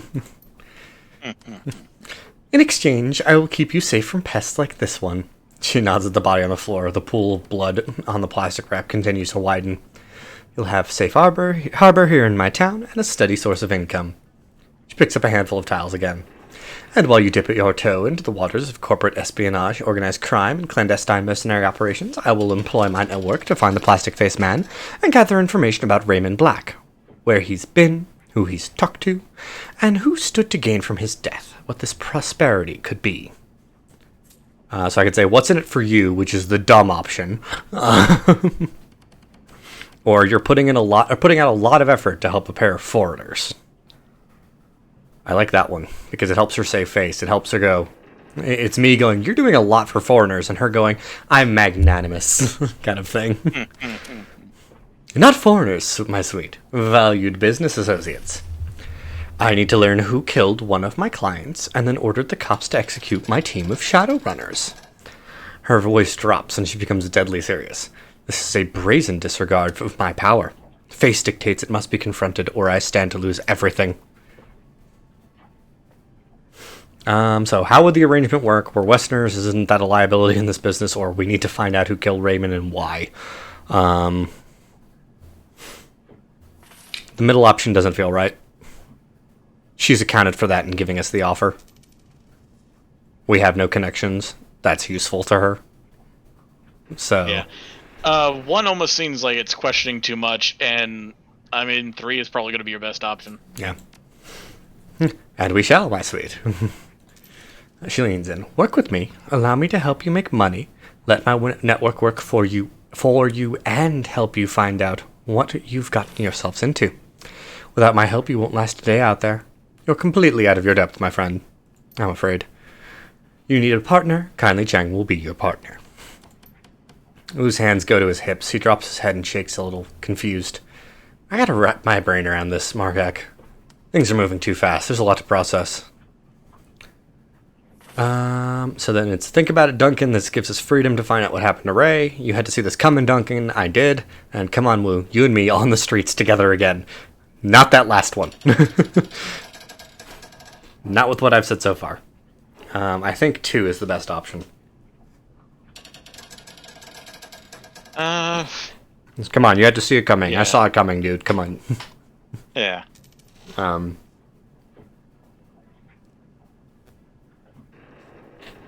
One is very passive,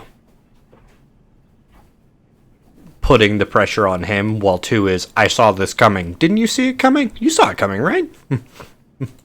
It makes him more like in on the thing.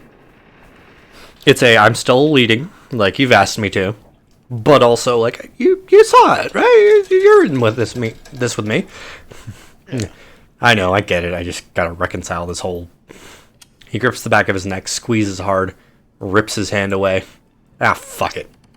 Not in a cop anymore. That guy's dead. He nods. The decision made. I'm in. What about you? Okay, so kind of a personality question here.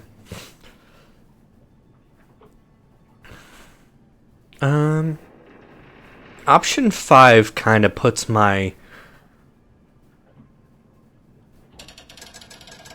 a lot into his statement that he thinks Raymond's alive.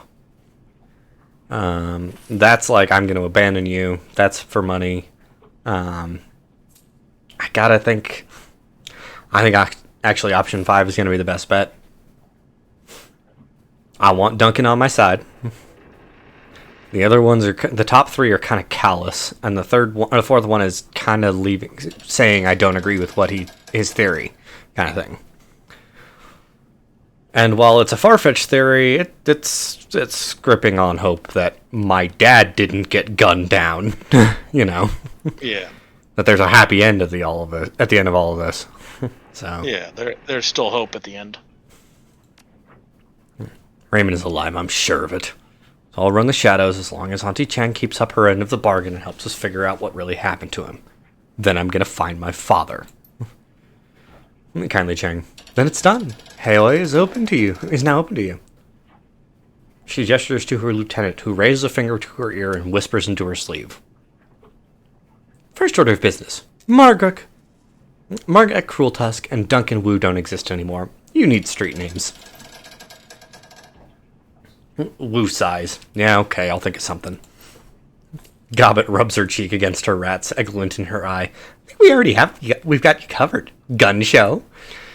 She turns to Isabel. Fits, doesn't it? Isabel. Indeed. Duncan. I knew that was gonna stick. Kindly Chang. It has stuck. Gobbet. Isabel. We'll handle this the same way we did with all your previous work. She didn't say Nightjar. All the jobs I line up for you will be sent to your computer on the squat boat. She's pointing at you. I could say I got it. My computer, I'm not the leader type, or why me? I'm going to say I got it, because she just declared me leader. Yeah, it's accepting where your place is without threatening her authority. Like, I could say why me and get some justification, but I'm already leader for Duncan. Gobbet and Isabel have referred to me previously, and they weren't leaders before. Yeah. So, Chang doesn't view her 2 associates as leaders, so. I got it. Duncan, why him? Thank you, Duncan, for being the blunt object. Kindly Chang, it's a simple process of elimination. She points it to the little decker. Isabel isn't the leader type. Isabel, you got that right. She moves her finger to the orc girl. As for Gobbet, let's just say Gobbet doesn't have a head for business. Gobbet, not my thing. Then she rests her finger on Woo. And then there's Gun Show. She wiggles it. The jury's out on Mr. Gun Show. Duncan, meaning. Her response is direct, straightforward. Meaning there's a lot going on in that head of yours right now, and I'm not sure I can trust you.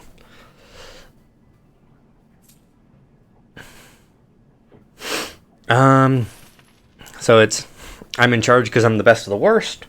Gun Show will be fine, trust me. Or jury's out with me too, Duncan.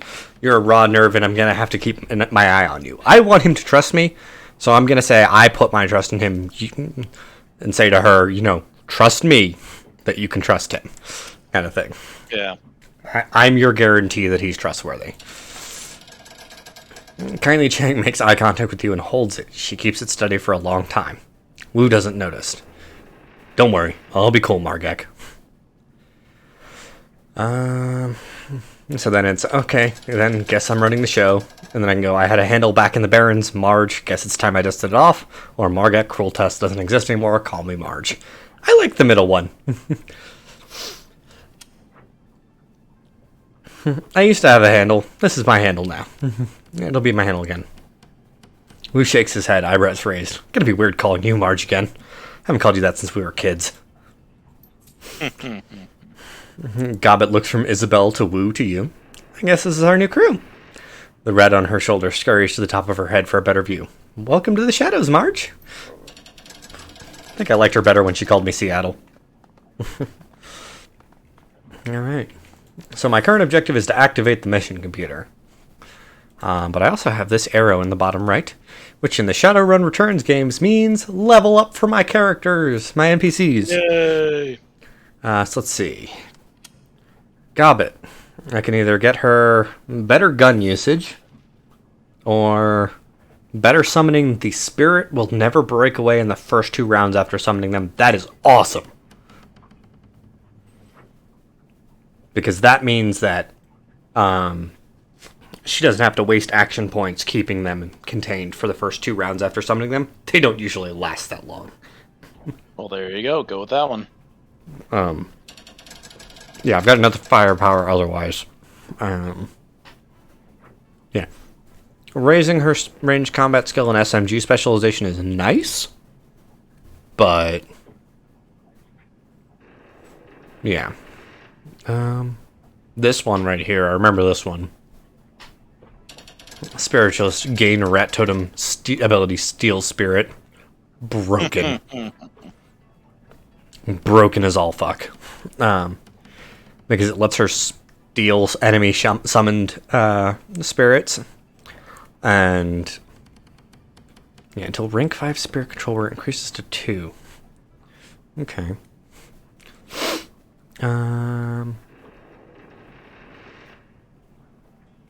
Yeah, there. Oh my god, level 6 you can consume spirits? That's nice. Yeah, no. Spirit control, nasty powerful. Isabel. Did that wipe that when I clicked away? No. So she's got Sabotage, which is augment her mini launcher. Now fire remote mines, which can be triggered to detonate at will, or Espionage, gain programmed Tar Blaster. That is a much better version of the Blaster program. We're going to take that. Because she's not for combat. She's for decking. And anything I could do to up her decking ability is more important. And then Duncan. His 2 trees are lethal force and crowd control. So Duncan gains the ability, assault rifle ability that fires a single shot of incendiary ammo, does an additional 2 damage, pierces up to 2 armor. Okay. Or crowd control beanbag. Does 2 AP damage and imbalance. That's... Oh. Oh. That's lock an enemy down for a round. Because most enemies don't have more than 2 AP. Then yeah, go with that. Because we've seen from other games, if you can control an enemy's like movement and such, you're done. It's pure action economy, yeah. Oh hey, crew advancement available. It's almost like I just did that. Alright. Now it's time to meet the merchants of Haoi. I'll just go clockwise from here.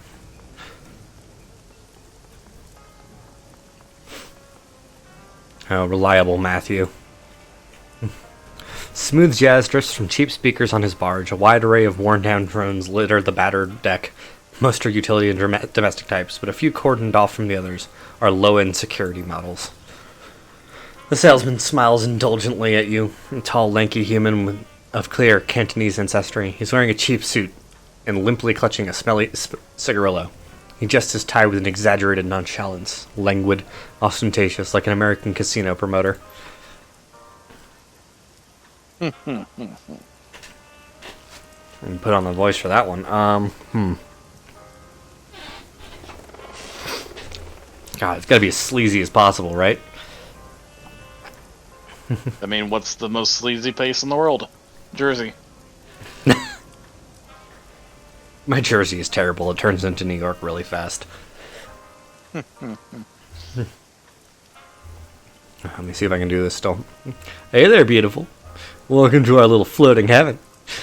You've got a discerning look about you. What brings you to our reliable Matthews Robot Bazaar? He taps Ash over a bulky cleaning drone beside him. Not waiting for an answer, he continues. Perhaps you're looking for a hexacopter as a guide to Hong Kong, or a little handheld tarantular beauty to brew your tea? I'll go now. You take care now. He's the drone merchant, and I'm not going drones. I don't need to talk to him. I'm not going to waste time. Chin and a trio. Oh, I remember these guys. Okay. These guys are actually important. What's up, pup? Oh, there's a kitty cat coming, huh? I know, get. I don't think that's picking up on the mic. That good?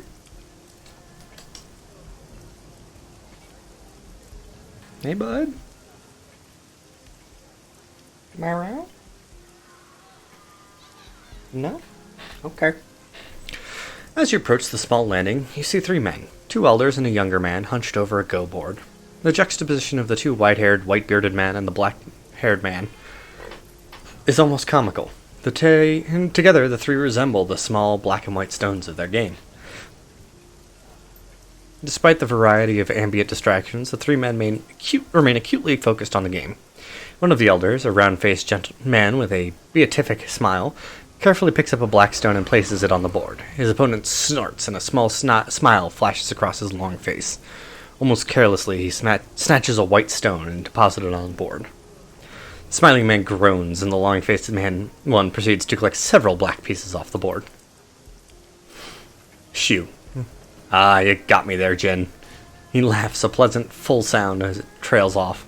He spots you watching the game, and a broad smile brightens his cheeks. Why, hello there, young man. Anything you need? Jin, the long-faced man, gives you a cursory look, and then continues to collect black stones. Just a gawker, Shu. It's your turn. Got a second to answer a question or two? Shu nods. I could use a short break. How about you, Jin? Jin sighs, shoulders slumping forward after a moment, scowling. He reluctantly speaks. Fine, a short break. The true elders turn to the younger man. He looks to be in his early 30s, but it's difficult to tell. Skin on his face is smooth and supple, with only the suggestions of creases at the eye, mouth, and forehead.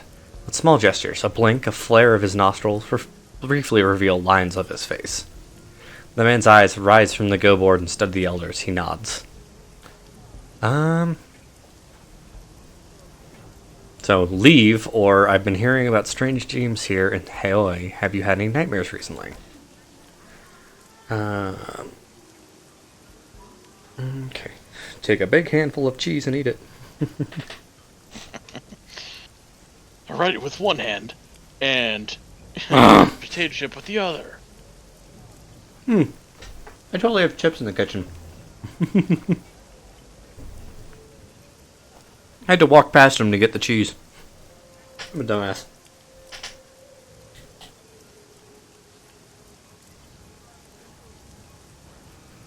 You know, started kind of getting warm and squishy.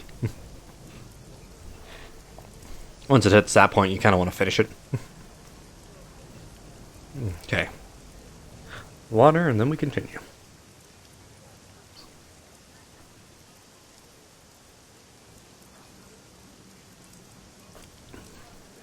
I remember this part is a lot of dialogue, that's why I'm not doing a lot of voices. Yeah. The three men exchange looks. Shu turns to you. What a coincidence. It wasn't but an hour ago that we were all discussing that very thing. We've been having bad dreams, every one of us. I think the third option's the best. A little commiseration. I've had them myself. We should compare notes. What did you dream about? Jin. Is that right? Jin leans and stares at you. Can't say I'm comfortable with giving a stranger details about my dreams. Shu waves his hand dismissively at Jin. Don't mind him. He's always been a poor sport. But he raises a good point. Some of our dreams contain information best left private, just as yours do, I'm sure. Having just met, how can we be sure that you'll respect our personal information? Lao, I'll tell you. The younger man's voice cuts through the din like a razor, and the elders fall silent. He turns to you and locks his eyes, dark orbs that burn with piercing scrutiny onto yours. He nods and returns his gaze to the go board. I believe you're trustworthy. Please, Marge, make yourself comfortable. I'll share my dream with you. I'll say I appreciate it. Go ahead. He exhales slowly, then begins speaking. I dreamed of a long, dingy hall. When faced with such a thing, one generally walks its length. But I lifted my right foot and placed it in front of me. But upon taking that first step, I found myself instead drawn down an alley to my left. It wasn't there before, this alley. It appeared only as I began to walk. As I moved down the alley, I found myself surrounded by friends and loved ones. They all stood there silently watching me with smiles on their faces as I passed, and as I passed each one of them, they fell to the ground in my wake, dropping like puppets with severed strings. Somehow I knew that if I followed this road to the end, I could have everything I'd ever dreamed of. But I woke before I could reach it. He folds his hands in his lap. There's a moment of silence before Shu speaks. The rosiness of his cheeks drained away. I, too, saw the long hall. My experience was different, however. The hall was far off in the distance, and I was looking down on it from a strange angle, as though I was perched on a wall high above. He pauses and looks at you. You know, young man, Marge, you look very much like the person I saw walking that hall. He moved steadily down the path, walking at an even pace, and just behind him a great and terrible shadow followed. Of course, I didn't have the best view up there on the wall, or wherever I was. I could have been anywhere, or anyone. Perhaps this old mind of mine is seeing your face now and misremembering the dream. He lets out a chuckle, and a small flush of red returns to his cheeks as he looks over at Jin. All right, Jin, go ahead. Jin broods in his corner, arms crossed and jaw set. Changed my mind. I don't want to share my dream. Nonsense, Shu says. Master Lao and I both told him our dreams, and now it's your turn. Jin sticks out his lower lip. No. So it's fine, you don't have to tell me if you don't want to. I don't want to force you to do anything, or spit it out already. And then I think I've heard enough, thanks for sharing. I think the first one puts it on him, you know? No, this is on you, man. Yeah. Jin holds his palm up towards you and looks at Shu. See? Straight from the horse's mouth. I don't have to. Lao. Jin. Lao's voice is firm but soft. This is important. Jin's mouth opens and closes like a gasping fish. But as he looks at Lao, his body relaxes, and a sadness seems to take a hold of his features. All right. But don't you go repeating any of this, you hear me? He takes a deep breath and slowly releases it, folds his hands in his lap. My dream began as a nightmare. I dreamed of the failures and mistakes that I've made throughout my life. The people I've let down, the competitors I've crushed, my wife who died in hospice without me. I dreamed of the family that I abandoned. Change comes over him. His eyes brighten and he continues energetically. But then, I dreamed of the walled city. I stood before it and its door opened to me. When I passed inside, all of my guilt fell away. It was as if the city had absolved me, had washed away my guilt, and I remembered feeling happy. His remembrance ends, so does his lightened mood. His face shrinks into a pout and he stares grumpily at the ground. There, I did it. You happy? Lao nods slowly. Thank you, Jin. So yeah, you have my thanks too. That was great, and don't worry, I won't abuse your personal information. Promise. And all said and done, this is pretty boring, but who knows, might be helpful later on. The last one's not true. You have my thanks too. Yeah. Yeah. Now, can we change the subject? My ulcer's acting up. I'm guessing you've been around these parts longer than I have. Is this sort of thing normal? If it were normal, we wouldn't be huddled around discussing them in whispers now, would we? Enough of that, Jin. Marsh here asked in earnest for our advice. He deserves a proper response. Shu gives you a gentle smile. Please forgive our friend. Bitter years have left him suspicious of others. The answer to the question is no. Upsetting dreams have never been uncommon in Haley. But these recent visitations have been different. They've been darker, more vivid, stronger than normal dreams. Last night I felt consumed by the sense that there was something was coming. While my friends here felt a sense of relief and excitement as their dreams ended, I felt as though I were sitting on the precipice of something vast and terrible chasm. The void yawning beneath my feet. Suddenly his cheeks flush. He blinks twice and looks away. But perhaps those are the ramblings of an old man. Please forgive me. He scratches his nose, embarrassed. Lao. You speak wisely, Shu. It is foolish to embrace a thing that you do not understand. What Jin and I saw in our dreams was luring, but so is the light to a moth. Your instincts are still strong and sharp, my old friend. It is wise of you to trust them. Shu bows deeply, his eyes to the ground. Thank you. I can only hope these dreams do lead to something beautiful. There's already enough deception in the world. Jin groans loudly. Can we get back to the game now? I don't want to keep you. Of course. Stop by again sometime soon, Marge. Your company's been refreshing. Thanks. Good luck with your game. Appreciated, young man. We'll be seeing you soon. I am suspicious as fuck of Lao. Yeah? Those two are treating him with the utmost respect, and his words are deep, cutting words. I am suspicious as all hell of him. He is something that is not ordinary human. Parlor of 5 phases. Okay. This is probably the magic shop. This is definitely the magic shop. Crafty Zoo. Or Zoo. A mild scent, sweet and slightly herbal, is the first thing you notice upon entering the old shop. Its quarters are cramped and made smaller by the display cases and furniture packed inside. The walls are lined with bookshelves, and the tables and chairs are stacked with old tomes. A few titles jump out at you. Lucid Dreaming, an exploration of the inner self, Dream Logic, and Nocturnal Visitations. Overall, the place feels lived in, if disorganized. Not quite cluttered, but close. I know that feeling. It's how my office is. Milling at the front of the store is a shopkeeper, lost in a book of her own. She's tall for a human, probably close to 2 meters in height. Her physique is typical bookworm, not overweight, but you can't see any muscular definition either. A wraparound tattoo covers her upper arms and shoulders, but from where you're standing you can't quite make it out. She fidgets. Gradually, her eyes rise from her book and lock onto you. Welcome. Don't believe I've seen you before. She sits down her book and sweeps a strand of black and pink hair behind her ear. Oh no, it's a goth girl.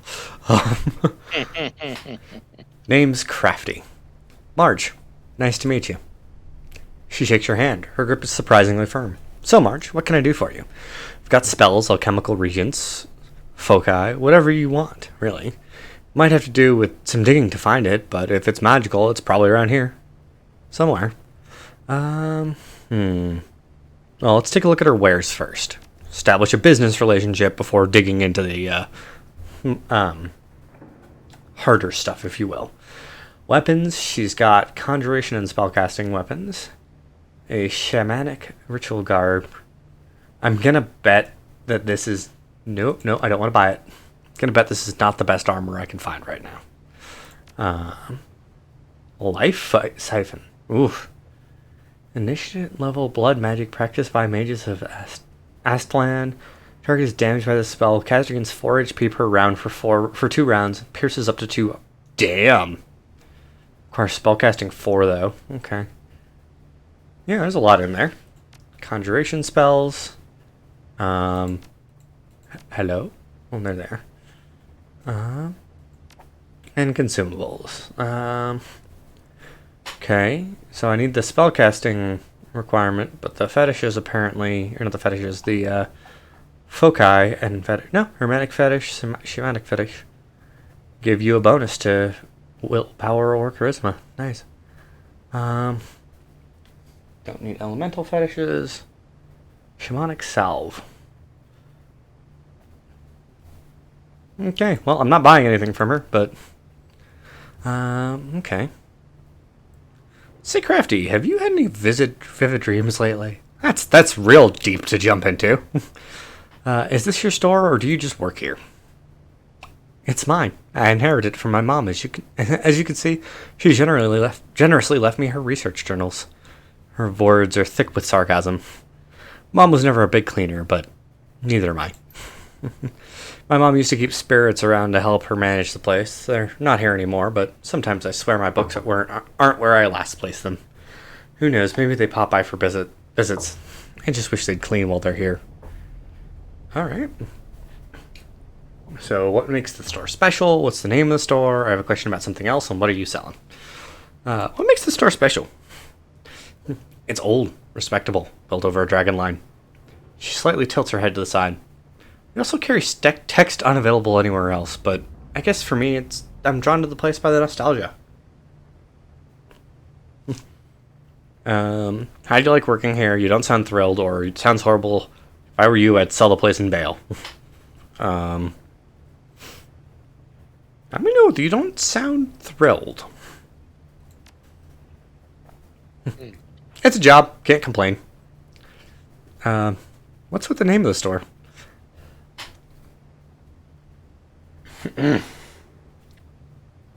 Damn congestion. It's a cultural thing. The 5 phases represent wood, earth, water, fire, and metal. Some people believe they're the basis of how things function and interact with this world. You'll find it practiced all throughout China, in disciplines ranging from farming to science, even music. The theory isn't common among younger generations, but it has its uses. My mother was strongly influenced by it. In fact, our sign out front is a visual representation of the cycle of 5 phases. It was an inspiration for her. She raises a shoulder in half a shrug. I just think it looks neat. Alright, I got a question about something else. Since we've been kind of digging around, have you had any vivid dreams lately? Her face is unreadable. Her eyes lock onto yours. As a matter of fact, I have, Marge. But we all get the occasional vivid dream. Nothing special there. And gesture to the books on the tabletop. Really? Then why are you reading up on them? She flicks her wrist dismissively. Sure, it's a little weird that we're having them, but these types of dreams are common in the walled city. Nothing to get worked up about. Probably. So they're common, explain, or strange. I met someone the other day who said that too. She nods. Anyone who's familiar with the walled city would know that, but most people don't go out of their way to find out. My mother devoted her life to researching the walled city and the magical phenomena within it, so I grew up with stories about the city. The recurrent creepy dreams being one of them. Okay, didn't lose their common then. She nods. Common is the cold. My mother devoted her life to researching the walled city, magical phenomena, I've never been inside the walled city myself, but Mom went in pretty regularly and experienced the dreams. So, your mom sounds like an interesting person. Where's your mother now? And on that note, I'll see you later. I'll say she sounds like an interesting person. Sides of her mouth dip in a shallow frown. Sure, she was interesting, but not praiseworthy. Okay, so that's the end of that chain, and now it's tell me about yourself, and what else do you know about the walled city? Let's get to know her. She raises a shoulder in a half shrug. Not sure where to start. What do you want to know? What do you do when you're not at work? It's a decent opener. I've been pretty crunched here at the shop, so I don't have a lot of time outside of work, but when I'm off the clock, I like to read and paint. Maybe kick back and enjoy a meal with my friends. My buddy Gobbet sometimes stops by with food. No drag racing or anything, pretty boring. I know a Gobbet. Wonder if they're the same person. Hey, it's a point of commonality. Point of reference. You know a lot of Gobbets? Her teasing resolves itself into a gentle smirk. I'm sure they're one and the same. She's a good person. We're not real close, but we have a pleasant relationship. Chatting over French fries, discussing our latest reads, well, shallow things. How do you know her? So I can say we work together, which is brutal honest. Just met actually, which is also brutal honest. Or she and Isabel got me out of a tough spot. That's brownie points for her and Isabel with Zhu. So I think that's the one I'm going to go with, Makes sense to me. Good. Keep her by your side. Gobbet's pretty fluent in the ways of the city and the people who live here. She knows her stuff. If you stick with her, you'll find yourself in a lot less trouble than you would otherwise. Alright. Kind of flaws of a multiple choice game, but you said you paint? Not a smooth flow to the conversation, but Just for fun. I don't make any money off of it or anything like that. I just find it relaxing. Valid. Design my tattoos. But that's about the extent that I take it beyond the canvas. So I'd like to see your painting sometime. Mind if I see that tattoo? I can't quite make it out from here. And ever try painting things from the dreams. I'm going to go with mine if I see that tattoo, because she made a point of pointing him out, Yeah. I'd like to see your painting sometime is like, I'd like to hang out later. But mind if I see the tattoo is like, you mentioned it, can I see it? And the last one is like,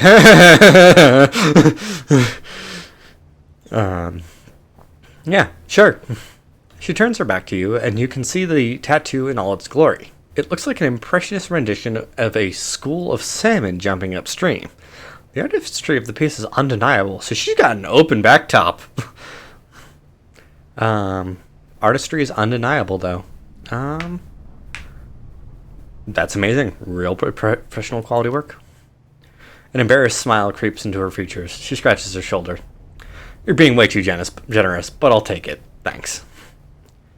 What do you like to read? You like jazz? Crafty claps her hands together and a slow smile spreads across her face. Aside from the usual, I love sitting down each morning to a tall cup of soy calf, and with the latest news stream on hand, I pop it right open to the obituaries. Makes for great reading. Ooh, I like her. She smiles at you for a moment before speaking. Kidding. Well, for all you know. I tend to stray towards detective novels, maybe some suspense and horror, and when I'm not reading for leisure, I study my textbooks to keep my magic sharp. Sounds fun, but I'd like to ask you something on a more serious note. Sure, what's on your mind? So you can say, is Crafty really your first name? I don't want to jump to her mother just yet, No. A wave of nostalgia seems to pull her gaze towards the shop's front window. The name started out as a joke, actually. Back home, my mom used to call me Crafty, since the meaning is similar to my given name. I liked it because of the way it sounds. I insisted that my family call me Crafty, so it became a sort of nickname around the house. When I got older and started school in Hong Kong, I made my mom register me as Crafty, and it stuck. It stuck. Um,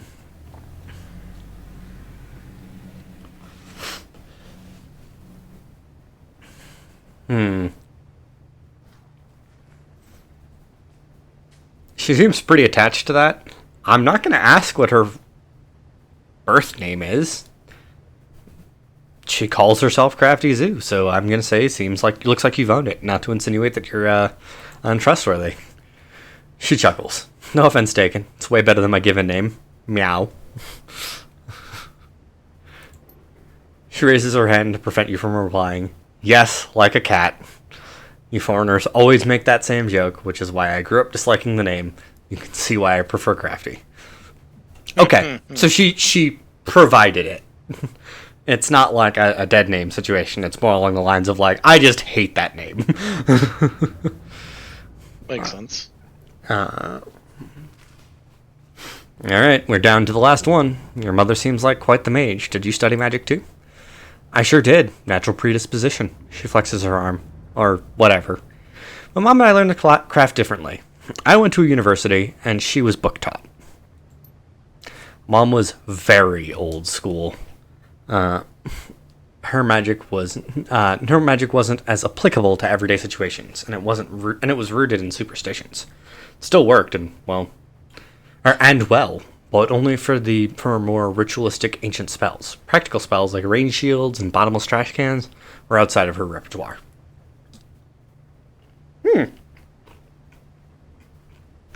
Kind of makes sense. If she's really stuck in the old school magic, she's not going to know. Old school magic is about serious things. It's the serious stuff. And rain shields and bottomless trash cans kind of sounds like corporate. You know? Yeah. How can we monetize? It's how can we make magic make money? Mm-hmm. Or save money in the case of bottomless trash can. Yeah. Don't need a trash truck if you don't have to move the trash. Alright. Now we're on the meat and potato question. What else do you know about the walled city? Very little. It's just that my mother spent most of her time there, and she shifts her weight, leans onto the counter. Well, it messed her up. Is there something specific you want to know about? What can you tell me about the city? She runs a hand through her hair, exhales. Where to begin? The walled city's always been a hellhole. It started a bad place. It's still a bad place. Crime's drawn to it like a magnet, and you can't enter the city without a security guard on each elbow. But not even that will guarantee you safe passage. No one famous, rich, or memorable has ever come from the place, and the only thing it's known for around here is its shitty reputation. She shrugs loosely. That's about the gist of it. Now, there's a whole library here that just so happens to be the foremost location on the walled city text. I'm sure you can fill in the blanks. So, I can either say I get the feeling that your relationship with your mother was unusual, or I've been thinking about the dreams, can I ask you something? The first one feels a little more personal than I want to dive into just yet, but the second one's like, this is kind of important. You know? She nods. Go on. Why do you think they're affecting people outside the walled city? It's definitely strange. Until now, I always thought the dreams were nonsense, that my mother had just had night terrors because of her madness. She props her chin up with her right hand. But now it's really happening, and not just to me, to others around Haoi. The same psychic forces that drove Mom insane are edging into our subconscious. Lately I've been wondering if there might have been something to her ravings. Maybe. I've been skeptical for so long. Feels almost blasphemous to consider it. Maybe the walled city curse is real. She rubs her hand down her face, obviously frustrated. I just don't know. So I could say, maybe you can learn something from your mom's your mom's journals. Well, you have the means to find out, or of all the people here, You have the greatest advantage when it comes to investigating these dreams. Been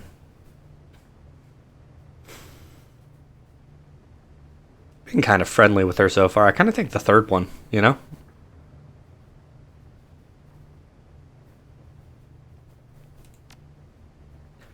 That's true, but my mother's notes are scattered all over the shop. Most of her research is scrawled in the margins of the books you see on the shelves in piles and stacks all over. The clues we'd need to figure this thing out could be in any one of these volumes, and there are thousands of them. So I can say I have a bad feeling about these dreams, Crafty. If there's anything we can do to get to the bottom of them, we need to take that opportunity. This isn't just about you and your mom. This is about everyone who's having these dreams. You could help them all, but with the dreams reach spreading, can you really afford to let this knowledge just sit here? I think it's the third one there. Responsibility there. She sighs, straightens up. Yeah, I know what I have to do. It's just, damn, look at them all. She tiredly looks down at the book she was reading earlier. Guess I won't be finishing this one anytime soon. Alright, Marge, I'm gonna get started. Now. But it'll take time. The House of Five Phases is jammed from floor to ceiling with books, and any one of them could hold valuable information. Check in once in a while. I'll share my findings with you. I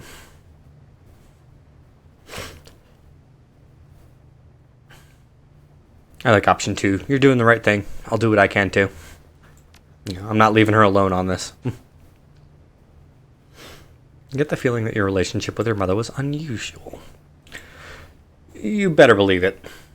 She was obsessed with the walled city. Put it before everything else in her life. Mom ate, slept, and breathed that city. Can see how that'd be hard to deal with. Crafty shifts her gaze to the stack of books on a nearby table. I couldn't deal with it. That's why our relationship became so strained. She'd be with me, but her mind was always on work. Mom was convinced that something was wrong with the place, that it was cursed in some way, polluted with unnaturally bad qi. She'd visit the city under the protection of the Yellow Lotus and spent hours, sometimes days, studying it. Crafty tears her eyes away from the books and returns her gaze to you. Mother was consumed by her research. Did she ever find anything? So actually, I should have done this one first, apparently. She sure tried. Mom thought she could find a way to purify the place and to exorcise its demons. Her obsession with the walled city grew, and she devoted more and more of her life to breaking its curse. I wish I could say she fell off the radar, but really, the rest of the world fell off hers. That last one's not the right one. I'm sorry, Crafty, that must have been hard for you. It is what it is, and here I am. She gives you a warm smile. Sounds to me like you don't believe in your mother's research. You can see Crafty studying you. She exhales through her nose, and it seems as if she's considering something. I know we just met Marge, but you have a generous ear. I don't mind discussing my mother with you as long as we keep the details between us. Mother's research was stupid, just plain stupid. She wasn't stupid herself, no. Mom was very bright, but her obsession was downright unhealthy. Anyone could see that.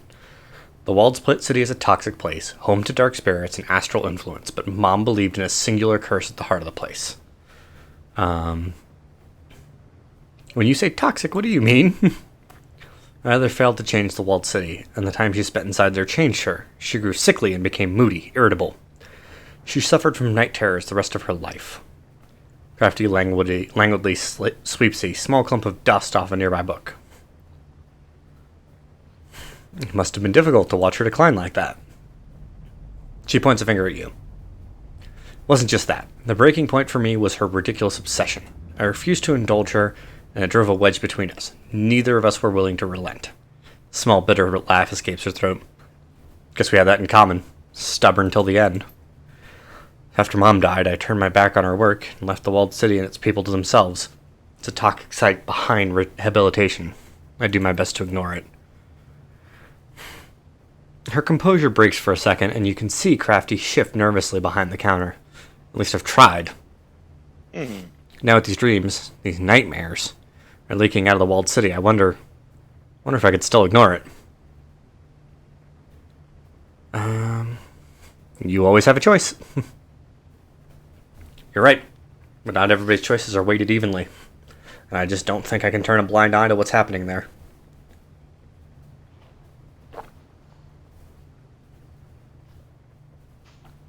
Needed to hydrate.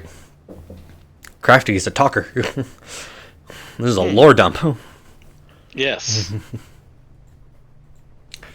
She loosely gestures to the bookshelves all over the shop. I have my mother's journals. I have the means to try and help. It's sure to dredge up bad memories, but if it'll help my friends, maybe it'll be worth it. I don't know. I guess I have a lot to think about. She crosses her arms and wraps her fingers against her skin. Anyway, thanks for lending me that ear of yours. Thanks, Crafty. See you around. I'm not going to try and, shop again. I can, but it feels jank doing that, So gold means safe boat is my objective. We're not going to the safe boat yet.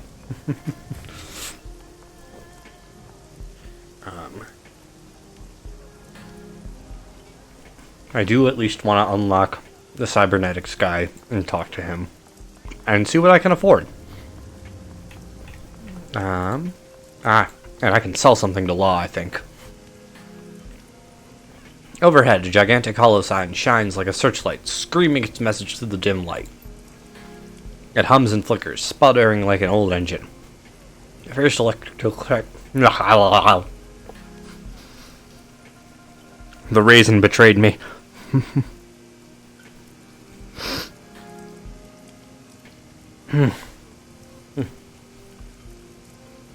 It hums and flickers, sputtering like an old engine. Fierce electrical crackles sporadically burst out of the sign's emitter, stabbing your eyes and filling your ears with static.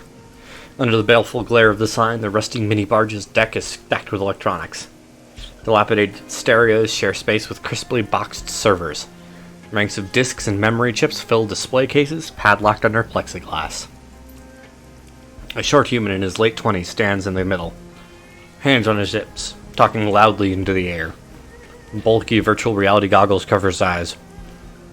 A data jack cable runs from his temple, down his stained t-shirt, into a belt load of clearly home-built computer hardware. No, I'm telling you, his voice is shrill, clipped. Nobody uses KM3s. Like, nobody. They're shit. I don't care what Deng says. If Shiawase SRP uses KM3s, they're stupid. Hey, flash rolling up. Gotta go.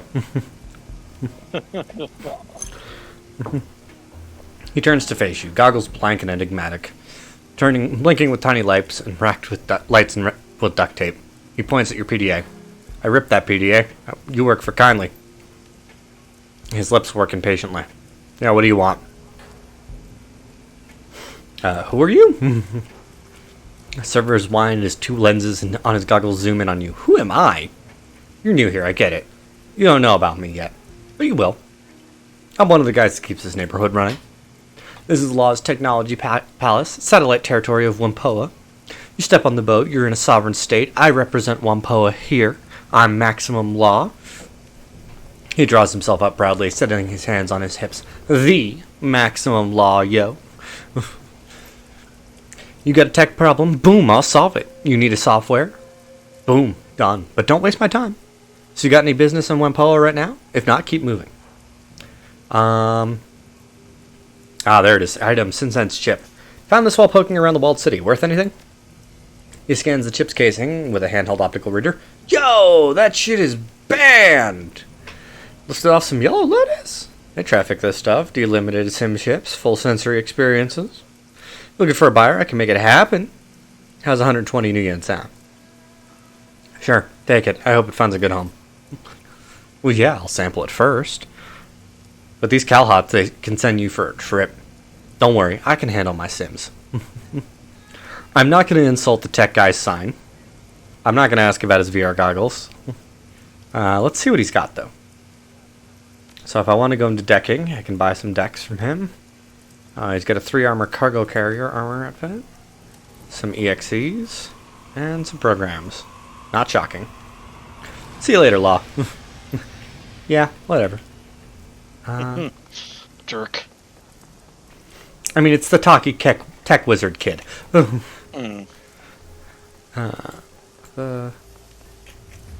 Yeah, okay. And there's the big sign. Law's Techno Palace.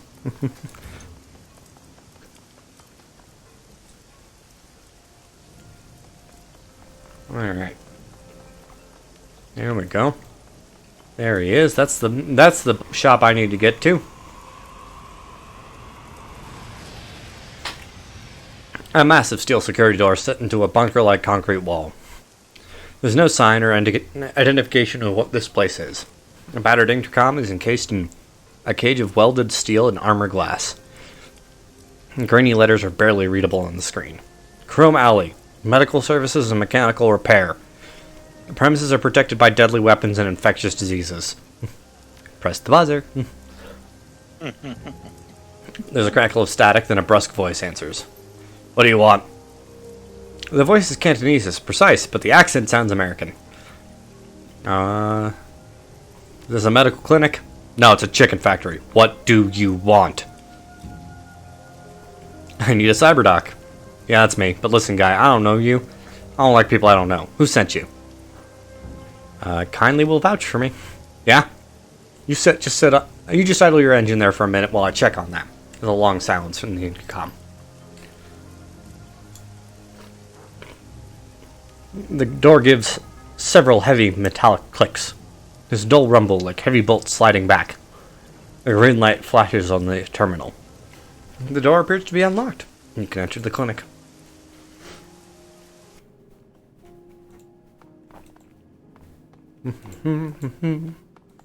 Ten-armed Ambrose. The clinic looks like it just hosted a party.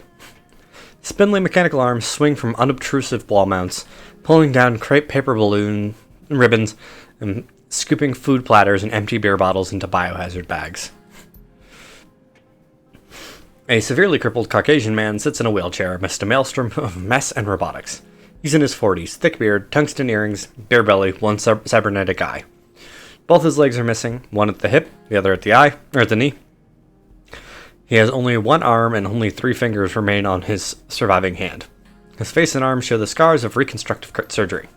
He grins widely at you, regarding you with bloodshot eyes. He's clearly hungover. Hey, I'm Ambrose!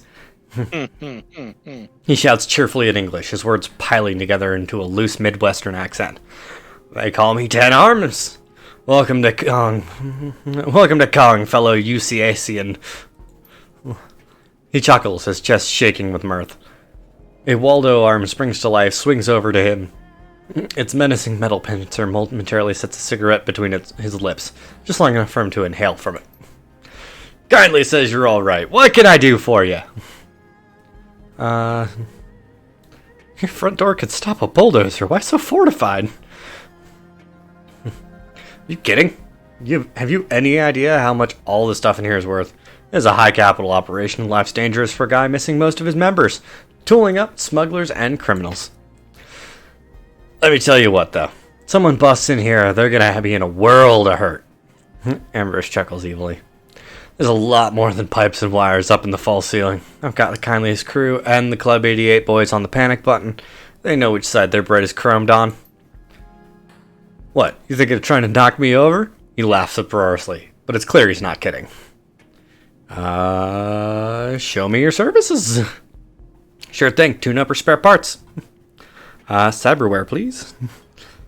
Alright, time for some cyberware. Time for the meat and potatoes of my character. Because I think if you hit 0 essence, it doesn't like hurt you, but for every point of essence you lose effectiveness with spells. So, so I've already got a pair of Ares hand razors.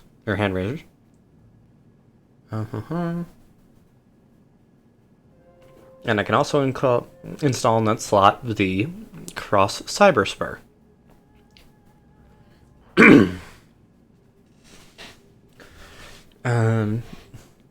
basically just a extra point of damage for extra point of raw damage for less bleeding damage. Same amount of armor piercing. Also has less of an essence cost, so I think I'm gonna try that out. No. Oh, I've got to confirm after I've selected everything I want. Okay. I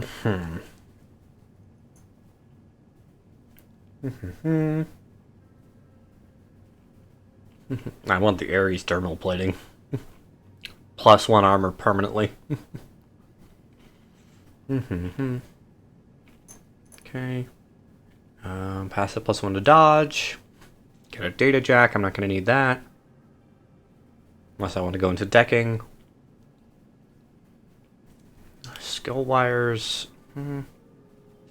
Okay. Improve my thrown weapon skill. That would be nice, but for 1,000 that's expensive. Bone lacing to give me +1 body. A very expensive +6 HP. Yeah. And +3% to hit.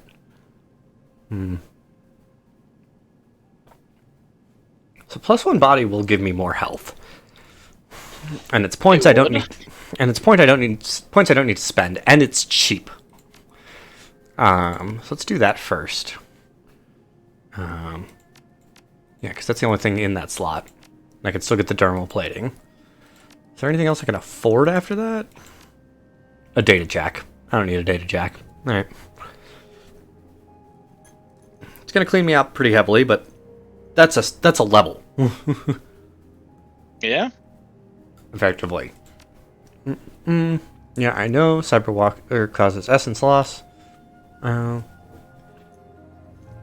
it increases cooldowns.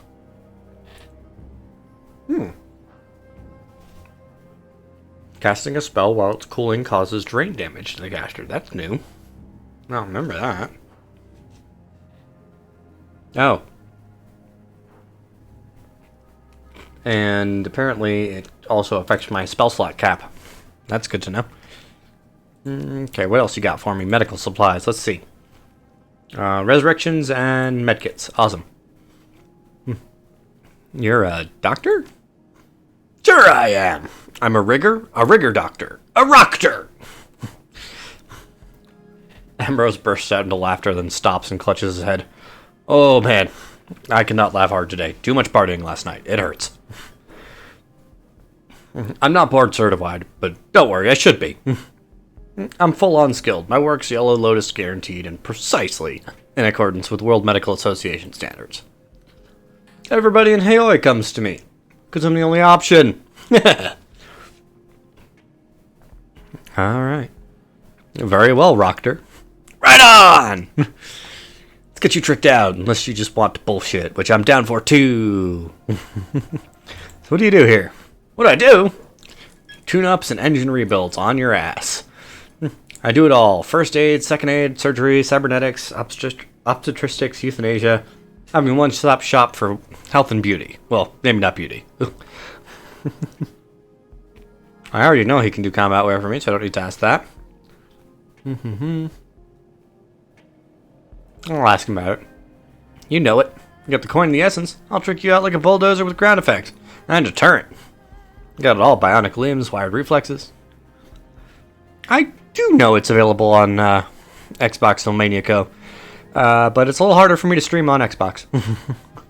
Seeing as how I don't have a functioning one. Did they make any kind of changes to it? Do you know? I don't know. Oh, I've got somebody chatting. Oh, yeah, I saw. Let me do a little bit digging, and I will help you with that question. Because there's like kludge patches on the Steam Workshop, but...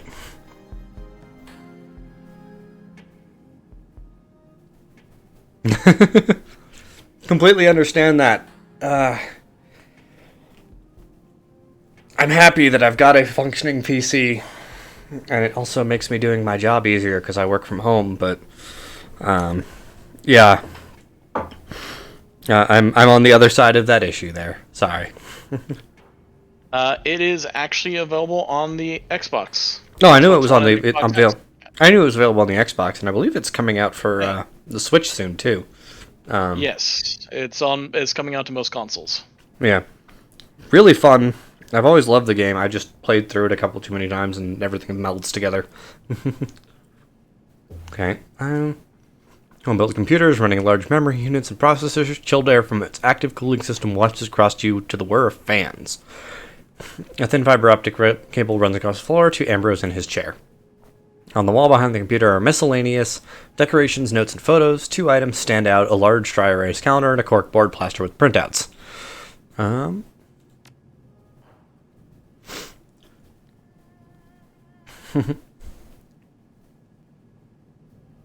Oh, yeah, no. When companies assign a Mac to you, it's a little hard to get some games. Yeah. I never bothered to check if it's on Steam for Mac, but... yeah. Damn it, I forgot. It is for the Mac OS as well. Well, that's good to know, but I don't know if you want to risk installing it on a company computer. News clippings and BBS posts have been printed, carefully snipped, and pinned into place. Most are less than a year old. They're intermixed with grainy photographs of what looks like a devastated city, Chicago. The news articles describe an outbreak of a violent version of the Vitas plague in the city, the subsequent quarantine of a zone containing hundreds of thousands, if not millions, of people. The newest items are plain text bulletin board postings printed out. The very fact they're from so crude a site is strange. Very, very few Matrix sites are so plain. I've got a Shadowrun runner option here. These posts are from the Shadowland. The Shadowland, a dark Matrix site for Shadowrunners that operates out of the Denver data haven. Hey, Denver. It's relatively near me. It's the first and foremost of all underground and anonymous systems dedicated to Shadowrunning activity. Captain Chaos, Fastjack, and other global shadow decking luminaries appear in these posts. Okay, files about the containment zone. Describe a cover-up, a detonation of a nuclear weapon. Yeah, no, they're definitely not optimized for... Oh, that's you talking, Wesley. Yeah, that's since you were reading through stuff, I didn't want to interrupt your flow of concentration, so... Let's look at the dry erase calendar. Dry erase calendar is cluttered with relentless storm of commitments written in cramped, sloppy Hanzi. Most appear to be medical appointments with patients, followed by a busy list of social engagements. Closer scrutiny reveals others. Basic mechanics class on Wednesday nights, basic computer coding Sunday afternoons. For both of these, inked in red marker, prepare lesson plan, you stupid idiot. So he's a teacher, too! Holidays, Listen, big combat. I've had those moments, so... Big Combat Auto Race's birthdays every Sunday until 4 p.m. is simply labeled Engine. Only 5 hours a night are allocated to sleep, but large swaths of time are conspicuously labeled Hangover. I love it.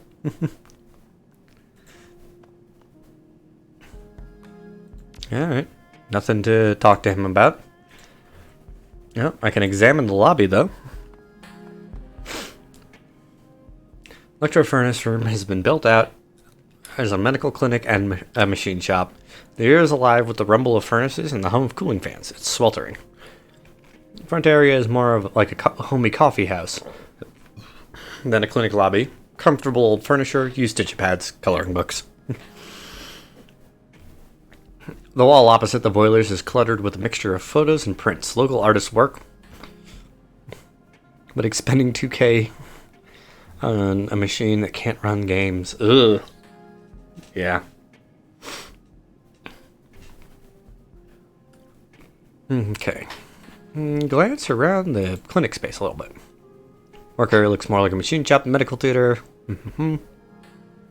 Okay. Impressive home-built computer sits against the far wall. Several bulkier towers sit under the desk, fans whirring. Looks more like a sysadmin Decker's server station than a doctor's terminal. The floors are scuffed concrete, stained with grease and old blood. Faint odors of ammonia, gasoline, and antiseptic mingle in the air. Ugh. A large sign on the back wall reads, "Sanitary space, no spitting." Thank you.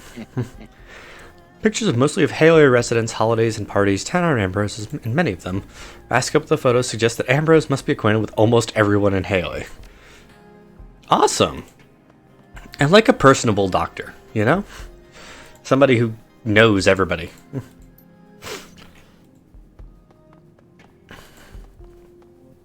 Definitely a good thing Linux exists. It's a little outside my skill depth at this point in time, unfortunately, but definitely a good thing. If I remember right, the merchant for... Oh, no, he's not here yet? Okay. I think the merchant for thrown weapons is here.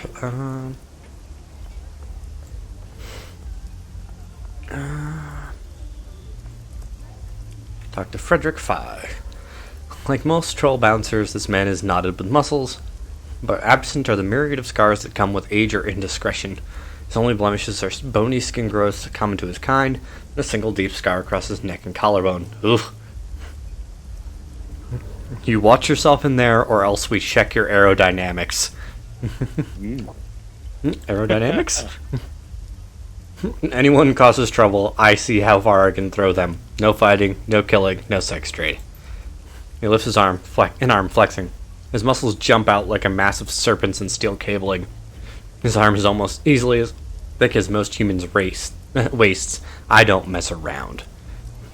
I also like the cyber kitty. Strong implication that is like a pet that he shares a vision with. I mean, it would make sense in that type of situation where it's like you're familiar. Yep, that music is loud. Oh god, okay, hold on. Ambient volume? There we go.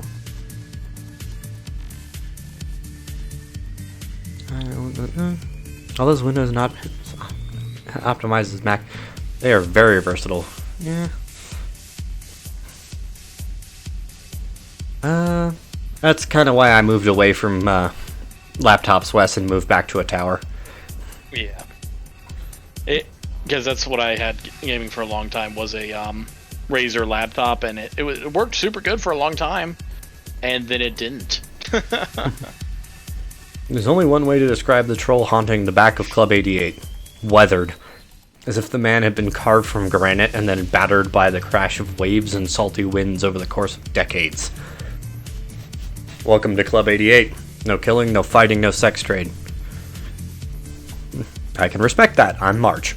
I'm Henry Kathai. I suppose I own this place. If you're looking for guns, speak to my wife. If you're looking for pharmas, speak to my son Callum. If you're looking for trouble, you'll be seeing my son Frederick, briefly. My Razer works for about 6 years. What would I speak to you about? Nothing. I just steer the ship. What ship? There's always a ship. I'll leave you be.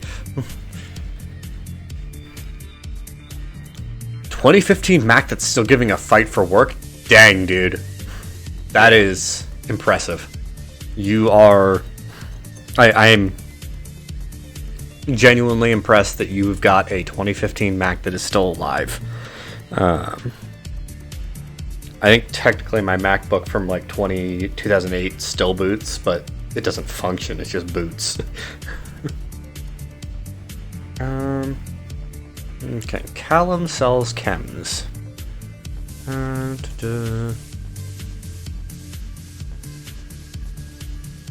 There you go. Very good. Something better. I'm a prince of Club 88, chosen, you might say.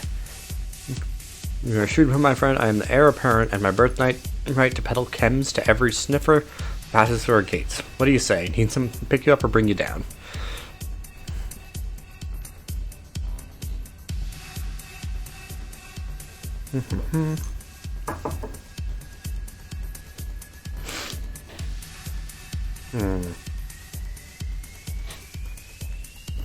Generally try to avoid chems in the game. The small bonus is not usually worth the price. Fair. Okay, let's go talk to Mama Bear of this establishment and buy some weaponry.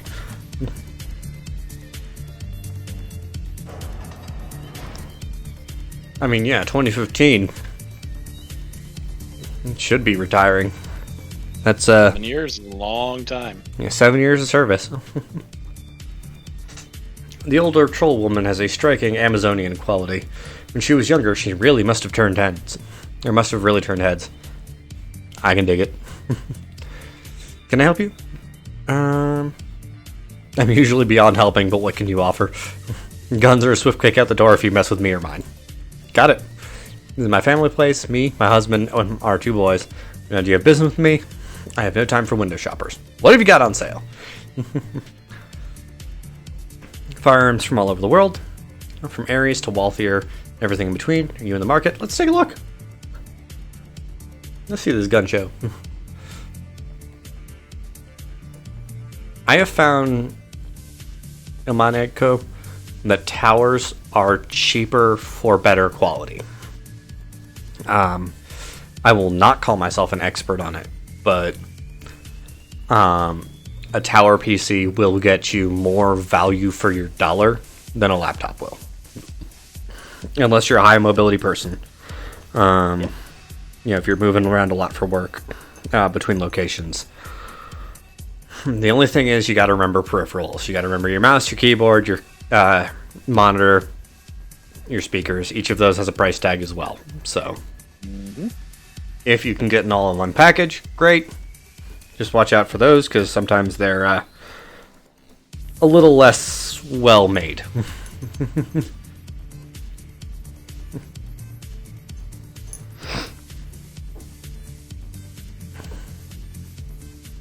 Let's see, any good guns in here good weapons that I need? Secure Tech armored clothing might be a good choice. It's better armor than what I've got. Maybe a PC and a laptop. I lean towards I think personally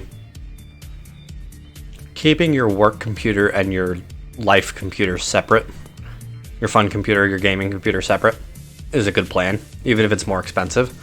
I mean, it sounds like you're doing coding, so I would personally just go for whatever hardware is needed for making your job easier, and then build something fancy for your fun gaming stuff. Yeah. I mean, the site I always go to whenever I bit my last 2 gaming computers was my Magic Micro. They did me really good, so. Okay, we're under Kylie Cheng's umbrella. Her yellow just to protect the box. Okay. It speaks of a pride of a woman who bows politely to greater powers but never prostrates herself before them. Oh, no, don't worry about it, man. Yeah, no, I'm happy to talk with folks. I will not call myself an expert, but I do work in the IT field. I know enough. I say it a lot that I know enough to get myself in trouble. I'm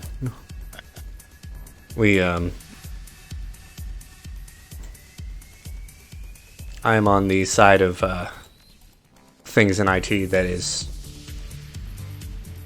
making sure people don't fight with each other. Okay, I just have secure clothing, that's right. Okay, I'm going to buy from her, because the secure armored clothing is a better value than what I've got. Confirm.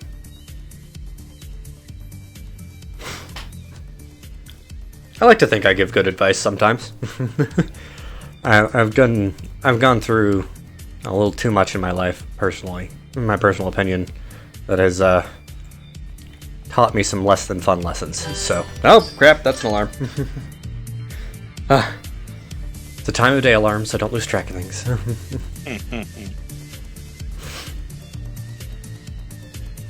All I'll say is do your research, make sure you know what you're getting into, and definitely talk to your coworkers who maybe have been in a role and have a similar kind of need as you do for their computer. and they will be able to help kind of guide you on what they're doing. I definitely have one or two coworkers that I would go to for kind of their advice on what I would want, because one of them's an infiltration, cybersecurity. He does the physical walk-in, like, stress test and breach test kind of person. And his setup is crazy. But he needs a little more of stuff. Okay. Ah, this is the melee person. It's a monk. It's more than monk's robes or anything but ordinary, certainly. Silk makes up the base outfit, but paired with high-impact ballistic armor, heavy-duty boots, and a bandolier of throwing knives. But the table in front of you is arrayed with a wide variety of melee weapons.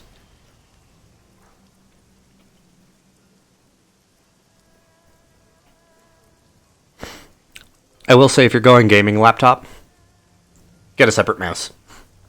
Yeah. Gaming with a trackpad is almost impossible. And if it comes with a mouse, it's not going to be as good as one you'd have to buy independently. Just because, quality-wise, it's a bundle item, you know what I mean? It's like... Yeah, it's oftentimes like a $5 mouse that they throw in for, 10. Buy this, buy this shirt and we'll include some socks. Well, the socks are branded for the store everywhere, and they're about as thin as tissue paper. Yeah, you get some free socks, but they're not the best. I am Monk Shen. Most people in Haoi call me Spider Shen, on the count of the spiders back there. You're not local by a long shot. It's definitely a statement, not a question. Yeah, what about it? Shen shrugs and swings an open palm across the table in front of you. So you probably have more reason to buy something than my neighbors, and I'm here to sell, so that's good. Awesome that you got it covered with peripherals. Definitely had that fight with a couple situation. Like to use mechanicals. Mechanicals are nice. You like the click, click, click.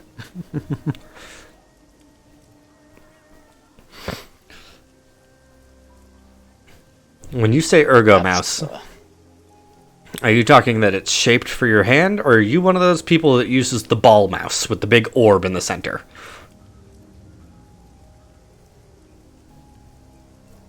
Because my father uses those, and they drive me up the wall, because I cannot imagine how his muscles handle that. Like, the tension it puts on the muscles in the back of your palm, if you're not used to it. What's up, bud?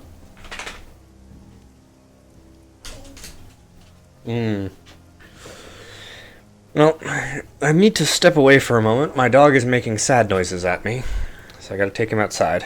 Let's get some music going, at least. I should be back in like 5-10 minutes, so... I'll be here. Il Maniaco, if you want to hang around, it's not going to be the most entertaining thing to look at right now, but Wes is here to chat, and Yeah. but I've got canine biological needs to take care of, so I'll be right back. Yes.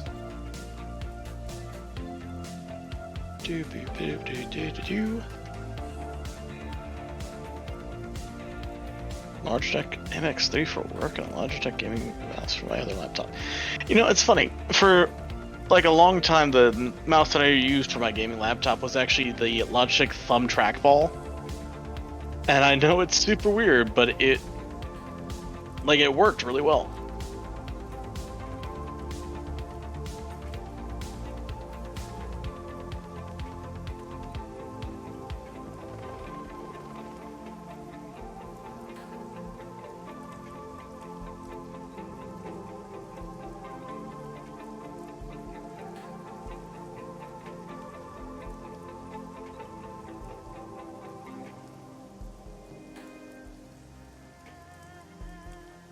I think for the most part, as long as you're comfortable with what you're having for your peripheral stuff, you'll be fine, dude.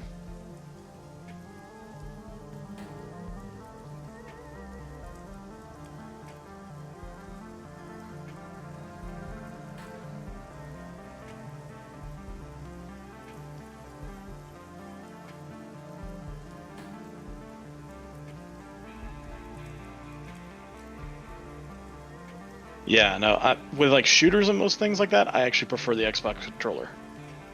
Which is weird because most people are like, oh, you're not using a mouse? That's terrible. Oh.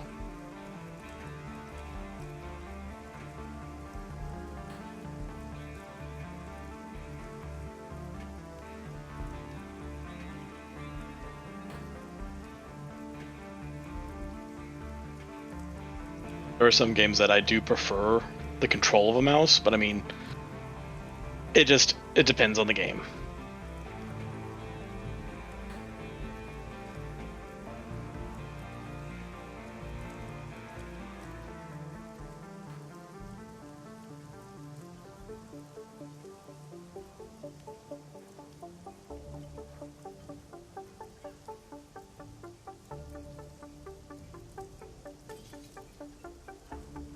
It's been a while since I played Diablo 3, and I've actually beat it through on the PS4. So I actually was using a controller controls for it. Which it sounds weird that it would be awful that way, but it worked very well.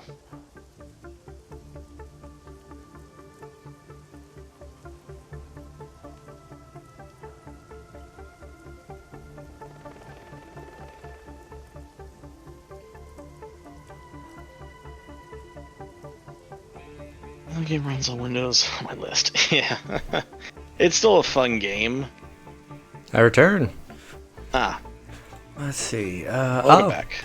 Logitech MX3 for work. Okay. Decent mouse. Used an Xbox controller for gaming. Definitely the case. It makes sense if you're not using your PC primarily for gaming. I think the first real game that my spouse played regularly was Diablo 3. Well, the Diablo series, but that was the one they played primarily when we moved in together. So, Diablo 3 was a lot of fun. it's a shame what Blizzard and Activision have been doing, but Yeah. That's why I still like Grim Dawn, because it's basically a Diablo 2 clone. that's true. We haven't played that in a while.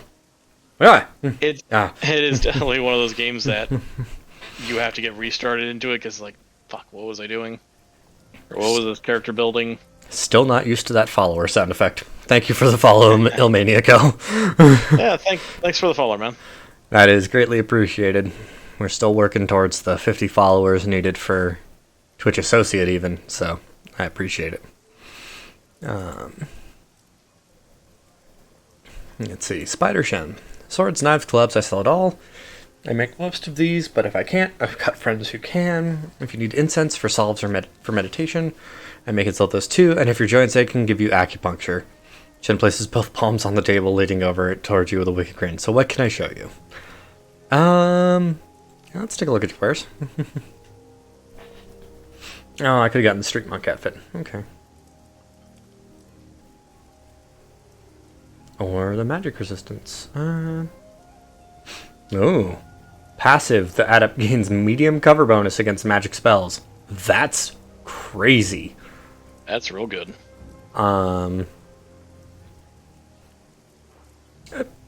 understand it's no problem. Still appreciated. I greatly appreciate it. So, and then there's the throwing knife, which I could get to give myself a ranged, attack. I mean, even a knife is just able to be thrown. I think the magic resistance, though, is important. Start to get teased by games like this. Shadowrun, it reminds me of the good old D&D games days. Definitely get that.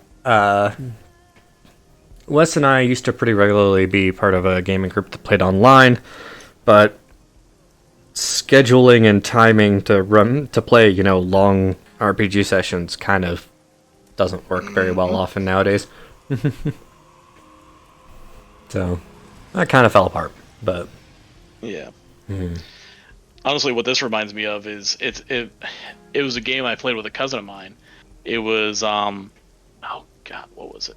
Baldur's Gate Dark Alliance. Dark Alliance 1 and 2. It was such a fun game. You say something a little controversial here? Ah, the good Baldur's Gate games. I spent a large portion of my college time in doing game design stuff and learning proper game design, and oh my god, I fucking hate the original Baldur's Gate games. I just like Dark Alliance because it was a really neat introduction into D&D. Mm-hmm. And 2 was so neat because you could multi-class into it. There were Nice. like specific quests you could do where you could technically multi-class. So the original Baldur's Gate has 2 major points that are against it with me.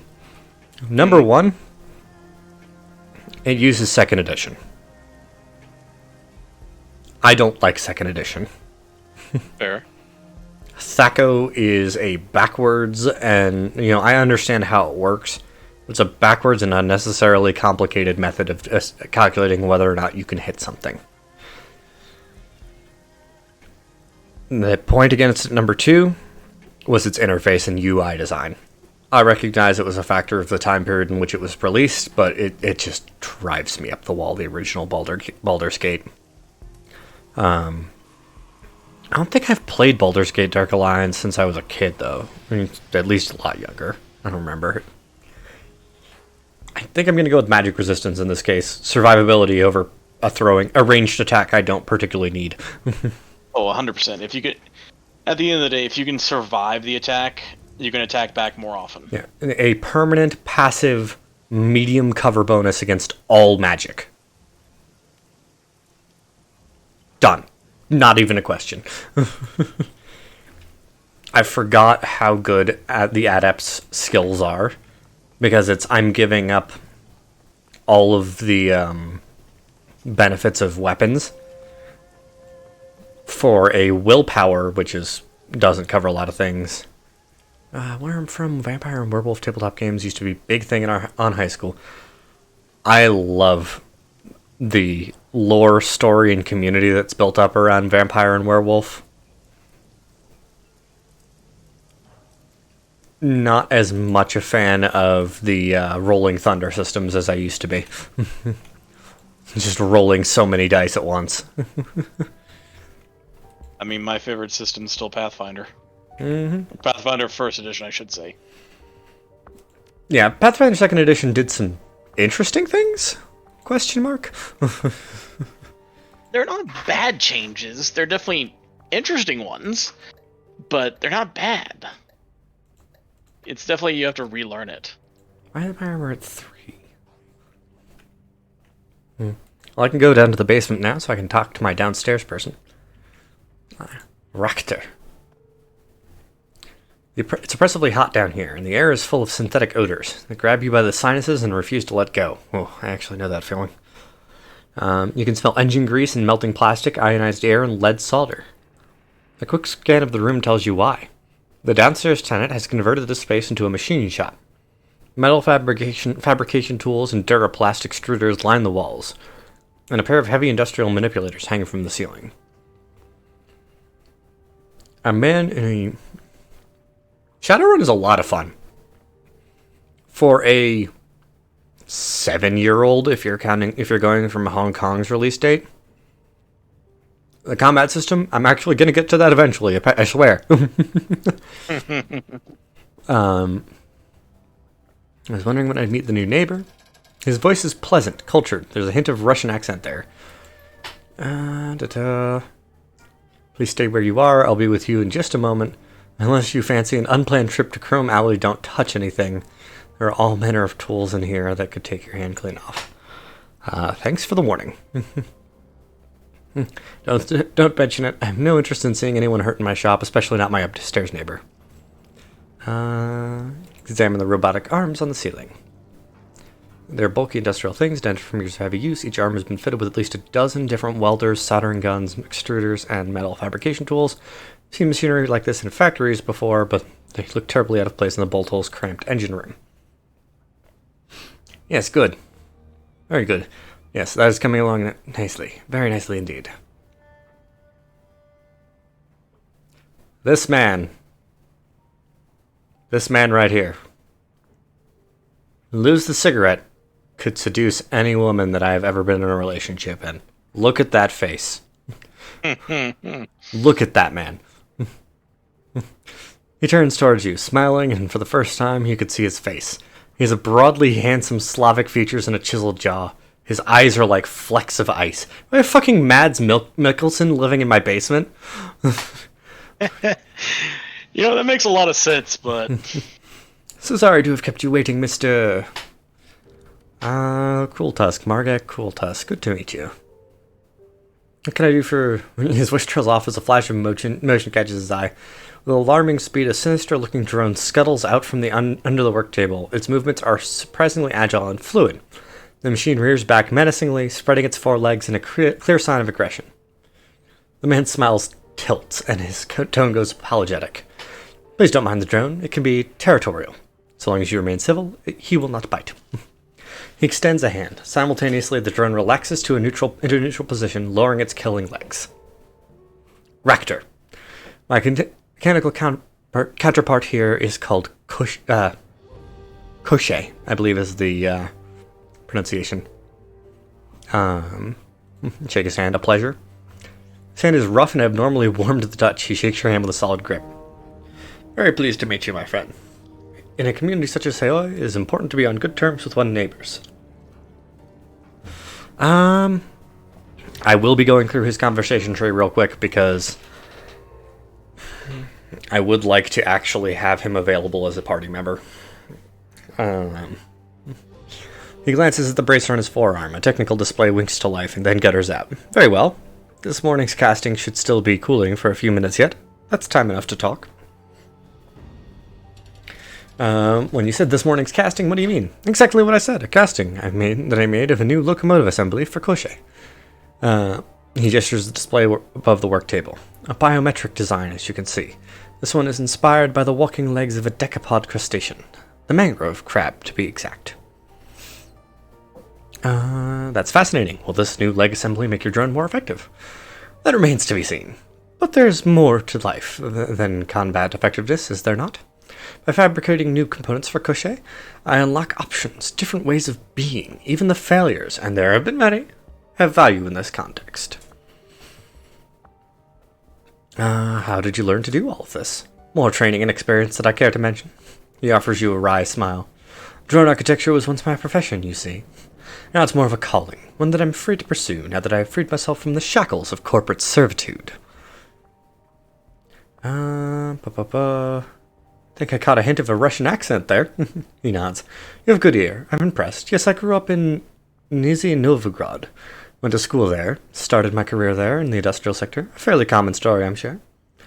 But I've also traveled a great deal, and in so doing, I've absorbed a number of other languages and dialects. I can talk today, I promise. Oh my god.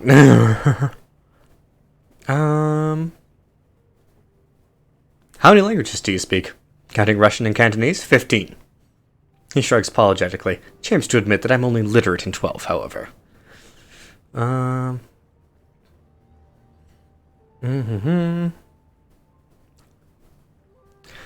have a good night as well. There's a little bit of... There's actually quite a bit of combat in the earlier parts of this. If you want to watch the VOD, it'll be up tomorrow, obviously, once I'm done playing. So if you want to check out the combat system and how it works in this game, feel free to do so. But yeah, it was lovely talking to you. Happy to give advice on that kind of stuff in the future as well. Have a good rest of your weekend, man. Yeah, that's still impressive. Perhaps when compared to the common man, but I've known a great many polyglots who can and do put me to shame. He gives you another half shrug, and Koshe mirrors the gesture. Arabic has been a particular bugbear of mine. The unfamiliar characters and lack of vowels make it damn tricky to get a handle on. But I suppose that all men have their limits. Koshe is an interesting name for a drone. Oh, academic-only option. Yes, I suppose that it is. Not many riggers would name their most prized possession after a villain from a fairy tale. A nod to my heritage, I suppose. What was the fairy tale about? A thoroughly unpleasant person. Koshe the Deathless, as he was called. And for good reason. His soul was cleverly hidden outside of his body, and he could not be killed so long as it remained intact. Koshe was a villain and a notorious kidnapper of women, but something about him always stuck with me. Suppose that it was the notion of immortality through cleverness that resonated. There was something to be learned from that, I was sure. And so, when it came time to name my beloved creation, that was the first name that came to mind. And is your drone deathless like its namesake? In a matter of speaking, yes. Suppose that he is. I have redundant copies of every piece of his architecture, and his core programming is stored on a disk at a secret location. Should he ever suffer critical damage, I can easily bring him back. I had a plan, once, to automate the self-repair process, I must confess. It was really quite ingenious, but alas, my research was lost. Now that's going to be a quest later! Yeah. One day I will reclaim it, and Koshei will become as deathless as the story claims, but it will not be today. Hey, you've got some interesting machinery here, not the kind of thing you typically see outside of corporate settings. He smiles. Same could be said of many in Haoyam Plain. Sure, this is a smuggler's den, is it not? Our entire economy is based off people, or on people having things they shouldn't. Is there a particular device that interests you out of curiosity? Yeah, the robotic arms, honestly. He's already explained the drones. Good guess, that's precisely what they are. They fell off a boat, you might say. They weren't cheap, but I acquired them and had them mounted on the walls of my shop. I simply had to have them. The return on investment has been dramatic. Yes, they're cruder by far than the Waldo devices that I used in my professional life, but they still do the job, and they are mine. He gazes lovingly at the industrial arms, still smiling. We got a little Otto Octavius in here, too. They've increased my fabrication capabilities nearly tenfold, and that to me is worth any price. What corp did you work for? He sighs. It is something of a sore subject. My departure was involuntary, you see. I did not part ways with my employer under the best of terms. I will tell you that I worked for Grishin Aviacor. But you'll forgive me if I don't want to go into detail. Keeping all this machinery running can't be cheap. How can you afford it? Freelance. At the risk of sounding immodest, I've commodified myself rather well. There are always corporations in need of design consultations. You'd be surprised by how lucrative such work can be. There's always other work that I can turn to in a pinch. You said that you did other work besides consulting. Care to tell me what kind? He pauses, and for a few seconds something flashes in his eye. Koshei lowers its body into a crouch. Rather personal question, wouldn't you say? Maybe, but then we're having a personal conversation. Indeed we are. But even personal conversations, certain topics can be held off limits. Truth be told, I don't feel especially comfortable discussing my side work with relative strangers. Suffice to say that my freelance activities often fall in the illicit end of the spectrum. Tell you what, I'm gonna guess you're a Shadowrunner, aren't you? He gives you a shallow nod. I dislike the term, but yes, I run the shadows. What gave me away? I like the third option. Design consultants live in apartments in Victoria Harbor. You're living in a rusted-out boat in Haoi. There's gotta be a reason for that. He shrugs. You're correct, of course. The residents of shadow communities are usually either too poor to live elsewhere, or engage in behaviors too illicit to risk it. I will admit I'm to being in the later camp. Designing robotics is my passion, but it doesn't always pay the bills. He runs a hand over Koshei's armored chassis, caressing the sculpted metal with his fingers. My status as a foreigner has proven something of an impediment in this regard. And so, sorry as I may be to say it, the lion's share of my income flows for Koshei's aptitude for butchery.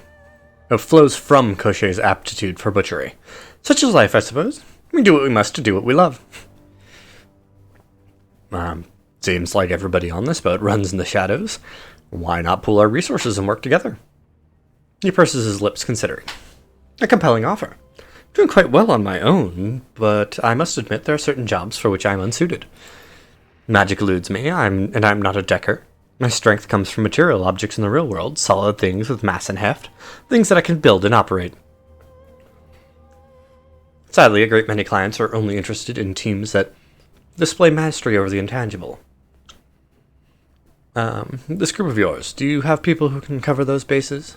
If so, then perhaps we can help each other out. Not a fan of the first line. Yes, we have a shaman and a decker, both competent in jobs, and yes, we also have a former security expert. I guess that's the best way to describe Duncan. Yes. I liked the last one. In that case, I will accept your offer on a provisional basis. We'll do a few runs together and see how we get on. If our association bear fruits, it will continue. If not, I'll bid you farewell and go back to running or working alone. How does that sound? Welcome aboard. Very good, excellent. When you receive a job, you know where to find me. My skills and resources are at your disposal. And with that, I'm afraid I must bid you good day. Still have work to do down here, and the leg assembly won't clean itself. I'll be in touch, looking forward to working with you. And I with you. I love Richter. He's classy, he's intelligent, he's here because it's like, I wanted to build a murder bot, and the corporation wouldn't let me. Let's see, what's his level up option? So Predator increases the accuracy for all attacks for Koshei, and Mangler increases its move speed. Oh, damn. 7 tile movement, that's impressive. That would give it a ranged attack, that would give it a rotary saw. I kind of like increased accuracy. Moving faster is great, but being able to hit more accurately is kind of important. Good for positioning versus good from hitting wherever. I think the thing that's drawing me to the accuracy is it's 5% accuracy boost for all attacks. Doesn't matter what attack type.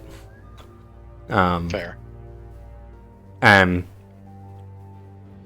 Koshei is very modular. Fair. Gets an Ares heavy laser at some point. Yikes. Plus, I've got melee covered. I don't need the robot to do melee. Also fair. Alright. Can I talk to my friends yet?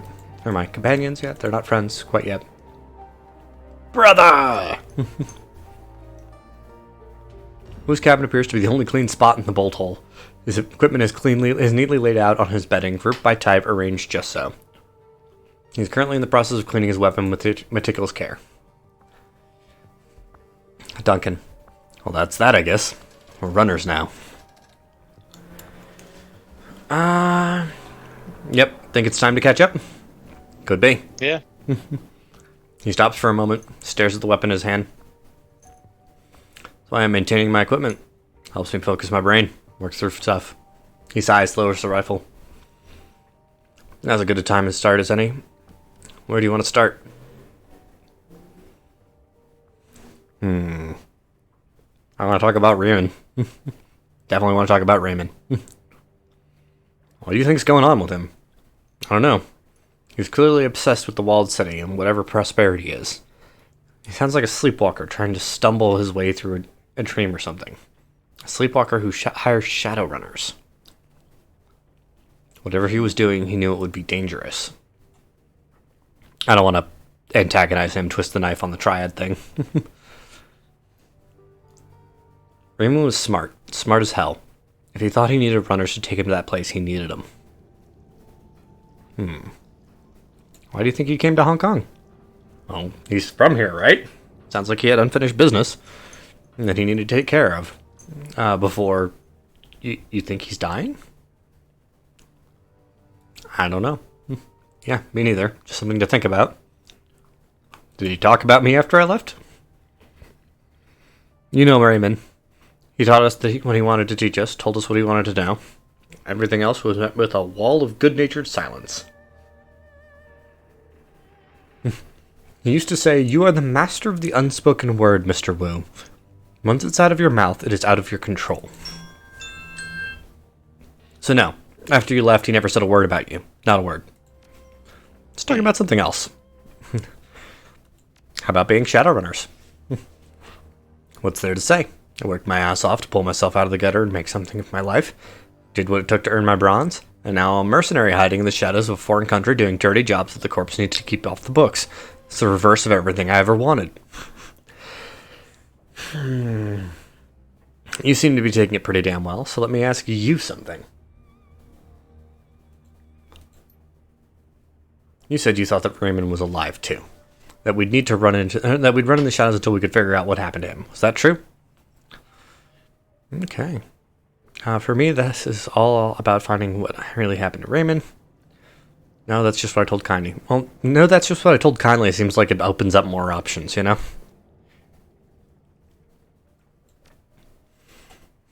So what's the real reason? Oh boy. Okay.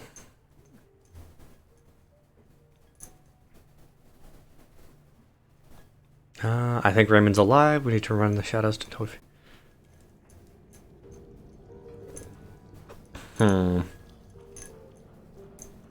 Actually, that was the real reason. At least you're consistent.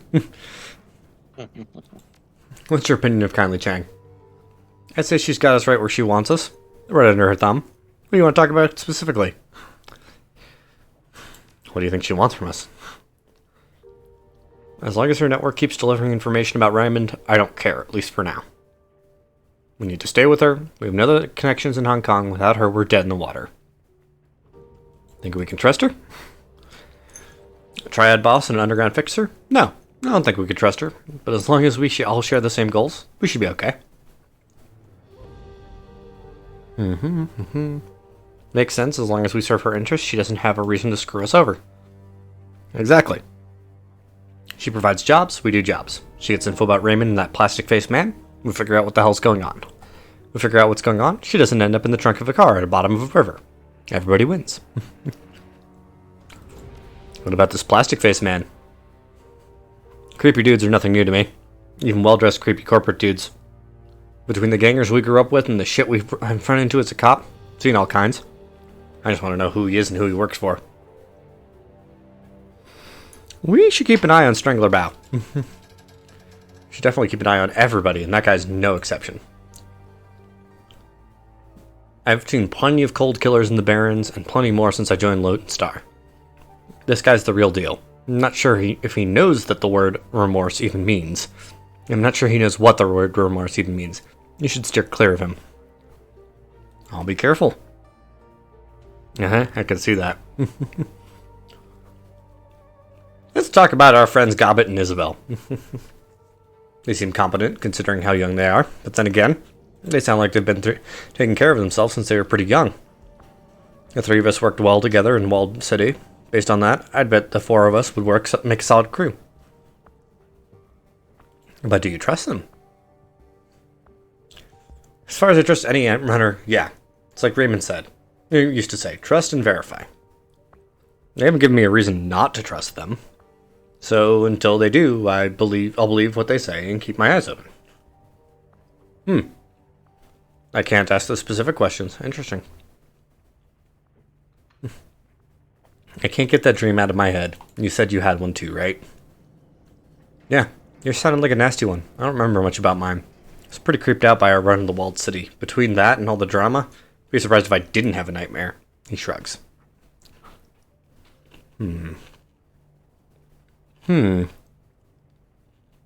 Was the walled city in your dream? Of course the walled city was my dream. It was a nightmare, wasn't it? It gives you a lopsided grin. Was it in your dream too?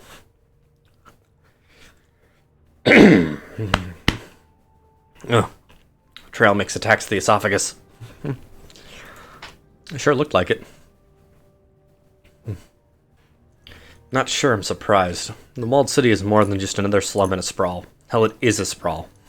Of course we dreamed about it. The feeling I had there stayed with me. It felt thick, heavy. I got this overwhelming feeling of, I don't know, wretchedness, I guess? What do you remember about yours? Just little snatches of things. He puts his hands on his hips and concentrates. The walled city was breathing, and it had teeth everywhere. There was a tunnel. It was so bright I had to shut my eyes, and Raymond was there. He was either kneeling or lying down. I can't remember which. But he was crying. That's what made me wake up, the sound of my father crying. Yeah. It feel any different from any other nightmares you've had. He takes his time, thinks about his answer a bit before he responds. You know, sometimes you'll be mad at a friend in a dream and wake up still mad at him. You treat him like you did something wrong when you see him. Kind of feels like that to me. Like I was dreamed I was swimming towards a bright light and I woke up and I was out of breath from the effort. Let's talk about something else. That's it? Okay. Let's talk later. Later's good. I want to do some cardio, work off some steam. Then it's rack time for me. You should do the same, Margak.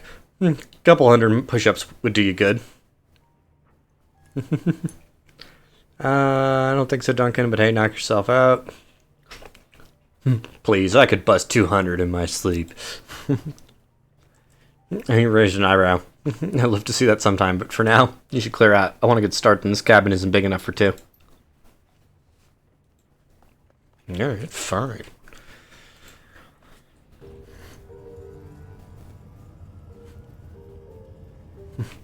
Two more conversation trees to exhaust. Isabel's cabin is an exercise in controlled chaos. Her living space is utterly dominated by an enormous jury-rigged computer. The serpentine cables snake from component to component, tying dozens of obsolete terminals and cyberdecks into a single colossal machine. Isabel. This is my personal machine. If you're looking for your mission computer, it's downstairs.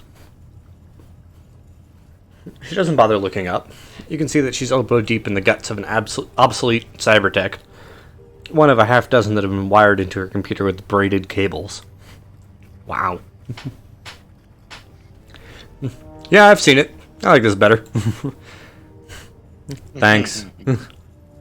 She continues to study the cyberdeck's entering components, clucking her tongue. The skinny fingers dart to label a stray wire with a strip of electrical tape. So, you need something? I guess so, yeah. Can I ask you a few questions? She leans in, scrutinizing the innards of the obsolete deck. Go ahead, I'm not stopping you. Any thoughts on the last run? I wasn't there, remember, so for me it was pretty much like any other night. Spent the evening tooling around on the octopus. It's quite the machine you're working on. Care to tell me about it? She's my pet project. I call her the octopus. She waves a hand at the tangle of thick power cables that radiate out from the machine's central core. You might be able to guess why. Did you do this all yourself? She yanks a fried chip from the deck's motherboard and neatly sits it aside, then fumbles in a nearby bin for a replacement. I had to make do with whatever I could find as a kid. Taught me a lot about being self-sufficient. What's this thing made of? Whatever I could find. Busted terminals, obsolete cyber decks, aftermarket memory from Maximum Law's dumpster. Scavengers would kill for the stuff in the walled city. But out here, people throw it away. She chuckles to herself as she eases a card into the expansion slot. Most stackers are early adopters. They buy whatever's newest, shell out huge amounts of new yen in hopes of riding the bleeding edge. Stupid. Why? My character has no decking capability, so why? Because I can have 5 of last year's model for a quarter the price of that whiz new cyber deck. And after I've finished daisy chaining them together, the machine I've built will run circles around your hot new deck.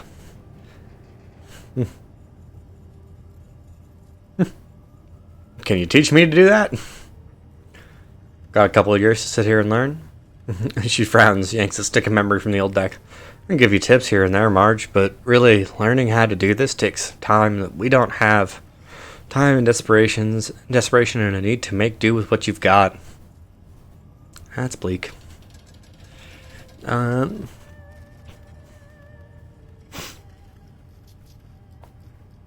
about your portable gear, your cyberdeck software, that kind of thing? Gets the job done. Might not be top of the line, but I'm comfortable using it in the field. If you should happen to come across any more advanced hardware or software, either on the job or on the discount rack at Law's Techno Palace. I'm not above taking donations, but barring that, I'm fine with using what I've got. Your call. I'm violently avoiding the dreams question because I feel like that's going to cut the conversation off. Yeah, more than likely. But like the rest of these all seem to be conversation enders. I kind of want to talk about Victoria Harbor though. I'd rather not. I lost friends there. I'd rather not. I lost friends there. Respect that. Sorry, didn't mean to pry. You don't have to apologize. Just change the subject. Okay. Have you been having weird dreams lately? Her body goes still. Yes, I think everybody has. Me too. I've been having horrible nightmares. I know. That happens more often than you'd think. She'll tilt her head in the direction of the walled city. This kind of mass psychosis was common where I grew up. Everybody got it. Wait, you've been sharing bad dreams with others since you were a kid? Alright, 1 second. Camelot just scampered off real quick. See what he's getting into. Probably not a good thing. Cam? What are you doing?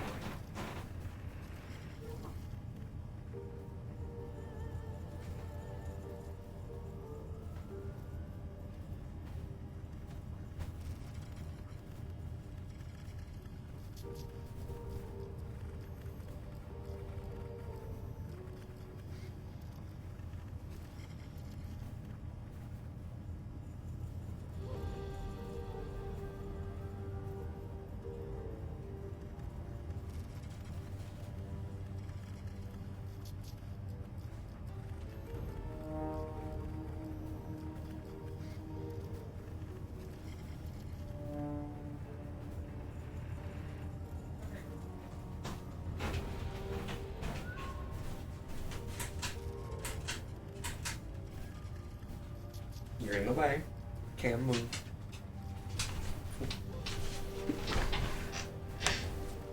Good boy.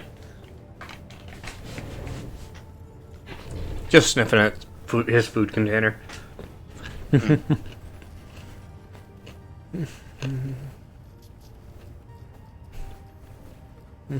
She nods. In the walled city, just one of the many amenities of life in that hellhole. But this, having it happen outside the slum, this is new. I don't know what's causing it, and I don't think I want to. I'd like to get to know you better. Tell me about yourself. Something? She pauses for a moment.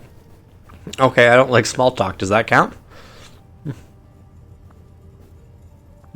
Alright. Yeah, of course. If you don't want to talk, we don't have to talk. Thanks for not pushing it. It's nothing personal. I just don't think that I'm a very interesting person. Wow. That's a, wow. I don't think that I'm a very interesting person. I want to give her a hug right now, you know? She would hate it. But, like, I'm so sorry. Whatever happened to make you feel like that? Oof. Okay. You don't like talking about things other than your computer very much, do you? A long pause before she responds. When she does, she sounds vaguely hurt. I prefer not to. Nothing personal, it's just the way that I am.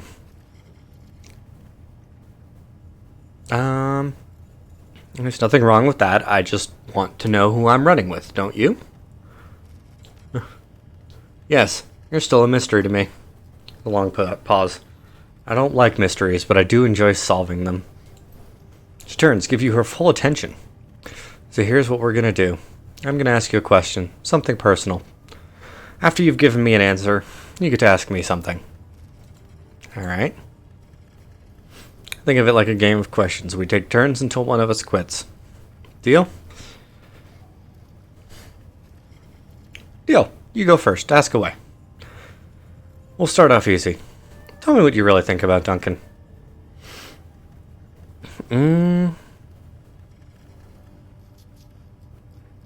He can be a pain in the ass, but he's like a brother to me. Interesting. Her eyes flit over to the doorway of Gobbet's cabin. The corner of her mouth tilts upward into a slight smile. And a little familiar. Well, you've answered my question. I guess that makes it your turn. So yeah, I can obviously see one of those that's going to be a conversation tree ender. The last one. You grew up in the walled city, right? Tell me about that. That's going Yeah. to end the conversation. Yeah, that's gonna be rough. How long have you been running in the shadows with Gobbet? That's a good question. I guess about 4 years now. Decent stretch by anyone's reckoning. And that would make it my turn. She pauses, considering. So tell me, what was your connection to Raymond Black? He was like a father to me and Duncan. He got us out of the Barrens. He was a rich old man who wanted to buy the gratitude of some street kids. I accepted. He was my benefactor and mentor. I respected him. I could say the last one there. My character so far has been like, fuck Raymond in the rule sense, but he was a good guy. No hostility, Yeah. just like, yeah, fuck him. I respect him, but no. In that case, my condolences. It's always difficult to lose someone who you respect. Your turn. Ask me a question, and I'll give you an answer. How did you and Gobbet meet? Her brow furrows, and after a moment she screws her eyes shut. We met as kids in the walled city. My prison was her playground. Oof. I'm sorry if that was uncomfortable for you. No, it isn't that. I'll be fine. She shifts her gaze to the octopus. I just have a hard time remembering those days. My childhood is kind of a blur. That brings us back to my turn. She gestures at the walls around you. You enjoy it, don't you? Living like this, working the shadows? So I can just say Raymond was wrong. This is what I was born to do. No, I left the shit behind when Raymond pulled me out of the Barrens. I want my old life back. Or this is survival. Yeah. I do what I have to. Enjoyment doesn't come into it. She blinks. We may have more in common than I'd thought. Your turn again. Go ahead, ask me something. Where did you learn to deck? The Wampoa. I lived there for a while after escaping the walled city. The people there were difficult. We didn't get along, but it was a great place to learn. My turn again. Her head tilts as she studies your face, and I think my last question for you. You're stuck here, marooned, you and Duncan both. He's obviously unhappy with the situation. He keeps going on about the things that he left behind. What about you? Is there anything you want to get back to?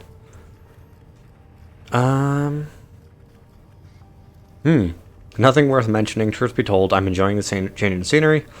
Yeah, I left something important behind my entire life, or my friends, my career, everything I had worth caring about. The last one's a lie. I'm gonna say nothing worth mentioning. Nothing? There isn't anything about your old life that you'll miss?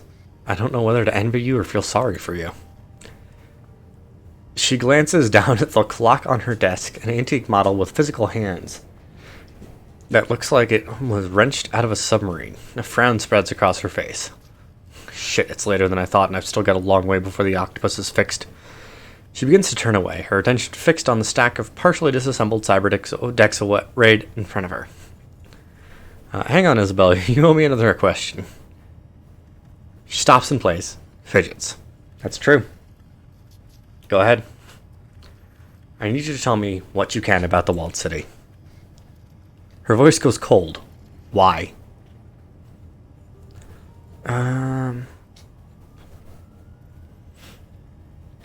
Because Raymond Black wanted to go in there, and someone destroyed my life to keep him from doing that. Why do you think that hellhole is getting into our heads, influencing our dreams? And because I visited the place, but I know that there's more going on there than I've seen. It's a hard one. I just said that my life before this didn't mean anything. But that's kind of the top one is kind of the most accurate one of like, no, somebody tried to just destroy my life to keep him from going there. Like, even if I don't care for the life before, somebody tried to destroy my life, or destroyed my life to stop someone else from going somewhere. I need to know why. Yeah. Her cheeks flush, just like they did the last time. She averts her eyes. No, I'm sorry, but no. Later maybe, but not now. Alright, Isabel. Maybe next time. She blinks. Her blinking, she turns away and buries herself in the octopus's splayed innards. Please excuse me, I have work to do. So, there's that. Finally, Gobbet. Gobbet, Gobbet, Gobbet. Oh, I gotta call it for the night, dude. It's already 12:30. No worries, man. I'm gonna finish this up and then wrap it up because after this is the mission computer and a whole bunch of missions. So, Yep. So, have a good one. enjoy the rest of your night, man. I will like I said, I'm probably gonna wrap up after this, and Yeah. tomorrow's gonna be Stardew, I think, until everybody's available to game. So, Fun. Fun, fun, fun. Yep. Okay. Good night, man. have a good night.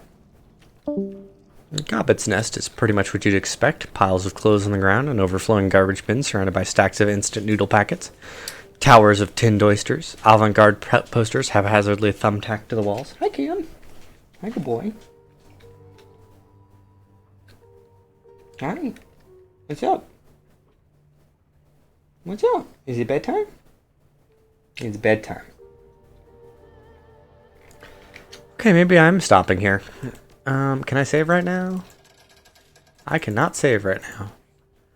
I'm gonna go through this really fast. Gobbet reclines in the corner, cradling a bowl of soup in her hands.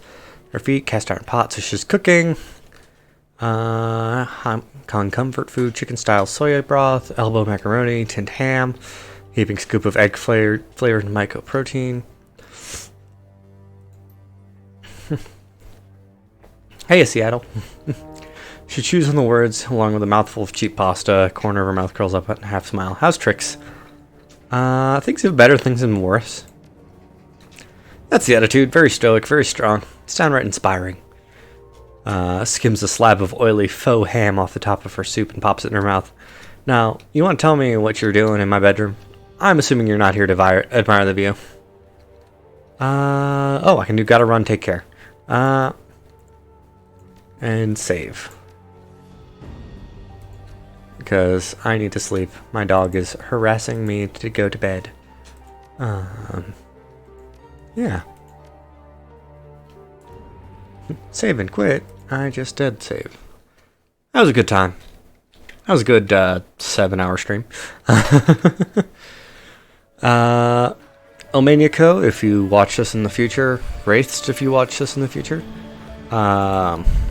Sorry I didn't deliver on some more combat. Otherwise, I hope y'all have a good night. And tomorrow's going to be Stardew Valley until everybody gets online, and then we'll probably switch over to Terraria.